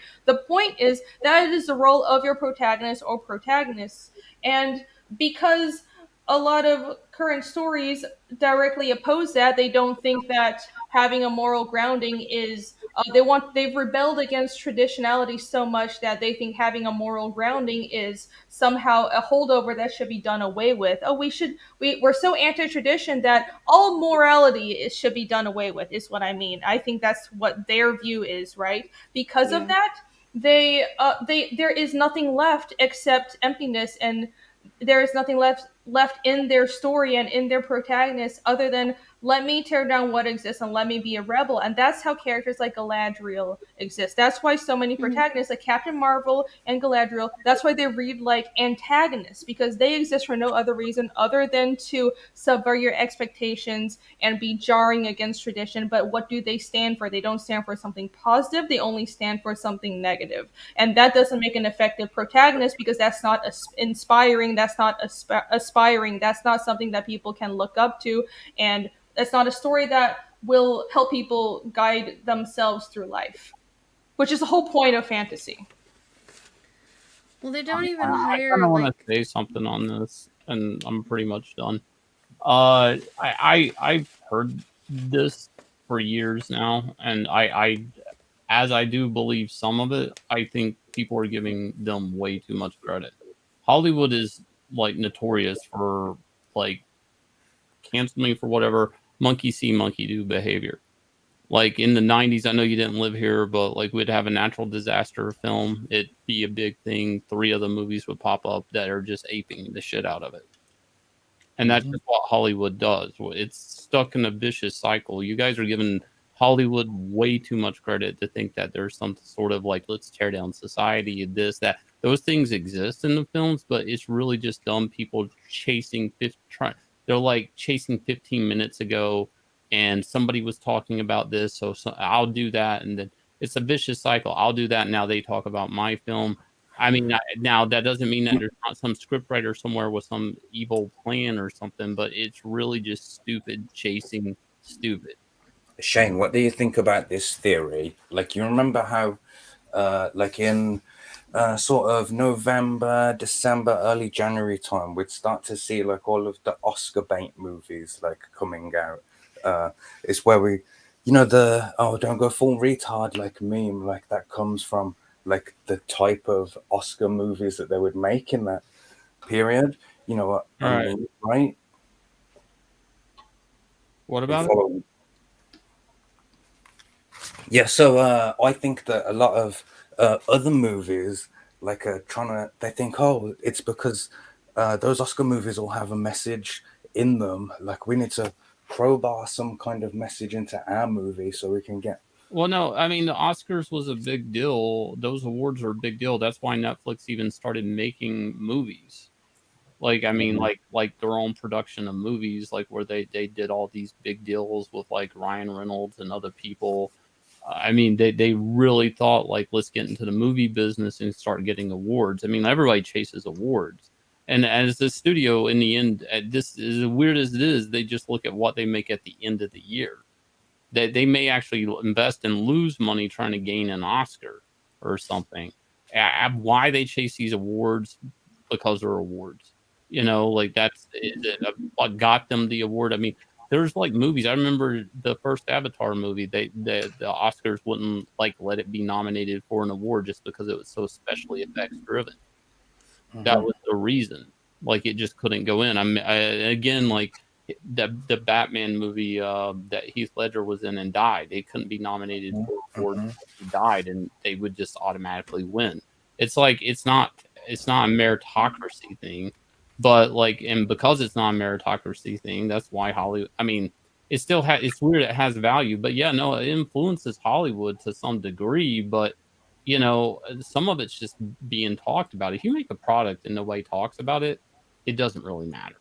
Doesn't I mean, to some people it's about money and stuff, but still, people still want to be talked about. And to me, I understand there are like these evil people in media and Hollywood that are trying to shape and shift and change things, but there's also the stupid guy that's holding the fucking checkbook that writes the check, and he's like, well, this is trending. I saw this in the paper. This is what people are talking about. We need more bisexual characters. There's ESG funds and shit like that, but it's still just people chasing like a shadow. It's not, they're just chasing it, and they're caught up in the cycle. Hollywood's rarely ever had original ideas, and when they do come out, I mean, they usually rock and they hit people out of nowhere because of just the straight juxtaposition of it. But like, it's just that Hollywood's just never been brave. That's why they do so many adaptations. That's why comic book films are such a big thing and have been a thing, and they're getting ready to go away. Like, I mean, they're going to become like the new Western probably in like 5 years. You know, it'll be just like this blip in entertainment where it was like, remember when Hollywood, all they made was superhero films? Remember when Hollywood, all they made were Westerns? And it'll just be a bunch of reruns on TV. It's like, I don't know. I really don't think it's the super villain mind. I think those people are on like the B level, C level of things. But in the end, you have to blame the guy with the checkbook that's just running on like, well, the guy to the left of me is doing this. The guy to the right of me is doing this. You know, is there ESG funding? Probably. Oh, I see what you mean. It's just they're just imitating to the left and right, and they get caught up in it, and that's it. Like, it's on such a big scale right now. It's just a reaction. Like, you know, like, did anybody really think Captain Marvel was going to be huge? I mean, sure, but only because it was between two movies. I mean, they did two big Avenger movies. It was built not to fail. Like, I mean, the people that were in there, they knew that when they built it. You know, the people on the outside, they're like, yeah, Captain Marvel's big because it's woman power and this, and then that causes a bunch of other people to imitate that shit in their movies, thinking it'll get the success, and they don't see, no, it was because that, you know, this one Avengers movie had an end scene that made you want to go have to see it because it was the next movie before the next Avengers movie. It's like and that stuff like that causes this just weird ripple effect through entertainment. And it's like I just wouldn't give it more credit than that. I mean, I get there are people in between, writers, producers that are putting leftist shit in it, sure, but like in the end, it's like people are going to chase fad to some degree. I mean, that's just what they do. They're just not creative. I mean, I agree with not everything Frank Miller says, but one thing he always said is Hollywood came to comics because they don't have ideas. I just never really think Hollywood they're the big masterminds that they want everybody to think they are. And they want everybody to think they are because they're like Hollywood elitists. You know, if they're not being talked about, and if, you know, they have to be the elite. You know, that's the thing. They're always going to posture themselves that way, whether they know what they're doing or not. They're always going to act like they know what they're doing, and they know what I mean, if you're in Hollywood and you don't know what your finger's not on the pulse, and you're not sitting here saying this is the next big thing, and I know, like you have no clout. I mean, there's no reason for you to even be there. You're like useless because that's all it's about is mining the next big thing. You know, which they're not. Like, what's the big thing that Hollywood came up recently that you're like, oh yeah, that was just so different. You know, it was so good. It was what, Top Gun Maverick? I mean, that was just a return to 90s action. As much as I like it, I mean, that was just the only reason that was great was because everything's been shit. I don't know. I just. Yeah. I see what you mean. You're saying it's not some like grand conspiracy, and that's not what I was saying. I think it's more of at the end of the day, the people at the top of Hollywood, they're just bean counters, and they just follow trends, and they're not revolutionaries. Hollywood has never been this, like, the idea like of Disney or Hollywood being some sort of creative powerhouse has always been a lie. They've always just taken what's existing and kind of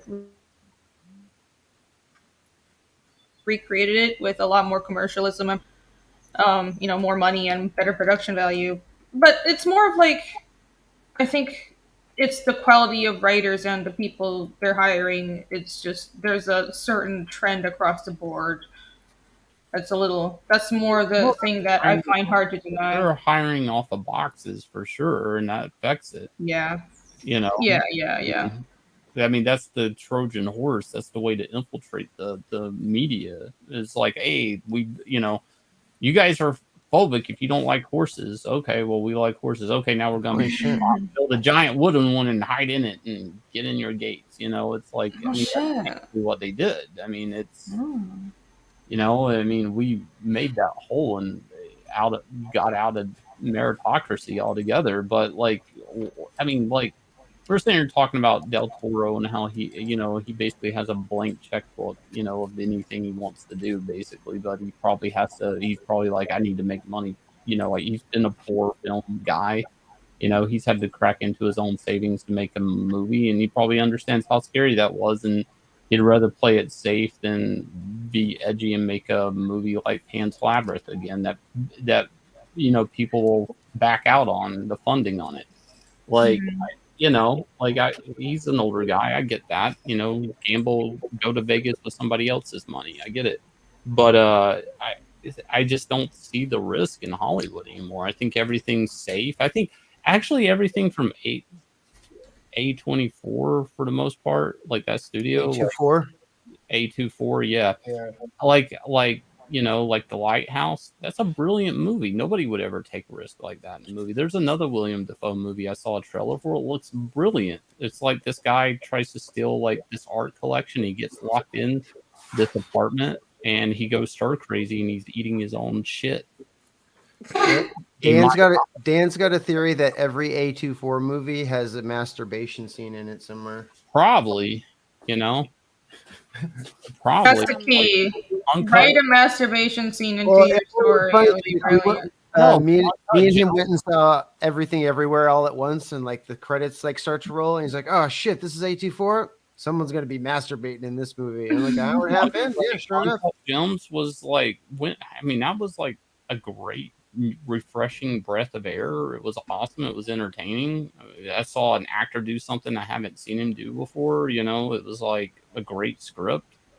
It's like those things are too far and in between. Like it's just, I don't know where this. I mean, it's not like Hollywood's incapable of this shit. It's just either they're too scared, or the priorities aren't on it, or they're too busy chasing another trend. Nobody's trying to make these. I mean, they're not franchises. That's the other fucking problem. Is everything in Hollywood right now is trying to build a fucking franchise. Just build one fucking good movie. That's it. Right. I mean, what if the Matrix stopped I agree with that. What if the Matrix wasn't? There was never a 2, a 3. When I got that fucking woke ass 4th one, you know, like what if it was just that one fucking movie? Is that a problem? I mean, can nobody think of something new? I mean, like I don't know. Like it's hard to differentiate because at the same, it's like I'm a proud capitalist, but at a certain point, it's almost like they're ruining art just for the sake of, well, let's squeeze some more money out of this thing that was supposed to be a one-off, and it was supposed to be art, and you're ruining the story for the sake of just making a sequel. I don't know what to call it. Like, what do you say when they do that? I've watched The Lighthouse probably like 7 times. The first time I was horrified by it, and I was like, what the fuck is this? The other 6 times I laughed my ass off. It's a fucking comedy. It's really simple. Hilarious. It's hilarious. I just didn't realize it was a comedy the first time I watched it. Like these are awesome. Awesome things are being built. They're just not in the mainstream. It's really weird. Yeah, we're all hipsters now. Oh God, no! Please. Berserk Volume 1, guys, $29.99 up on Amazon. Wow, Fiendish Volume 2, everybody. Check it out on Indiegogo, link in the description. Also, yeah, hey, everybody, you should back Goblin Girl and Inglorious Rights and Frog G. Is that a hint for me to pull up campaigns? I feel like it is. I feel like Shane's pressuring me. I think everybody should utilize their channels right now more to sell books. Yeah. I know everybody's like, I don't want to do a shill stream, but it's like, books have to come up because you can't trust platforms to bring up your books. Well, that's the thing. Unless it's Berserk on Amazon for $29.99. Well, Shane, you're certainly not helping by just being funny and not shouting out your book or anyone else's. Even though you should go check out Berserk, yeah. And Shane is the newest fan that I've converted. I have converted a new fan.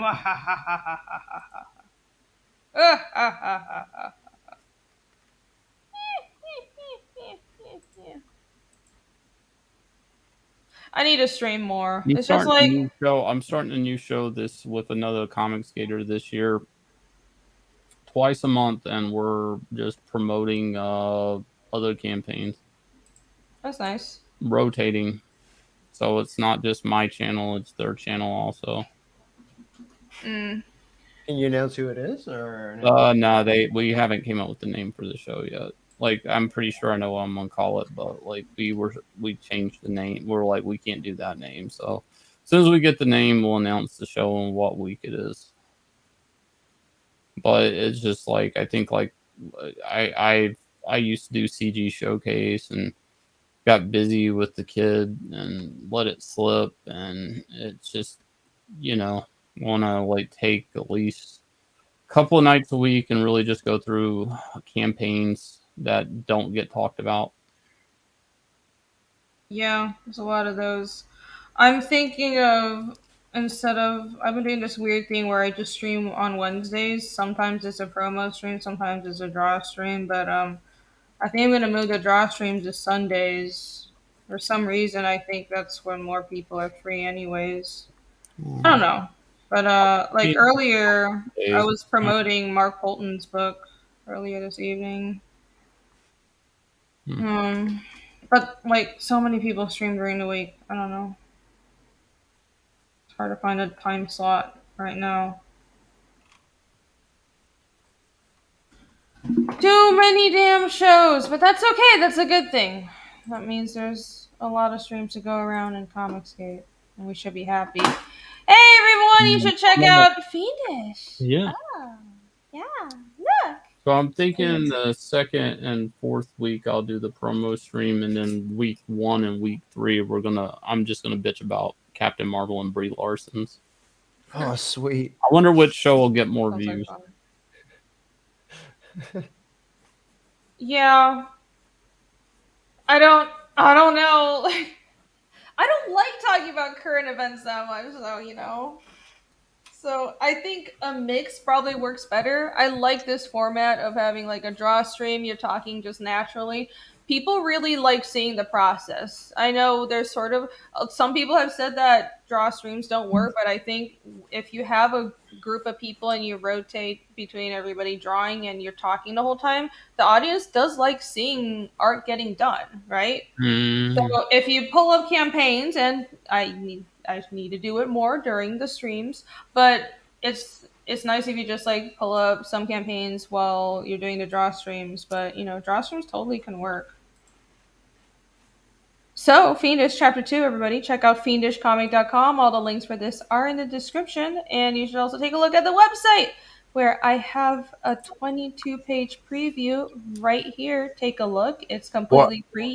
You can see if you like this book or not, and I'm sure you will like it. What does fiendish.com go to? I'm a little worried to type into my own browser, like instead of Fiendish Comic. I don't know, so probably you shouldn't type that in. You would have bought fiendish.com, like if someone didn't already own it. It's got to be a thing. Someone in the chat have a look and report back to me what's on there. Like I'm worried it's like a. It's nothing. It's a dead 404 site. It's nothing. There you go. I actually didn't even look because I wanted people to know, like, it's my fucking comic, you know. I always look for Fiendish Comic right away, and I was like, oh, it's available, so I immediately bought it and I registered it everywhere. So it was fortunate. I'm shocked that it wasn't taken because it's a cool ass name, isn't it? So Fiendish Chapter 2 Origins. This is the second installment in my fantasy mystery comic, obviously, and it is a 74 page book. I'm over halfway done with it. I'm working on like page 43 as we speak. The colors are coming along great as well. The story is about Casimir, who is on a journey to find the truth behind the demons who massacred his hometown years and years ago. So if you like classic fantasy, if you like a lot of world building, action, and demon hunts and all kinds of good stuff like that, then you should definitely check this book out. There's also like, think of it as a little bit of Tolkienian fantasy, but with Lovecraftian horror put in there. And I'm a fan of manga like Vinland Saga and Berserk, and if you know, you know. If you know, you know. All that good stuff. So check it out on Indiegogo right now. I wouldn't really say this is not. I mean, I'm a fan of a lot of things that I'm not like really influenced by in here, I think. Yeah. I wouldn't just shout out that comic just because I like it. Like specifically, I think I don't know if it like puts people off if I, bring up that I'm influenced by some manga, some stuff that's not American because I have an American audience. But I'm just being honest. Like I grew up in Asia and I read a lot of fantasy comics from Asia, but also a lot of stuff from Europe, and I'm a fan of classical fantasy. George R. R. Martin's works, of course, Tolkien and The Witcher and all that kind of stuff, and European comics like the Siegfried comics by Alex Alice are some of my favorites. So, and I'm working my way through the Elric comics. I need to read the Elric series. So I'm just a big fan of fantasy. Of course, I grew up with a lot of Lovecraft as well, and I'd like to recreate that and sort of. I've always felt like fantasy specifically in American comics has been lacking. There are not a lot of people creating long form stories with original worlds and that are sort of more high investment franchises, right? A lot of comics are shorter series. There's a lot of comics in other genres, obviously, a lot of superhero stuff. There's nothing wrong with that. But I wanted to take a bit of a risk, but create something in a genre I truly loved. I truly do love fantasy, and I think it's a bit of an unfulfilled corner of the market, and I'm hoping that this will pay off. Like I put a lot into this work. I spent like the better part of 5 years building this project. So if you want to see the fruits of all of this labor, you can check it out on the website fiendishcomic.com and also take a look at this campaign. You can get, I have like 4 variants. I think 2 of them, the one that's my cover, and then there's the one that's by Boob Dan, who's also on the stream right now, are always available. I have a couple other variant covers that are only available in the Give Me Everything tier, which is basically my subscription box right here. That's the featured one. And you can also get book 1 along with book 2. You can go right here to the Catch Me Up to get both of these books at a discount, book 1 and book 2. And I have a bunch of other add-ons such as a world map and some standees. So you have a lot of options. Check it out. Nice. Yay! Woo! 151,000. Oh my god, that's so great. Thank you everybody. Love you. What are we talking about on Friday? Do we remember? I have no idea, but we are doing another world building stream on my channel this time. It's my show with Ali, so tune in on Friday at 11 p.m. We'll figure out. I have no idea what Monsters or something? Oh yeah, do you want to talk about monsters? Because it's got to be Friday the 13th themed somehow.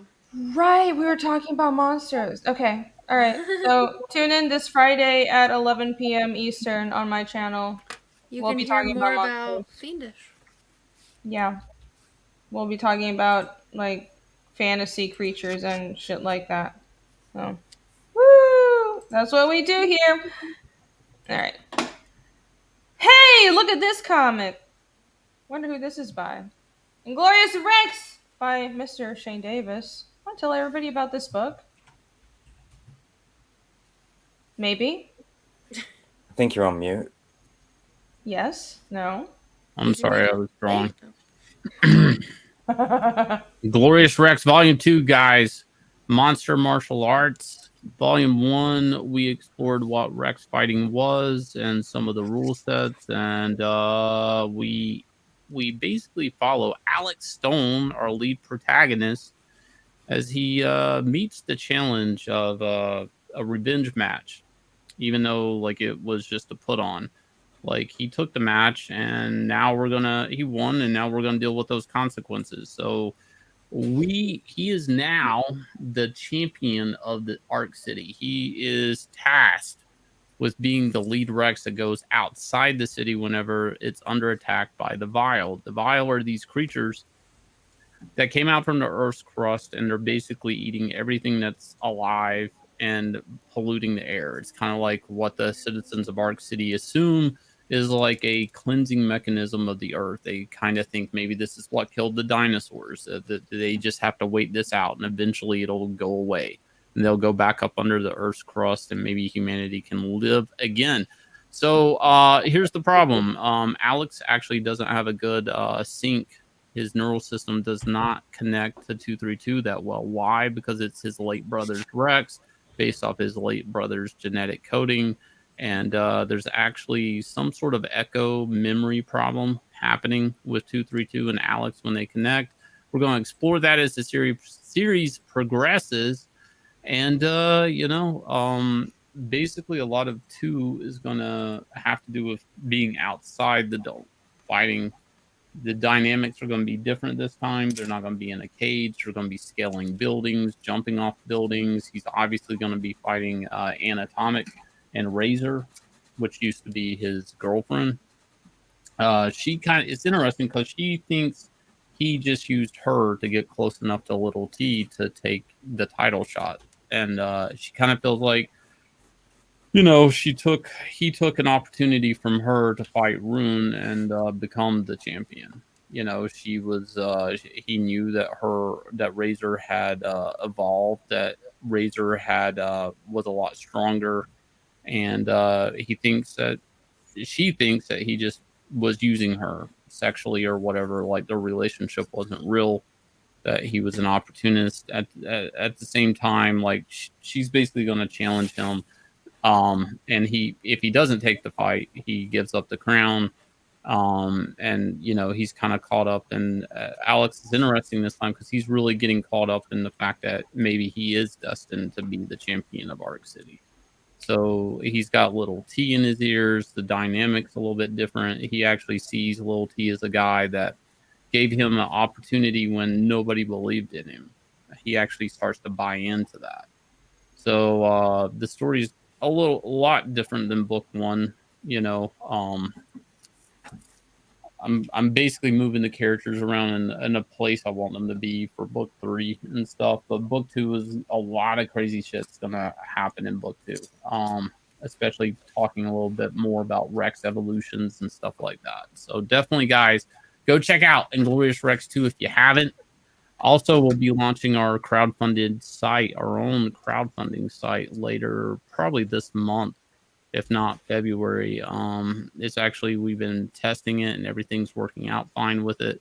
It's actually in sync now with our Indiegogo, so we'll be launching that. So if you want to back us there, you can back us there. If you want to back us on Indiegogo, it's all the same because we're pulling our numbers from Indiegogo. So the counter will reflect any backings on either one. So it really doesn't matter which one you back us at. But rest securely, we will be crowdfunding well into the future, and we will not be pulled from Google ever again. Hell yeah.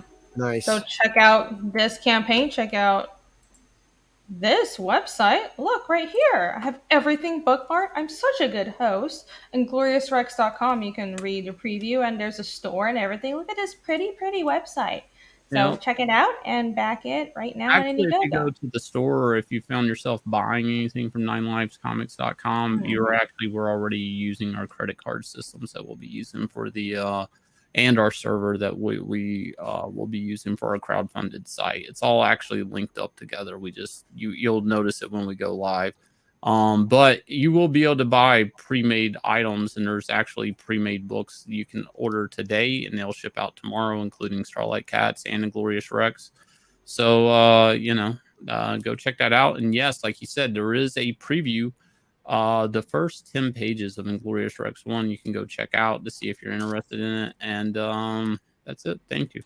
A lot of people actually buy Inglorious Rex 1 from the site, and then they turn out to come up and back the book. So that's kind of nice. Nice. I'm glad to hear. I like seeing that these independent websites and storefronts have a lot of traffic. You know, I think it's nice to have a balance between the crowdfunding sites and independent stores. Stuff up on eBay, but nobody backs us on eBay or buys from us on eBay. They just buy from our site, which is nice. But you can still, if you don't want to buy from our site, you can probably find our eBay store also. Cool. It's like the more different platforms you have to sell your product, the better. I'm glad that this is working out for you, that people do buy it from your website. That's cool. It's weird. Yanzi the other day was like, we haven't sold anything from eBay in a month, but I keep taking books to the post office every day. So it's kind of weird. Wait, what do you mean it's weird? Well, you would think people would be buying off of eBay, not my website. No, I don't think so. I think because, again, with our network... Just from the search engine, you would think, but I don't know. It's interesting. Like, I don't know. Maybe we should put more stock into our own individual sites, at least as far as like storefronts, because like the good thing about that is like, I can always, basically you buy from us, you're on a mailing list for future products, or if I run a promotion or something. So there's a lot of benefits. Yeah, most of the backers come from direct links anyway, don't they?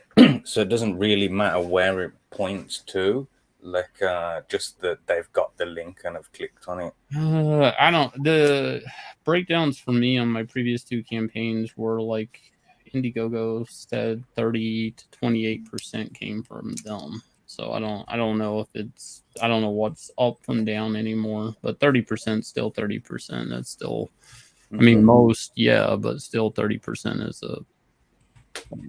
too much to lose if that's true. I think the backers and customers want to directly support creators whenever possible. They'd rather not give eBay a cut of the proceeds. I mean, people do think about that. So as long as we keep on promoting these independent websites, like, it doesn't matter if it's not connected to a larger network like eBay or some other platform. I think it can work. Weird You about just it. have to tell people. I don't promote my site like that. So it's probably just through Google then. People Google it and this website right here The comes only up. thing, yeah, I guess. I don't know. It'll be interesting because like we have like an account manager that, you know, works with search engines and stuff. So like when our crowdfunder goes live, you know, we're automatically doing what we can to get it on the search engine, you know, so it won't, you know, it'll be the thing that pops up in Google. But it's still like difficult because it depends on what the name of your product is. Like, you know, like ours is, it's pretty easy, but like if it sounds familiar to something else, it might become difficult to hit the search engine the way you want it.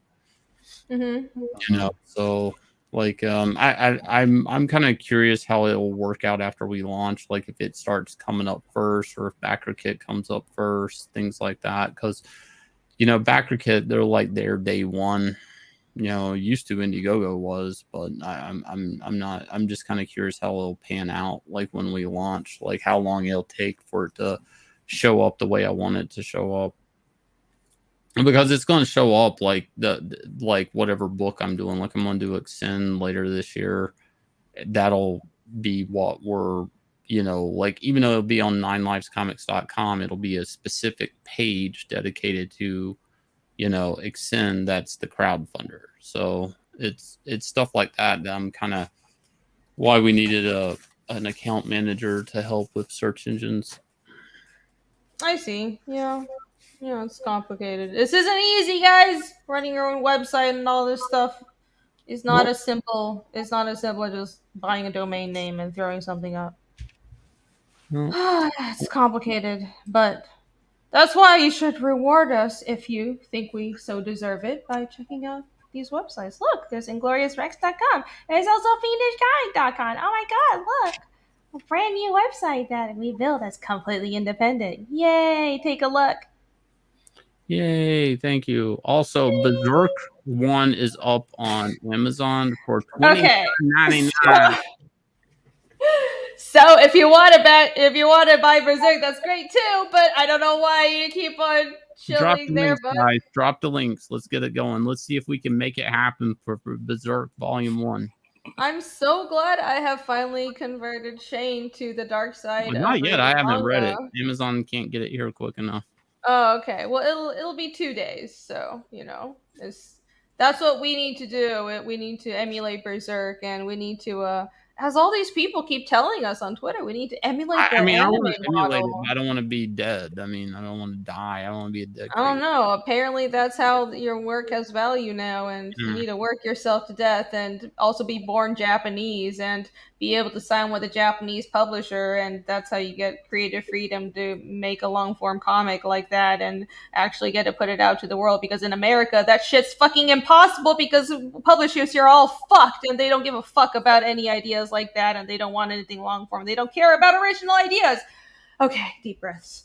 Goblin Girl, You know why we everybody. don't do long form books, right? I know, and I think it's silly. I don't think that's the way things have to be. I think people have been trained to be used to a market that to like be trained to buy books in short runs. If you know what I mean. I don't know if like No, I'm the sales phrasing that drop correctly. and then they reboot. Yeah, I don't think that's how it has to be. I think No, the it success doesn't. of But manga, right? I understand why though. I do understand why. I just oh don't no, think but that's the even if only Batman, way. hang on, even if Batman's selling well, that's fine. But they still have to reboot Batman, even though they don't need to, because it's all tied together as one universe. I don't know. I just maybe I'm wrong, but I'm stuck on the idea that the success of manga, not like if you have like 50 issues, probably that's too much, but if like, I don't know, 10 or 20 issues, just the fact that really successful manga, the sales keep going up. I think No, it's you're more of a right, but problem. I want to make sure you understand why they do it. I do understand. I just think it's like a lot of people kind of have just settled with the idea that, well, we don't have to try with the stories because, well, it'll, well, like comic runs only sell for so many issues, and so let's just keep on rebooting it. And nobody really has this mindset of let me just commit and really this is everything. This is like one shot. I'm gonna put all I have into it, and I Mike, know it's high risk, high reward, but right. like, why not give it a shot? Maybe an audience is out Micah there. Jones has a good point in your chat. He's like, I like things with a solid ending. That's why I like manga. Well, you'll never get that from Marvel and DC because they're corporate vampires that are milking IP from creators that they had like 80 or 100 years ago. So that's why they can't ever end, because that nobody's giving them a new Spider-Man. That's Nobody's true. making a new Batman. So they're in this vicious cycle of trying to milk the cow until the cow's dead. That's part of the problem too. Well, that'll never happen with my work because I have a concrete ending in mind, and I think that's so weird. Stories should have an ending. That's what make the stories valuable. Well, you want to sell as many Batman shirts as you can. Ugh. And then you want to sell 3 more. Come up with new ideas like we're doing right here. Like Goblin Girl. Something original and new. Is that right? Goblin Girl team. Right? Sorry. Yeah. Hello. Hi! Oh, shall we move on? No. I guess let's move Hang on. on, I'm putting toothpicks in my eyes right now to stay awake. Go ahead. Yeah. Goblin Girl, it's a comic book by Dan. Dan's Plagle. asleep, so I guess never mind. Oh, he's muted. Dan, you're muted. We can't hear you. He doesn't want Are us you to gonna hear pitch him your book? snoring. Leave him alone. I was trying to be respectful of Shane. He was talking, and I was listening to him, and I didn't want any of my Oh, you're back. scratching or coughing. You're snoring. Yeah, to interrupt. I figured I'd throw that There up we there. go. There we go. Jan There's does some- it all the time. There's some art. There's some art from Nice. Goblin Girl. And let's see. I got the cover here. We can show the 2-page cover off. Nice. There's the Pretty. So what's this comic about? Let everybody, you want to do your This pitch? is a 80-page old school fantasy adventure book with some cheeky, Elvira style booby humor in it. It's about a group of adventurers that are making their way through a world that's been turned upside down from a magic cataclysm, and it's basically just a fun book, throwback to like the old days of like Comico and early Dark Horse Comics type stuff. It's just meant to be a good time with a fantasy setting. Yeah, lots of cool characters, lots of adventure. Yeah, lots of action and monsters. gore. Yeah. I would say it's R-rated on the edge of NC-17, sort of gore and violence, like horror, like action, but no nudity. So if you don't care about goblins getting hacked up and bleeding all over the place, then you'll love this book. Well, it's Goblin Girl is it's gory, but I think some people have mistaken the boobage and the sort of artistic style as Hey, man. you're hiding some kind of I put R-rated the content, boobs but you're actually not. There's no nudity in the book. There's not. So very cool.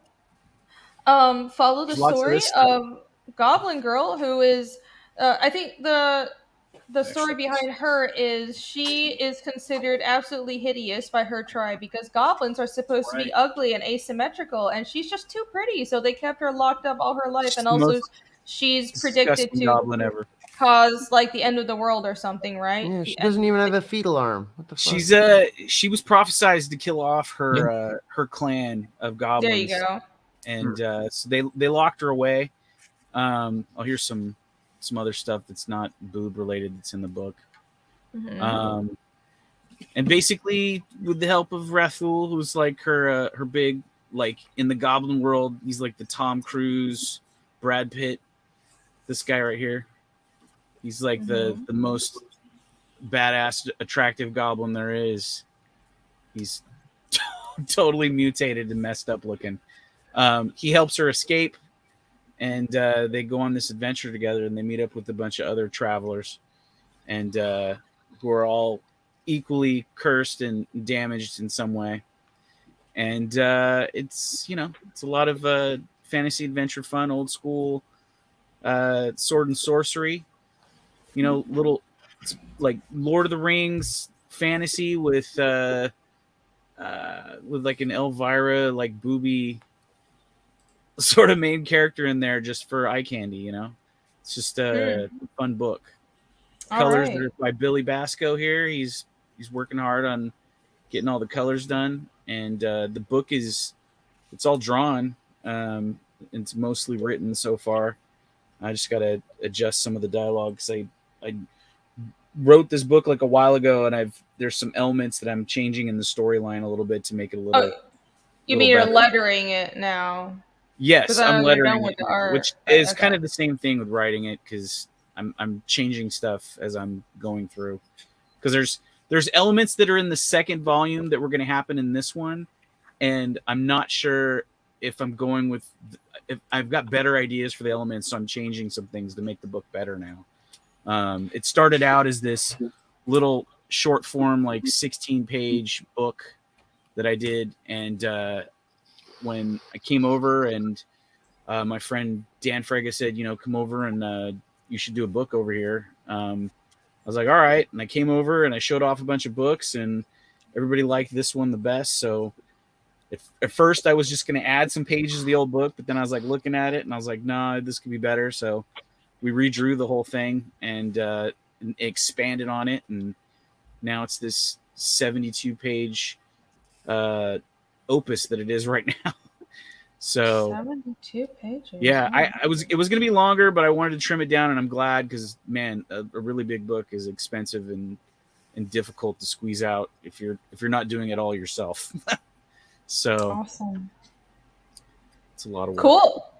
I especially like this page. For some reason, I really like how Goblin Girl looks in panel 1. So I am a fan of this page. It's one of my favorites. Yeah. Very Rathul nice. is showing off his tumor as well. It's pretty nice. Yeah, that giant hump tumor. Very handsome. His lovely, So lovely handsome. lady hump. Lovely lady hump. So cool. Get this book now. You've got a bunch of other add-ons. You have like a Viewmaster and shit. All kinds of like, cool stuff to add on to it. You got the Viewmaster. I'm probably gonna. I think I'm gonna add that to the campaign. Just because I'm gonna have to get like 100 of them. So Trading card, some trading cards by Matt Barr, and we got a trading card from EJ Morges, and then another one by legendary Tim Vigil as well. Cool. So I mean that's 4 trading cards, and let's see what are your stretch goals? Window Cling. Oh, Window Cling. All right, Waxback Goblin cards, Window Cling. Cool. Let's help them Jason get to these stretch goals, everyone. There's also a T-shirt available. If you like this boobalicious T-shirt, so check it out. Chat wants us to show your other book on Kickstarter. I don't know how much of it I can show. It's not even up yet. It's not even available right now. Yeah, it's not available. It's actually also rated R. It has like no. It's rated X. It's like the cover is a sex scene, guys. I cannot show this on YouTube. Well, there is a cover that isn't a sex scene. Let me see if I have it here. All right, cool. Here we go. It's all out. There's nothing hidden. Let me just tell you. It's just here. Unfortunately, it is not available right now.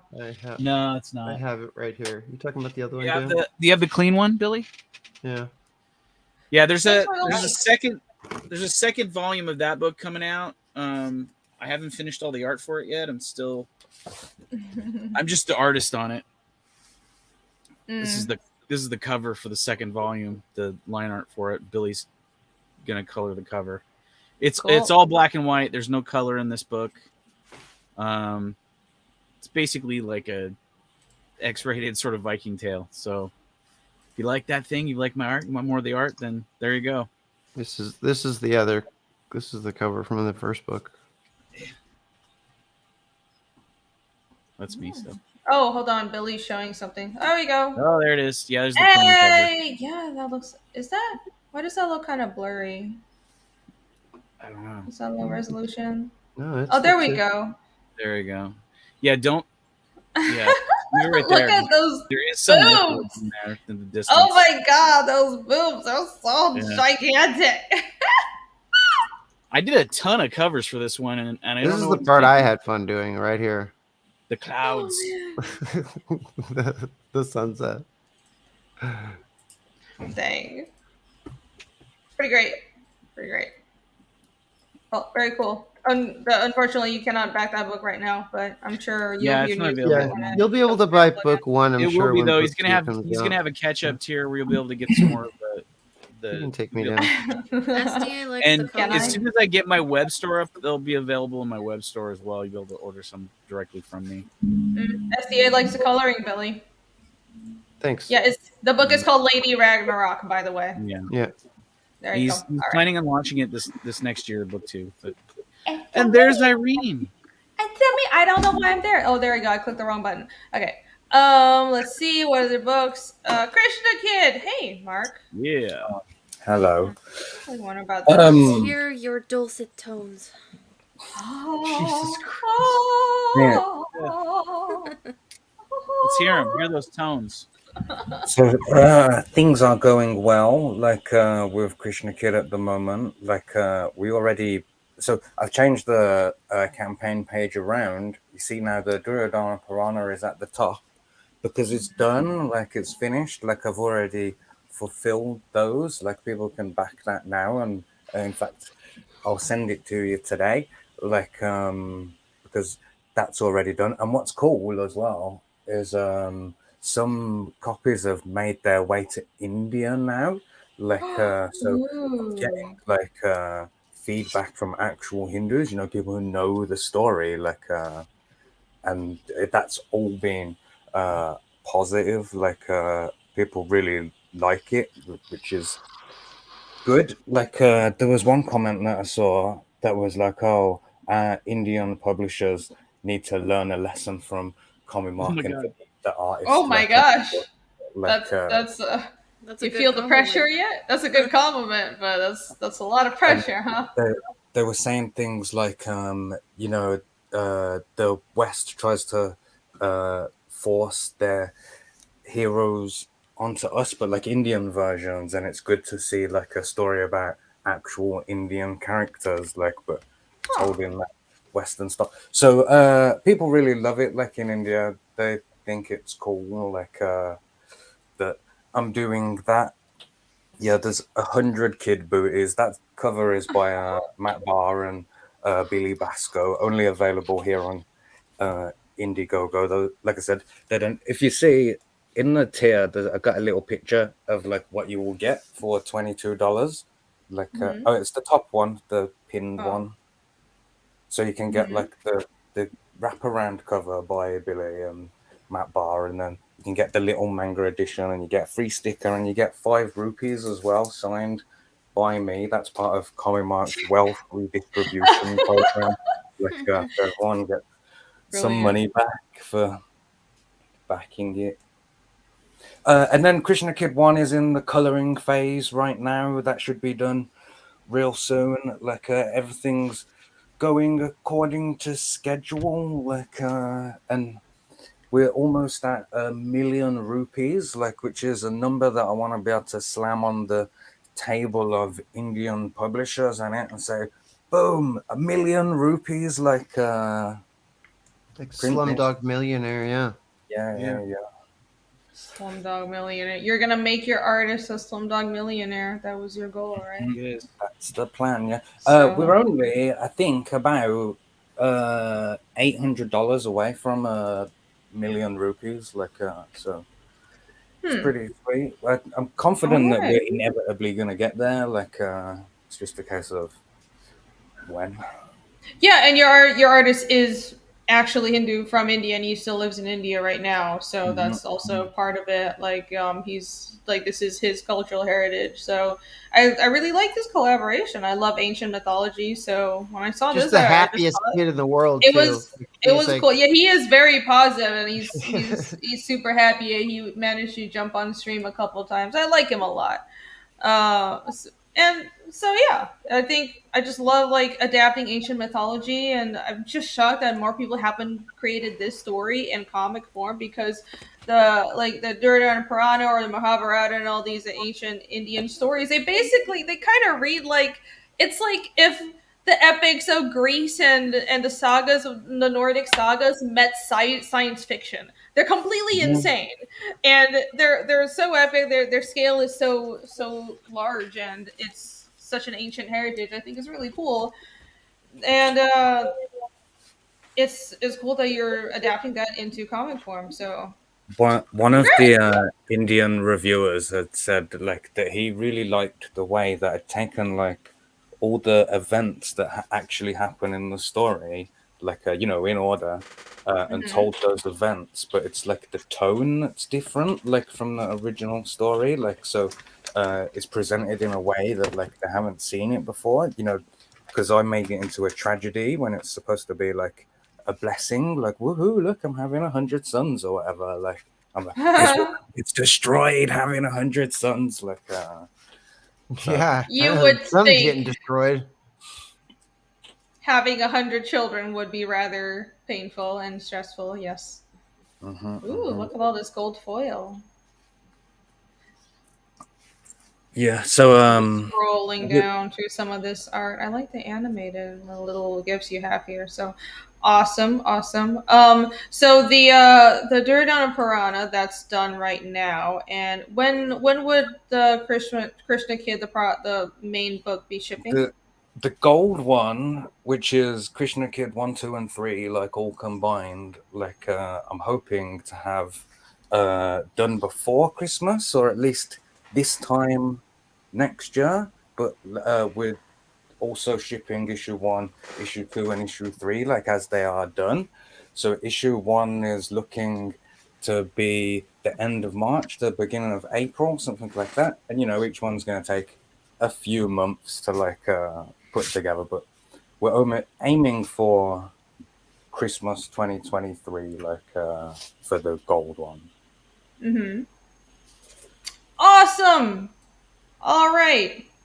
So But remember, like you can back them separately. Like if you back the Duryodhana Purana, you can have it now. Like you don't have to wait a year, like for Mhm. the gold one to be finished.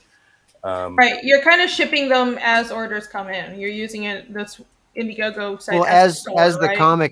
the comic comes out too, because he's selling each like issue 1, 2, and 3 as floppies as their own books, and as they're done, like you'll be able to buy like issue 1 and get it shipped to you in like 3 months when it's done, Yeah, and you'll and be able it'll to get have Nice. issue 2 in like 6 months, and then the third issue will come like say 9 or 10 months from now, and the and collected then edition will come. each one of those comes with its own like wraparound exclusive variant cover by Billy and Matt Barr in it. Like and So they yeah, all make a nice little set together. Awesome. Over 9,000. Well, it's been over 9,000 for a while, guys. Oh, in pounds though, it's on 9,000 and some change. Like Oh, okay. ten This is thousand on pounds is USD. almost exactly 1 million rupees. Like so, that's like the big number Oh. that we're aiming for. Ooh, I see. Wow. Awesome. Let's help get this over 1 million rupees and make your artist. What's his name? Vineet. Vinny, yeah. neat. Vineet. Yes. Oh, I'm very impressed that I remembered that name. I was so nervous. Yay! I remember it. So let's make Vineet a millionaire. Benit is so positive, he makes Tom Holland look like a goth. Okay. I don't know jack shit about Tom Holland, but cool. Cool. SDA in the chat says the kid looks like Dragon Ball Z. The book is like Dragon Ball Z, and it like Krishna can Well, the fly and thing throw energy is, and stuff. the story of Krishna is like that sort of super powered young character is a motif in like Hindu mythology, and Krishna probably influenced stories like Goku, because this whole story of a journey to the West is really influenced by Buddhism, and Buddhism descends from Hinduism, and then Goku was in turn inspired Dragon Ball Z, and this the character of Goku in Dragon Ball Z. So that's why you probably see a similarity. All of these things are interconnected. Right. And as well, when I came up with the idea, I was like, let's do to Mahabharata what Dragon Ball did to Journey to the West in it. So it's quite deliberate that I've done it as well, like, because when I was reading it, like, I imagined it like Dragon Ball Z or whatever, because those were the pictures I was making in my head when I was reading the book. Have you seen the Lego cartoon, The Monkey Kid? The Lego movie? No, it's like a show, but it's not animated. It doesn't even look like you'd have to go do a YouTube search. I don't know what country this has been coming out in, but there's been a lot of people trying to do monkey print stuff. Like DC's in on it too, but Lego went after it. And the animation in that actually looks really cool and different. You just have to look it up later on. Like, Okay. I have seen some. There have been a couple of things where they've been trying to adapt Sun Wukong and the whole Journey to the West story. There's a Chinese studio that actually did kind of a dark adult, like really dark, realistic looking version that looked really good. But I don't know why. I guess they're running out of cultural things to bastardize, so they're trying to reach for Journey to the West now. well, that was what's weird about Journey to the West is, like, at least with the Monkey King or Monkey Kid. I'm sorry, the Monkey Kid is it's actually not. He's like a kid, and then the Monkey Prince is a character in it, but they obviously made their own character that's like the new character, and the Monkey Prince. Okay. All the legend of the Monkey Prince is there. So it's weird. Like, I guess Lego gets to own the Monkey Kid, but then I guess the Monkey Prince is completely free domain, so they get their cake and eat it too. Oh, right. Of course, right. They create their own character by having it as a child of this other well-known character. Yep. We've seen that before. That's well, if it looks good. What is it called? Is it called The Monkey Kid? I'll bring it up, and after you're done, I'll pull it up. Yeah, Because yeah. Let's take a look. That's interesting. They're aired in the United States. Even if they are, even if they are bastardizing my culture, as long as it isn't shit, I'll still give it a try because I'm nice like that. All right, Allie, this is the sign-up page for the Egg Beater comic that is being written by Allie Sanguis on the panel right now. Why don't you tell us about this project? That's me. Yes. So, Egg Beater is a horror slasher comic filled with puns and murder. He's a baker who was driven insane because his family was murdered in front of him by gang members. And his bakery was burned down. And they spilled burning donut oil over his body, so his face, like, and his skin is all melted. Adorable. Adorable. It's gonna be in black and white, and I am launching soon. I just have to finish up the trailer. I had a whole bunch of Oh my god, technical difficulties with it. Oh no! All Oh no, right. what? Nothing. I haven't seen that. Oh yeah. It's so charming. Yeah, he's the demon baker of sweet treats. And Mo Biggs is actually the one who said that it reminded him of oh, go back up. I forget his name. What's that cook, the chef guy? All the way up. Gordon Ramsay. Yeah, Gordon Ramsay mixed with a Punisher, and he kills 13 people because it's a baker's dozen. Murder puns. There's I'm way too so amused by this shit. many murder puns. You have no idea. It's a good time if you like. I like a good time. Especially if you like Tromeo and Juliet, like trauma movies. But like traumatic Romeo and Juliet. No, like trauma films are like a really bad movie company, but good bad. Super low budget, just like disgusting. Like the Toxic Avengers is like one of Troma's biggest properties that ever was like a thing. Like it was actually like a kid's toy for a while and like a cartoon. Okay. I didn't know this was a thing, but now I know. All right. Yeah. It's not surprising that you don't know. It's okay. Like even a lot of like Americans probably wouldn't know. But what I have with it, if you can, I never say this, so like enjoy it, but can you embiggen me? Oh. Yeah. I know. Allie actually wants to be embiggened for once. I am so shocked. Here. I've got these little magnets that I'm calling beater buddies. That that 6 a.m. Comics made. You could see his little egg says "beat me," and yeah. So he wears these like cross pins on his back so that he can pull them out, and like squish your head. Or there's a guy that he Oh, like Berserk. Yeah, there's a guy kind of that he takes the rolling pin and like rolls his neck down till it like squishes right off his body.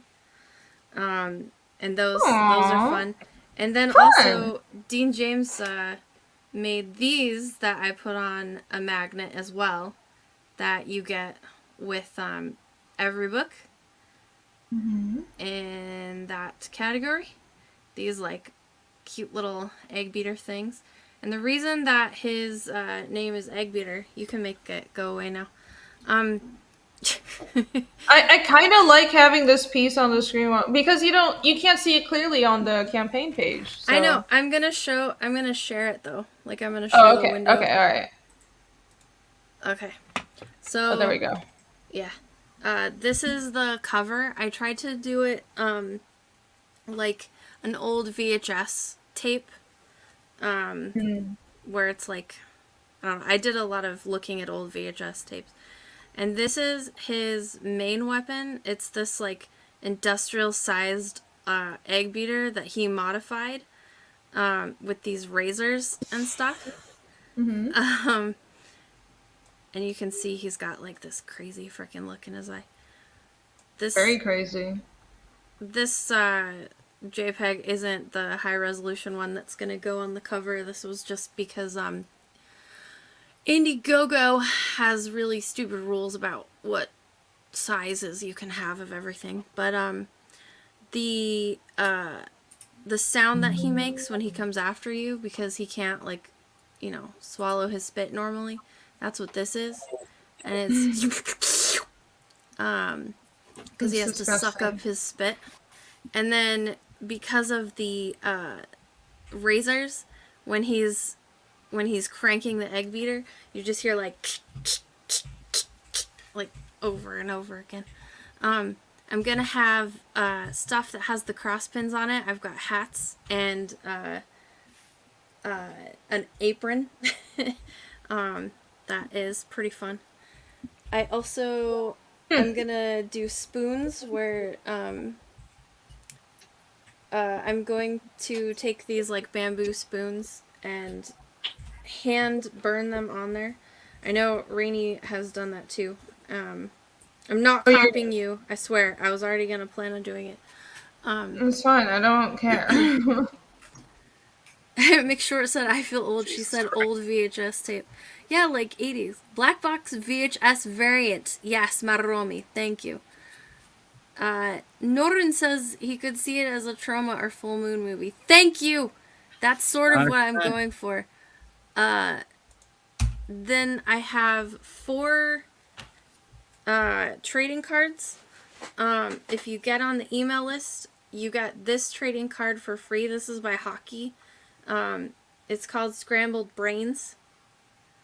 It isn't, the coloring's not finished yet, just so you know. But I'm gonna have, the trading cards are all recipes for death, so they're written up like a recipe. Cause he's a baker, get it? I get it. Oh. Wow. Then there's this one too, the Anthony Figaro. Oh, that's nice. Also made, yeah. I've been super lucky, and in everyone who's like sort of come together to kind of get it out there because they think it's really cool too. So I'm really excited. Yeah, here's a close-up of the cross pins that are going to be on everything. I can hear the Sarah McLachlan. Like it. Sarah McLachlan. I can smell the murder. How happy you are. She's very happy when she's talking about murder and baking things at the same time. Well, I mean, yeah, kind of. Like, I've been working on this book for like 17 years. So Ooh. Wow. It's just from the very earliest stages where I found this like old hand cranked egg beater and I just like put my tongue in it and I was just like, hey guys, wouldn't this be creepy and stuff, and it like kind of grew. And I was gonna make it a movie, but then I was like, fuck, movies are so expensive and I can't drive, so I am kind of barred in that way. But I can make it a comic. So I talked to Hart Fisher and he encouraged me and he said, if you make the comic, I will read it. And I was like, okay, now I have to make it.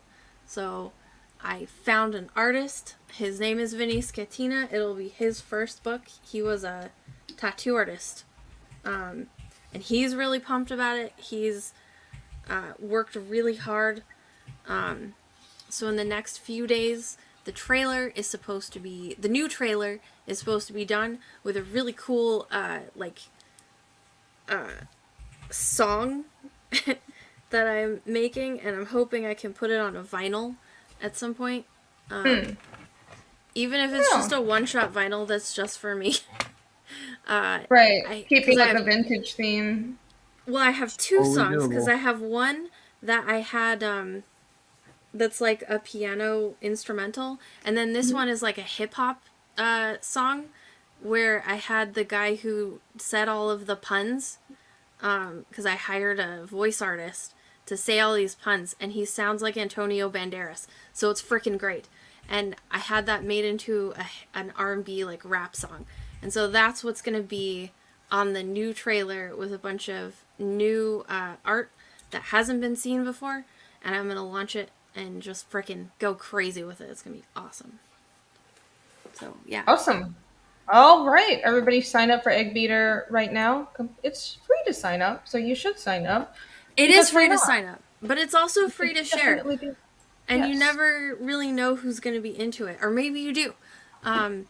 If you share and you send me your address with like a screenshot or something saying like, hey, I shared this, then I will send you a free magnet for being part of my treat team. Treat team? I don't know if that's cute or terrifying. The energy that it was sold with is what I love most. Yeah. Yeah. Treat team. Mildly terrified now. All right.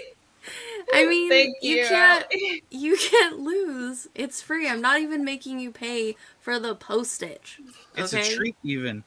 Yeah, it's a treat for a treat. the demon baker of sweet treats. She's Thank gonna you, mail Vic with a K. you bloody rolling baking pins if you Well, sign up for her comic. I mean, I haven't made those as a magnet, but that would be pretty cool though. I would like that. I think that would be fun. I probably will because I like magnets. I'm not huge on bookmarks, just because I feel like people lose them. But like if you get a magnet, even if you don't like care what's on the magnet, it goes on your fridge anyway because you're like, oh, I'll always need a magnet, and then like somebody can come to your house and they'll look at it and be like, what in the hell is that thing? And you can be like, oh, it's a beater buddy. A beater buddy? What is a beater buddy? You'd be like, well, I look forward to getting my This is my opening. my beater buddy. This is my opening. Not that that would get me in trouble or anything. Conversation Yeah, starter activator Next engaged. book, the next book from Allie will be Jeffrey Dahmer Was Misunderstood, the comics adaptation. oh my god, no. I'm just kidding. Are you serious? I'm kidding. No. The next book is actually a zombie book about a private investigator who is also a zombie. Mm-hmm. That's the next book, which I haven't really talked much about, but after Egg Beater, that's what comes next. Zombie investigator. Zombie Investigations LLC. Zombie Investigations LLC. And you can read that also. I have parts of that. But then on Friday, Rini and I are going to talk about my other books because I'm primarily a novelist. Yep, we talk about, well, we do a show every other Friday, and we talk about world building and fantasy and shit, because you have a prose novel series that is based in a fantasy world you built, so I talk about my world building and you talk about yours, and then we just nerd the fuck out. Yeah, it's a one-off, though. Like, you know how you guys were talking about how we want more things that are one-offs? It's just one book. Like, there's no sequel. It's not a trilogy. It's just one book. Yep. It's gonna have an art book with it, but yeah. That's I like things that are finite, that fucking end. It's absolutely finite. Ends. That's the end. I appreciate that. You guys are. I feel like people are waking up. People who were here at the beginning of the stream have gotten a full night's sleep, and they're waking up now. Shane, what were you sharing? I have your screen pulled up. Oh, this is the Lego. This is the Monkey Kid official trailer. Shane left us. Oh, good night, Shane. You worked on a show that has the word monkey in the title. Thank you, SDA. The thing you need to understand about the old legends. Uh-oh. Better talk over it. Never finished. I like this animation. Oh, I mean, it's just a trailer. You shouldn't get struck for it. Yeah, well, you'll get struck for a trailer. I've gotten struck really? for less. Well, yeah. Okay, let's talk over it then. 100%. Absolutely. Why I'm not playing the whole thing. Okay. Aw, Shane didn't die. He That's probably pretty just cool. got tired. I like style, not like what you would expect from Lego. Oh, there you go. Oh, I hadn't seen this. Okay. They're 100% trying to appeal to that Chinese audience. That's part of it as well, isn't it? Cartoon anywhere. So. This art direction's nice. Yeah. I mean, they have Lego sets and stuff on it, but like some of the demons and stuff in it look pretty cool. But they're also trying to make it modern, so like, you know. But it's weird. The Monkey King's in it, but it's like this is like some kid that I don't know getting some of it. I think he gets his staff maybe. That's the whole. I don't know. I can imagine the actual Lego sets for this probably being pretty awesome as well, though, too. Like the actual toy tie-in, you know? That's totally what this is about. It's about the Chinese market, and it's about the toy tie-in for the Lego sets. The designs do look good, though. You know, as long as it's good, then more power to them. But they did do a Lego set about the mountain here, and the whole story of the Monkey King that doesn't have all this goofy shit in it. It's just the Monkey King legend on like as a Lego set. Okay. With the other monkeys, and I guess like the peach he grew out of, or whatever. whatever. Pete or whatever. What was he? King from a stone? Like I can't remember. Was it a cedar? Yeah. Yeah, he was born from a stone in the original mythology. You know. Get packing. Orders that need to go out. But yeah, So- no. No, that's nice. I've seen it air. Like I don't even know if it's in the States. It's in English though. Mm-hmm. That's it. How have I not heard of this? So is it a Lego TV movies series? are really good. Yeah, it's a TV series. Monkey Kid. Okay. Yeah, the Lego movie was actually pretty good, like the 3D one they came out with a couple years ago. Lego both of Batman them. is probably one of my favorite Batmans. Oh, There yeah. is no Joker in Batman. You're nothing to me. Actually, I have to go up in a few hours, so I'm gonna jet. Yep. All right, no problem. It is.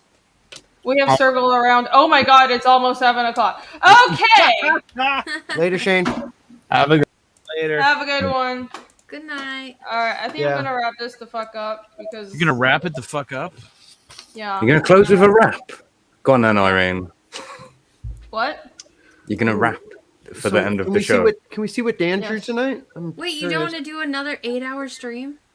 I think I'm good. Well, I showed this, but I'll show it again. Well, so what is that for? It's just Drawn? something that Talking he about just, goth girls, so I just drew some goth girl. he just Titty freaking goth did girls. it just now on stream Yeah, because he's and then awesome. I inked this page. Nice. So Nice. Oops.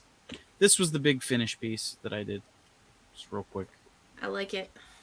Awesome. Nice. Just real quick. Oh my god.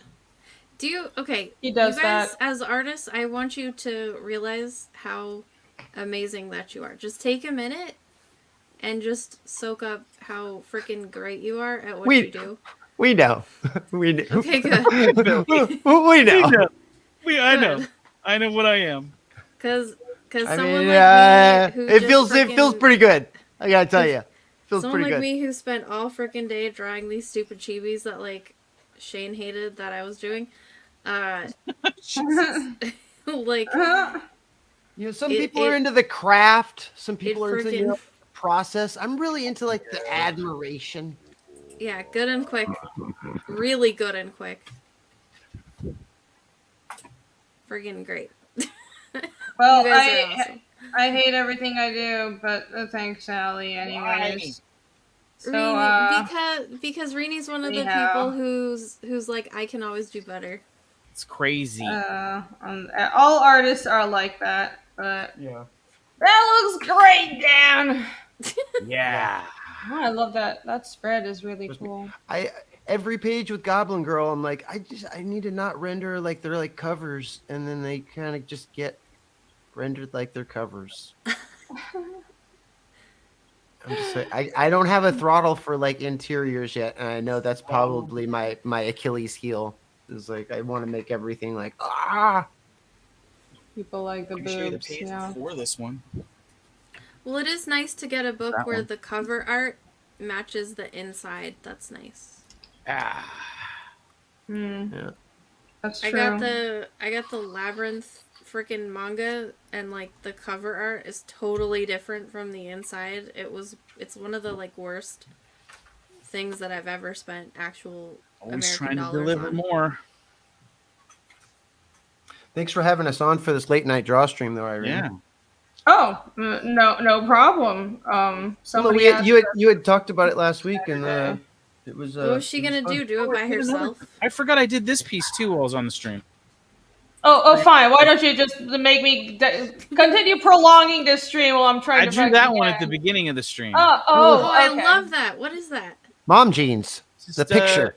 Yeah, it's a character for another project that I'm working on. Oh, I love her. Oh, you'll really love her. She's an alcoholic. No, She dude, is. like her and her boyfriend. I don't My wanna favorite sound types weird, of but characters. I like how her boobs are smaller than most Oh, you of like your that? characters. Yeah, they're pretty significantly small. I like her pose and everything. That's really nice. She's the main female in that book.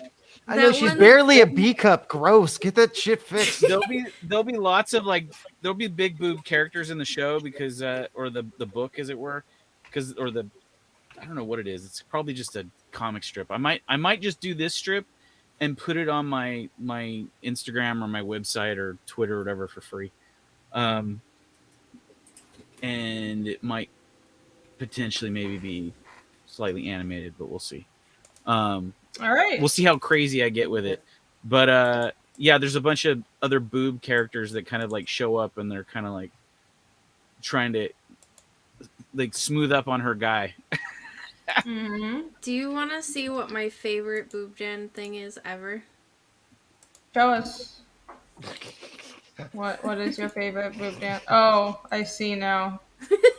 Oh yeah. That's It's the that's one- in the mail. I got to dig that up. That's the thing that's taken the longest about mailing me your stuff. Is I got to find that piece. The one that he did of me is probably the only picture he's drawn of a chick with no boobs. I love it so much. It's my favorite. Allie's an egg beater. You see. Yeah. Yay! And I'm just like, no, thank you. Yeah. That's accurate. I love it so much. I show it off to people. I'm just like, guys, look. I have it over here. I just have to dig it up. It's in this pile of art that's over here. I showed it to my grandma. I was like, Grandma, look. She's like, what the hell? She was like, uh-huh. Like, that's nice, That's just darling. weird, dear. It is annoying how I'm fast glad Dan you're is. making friends. Yeah.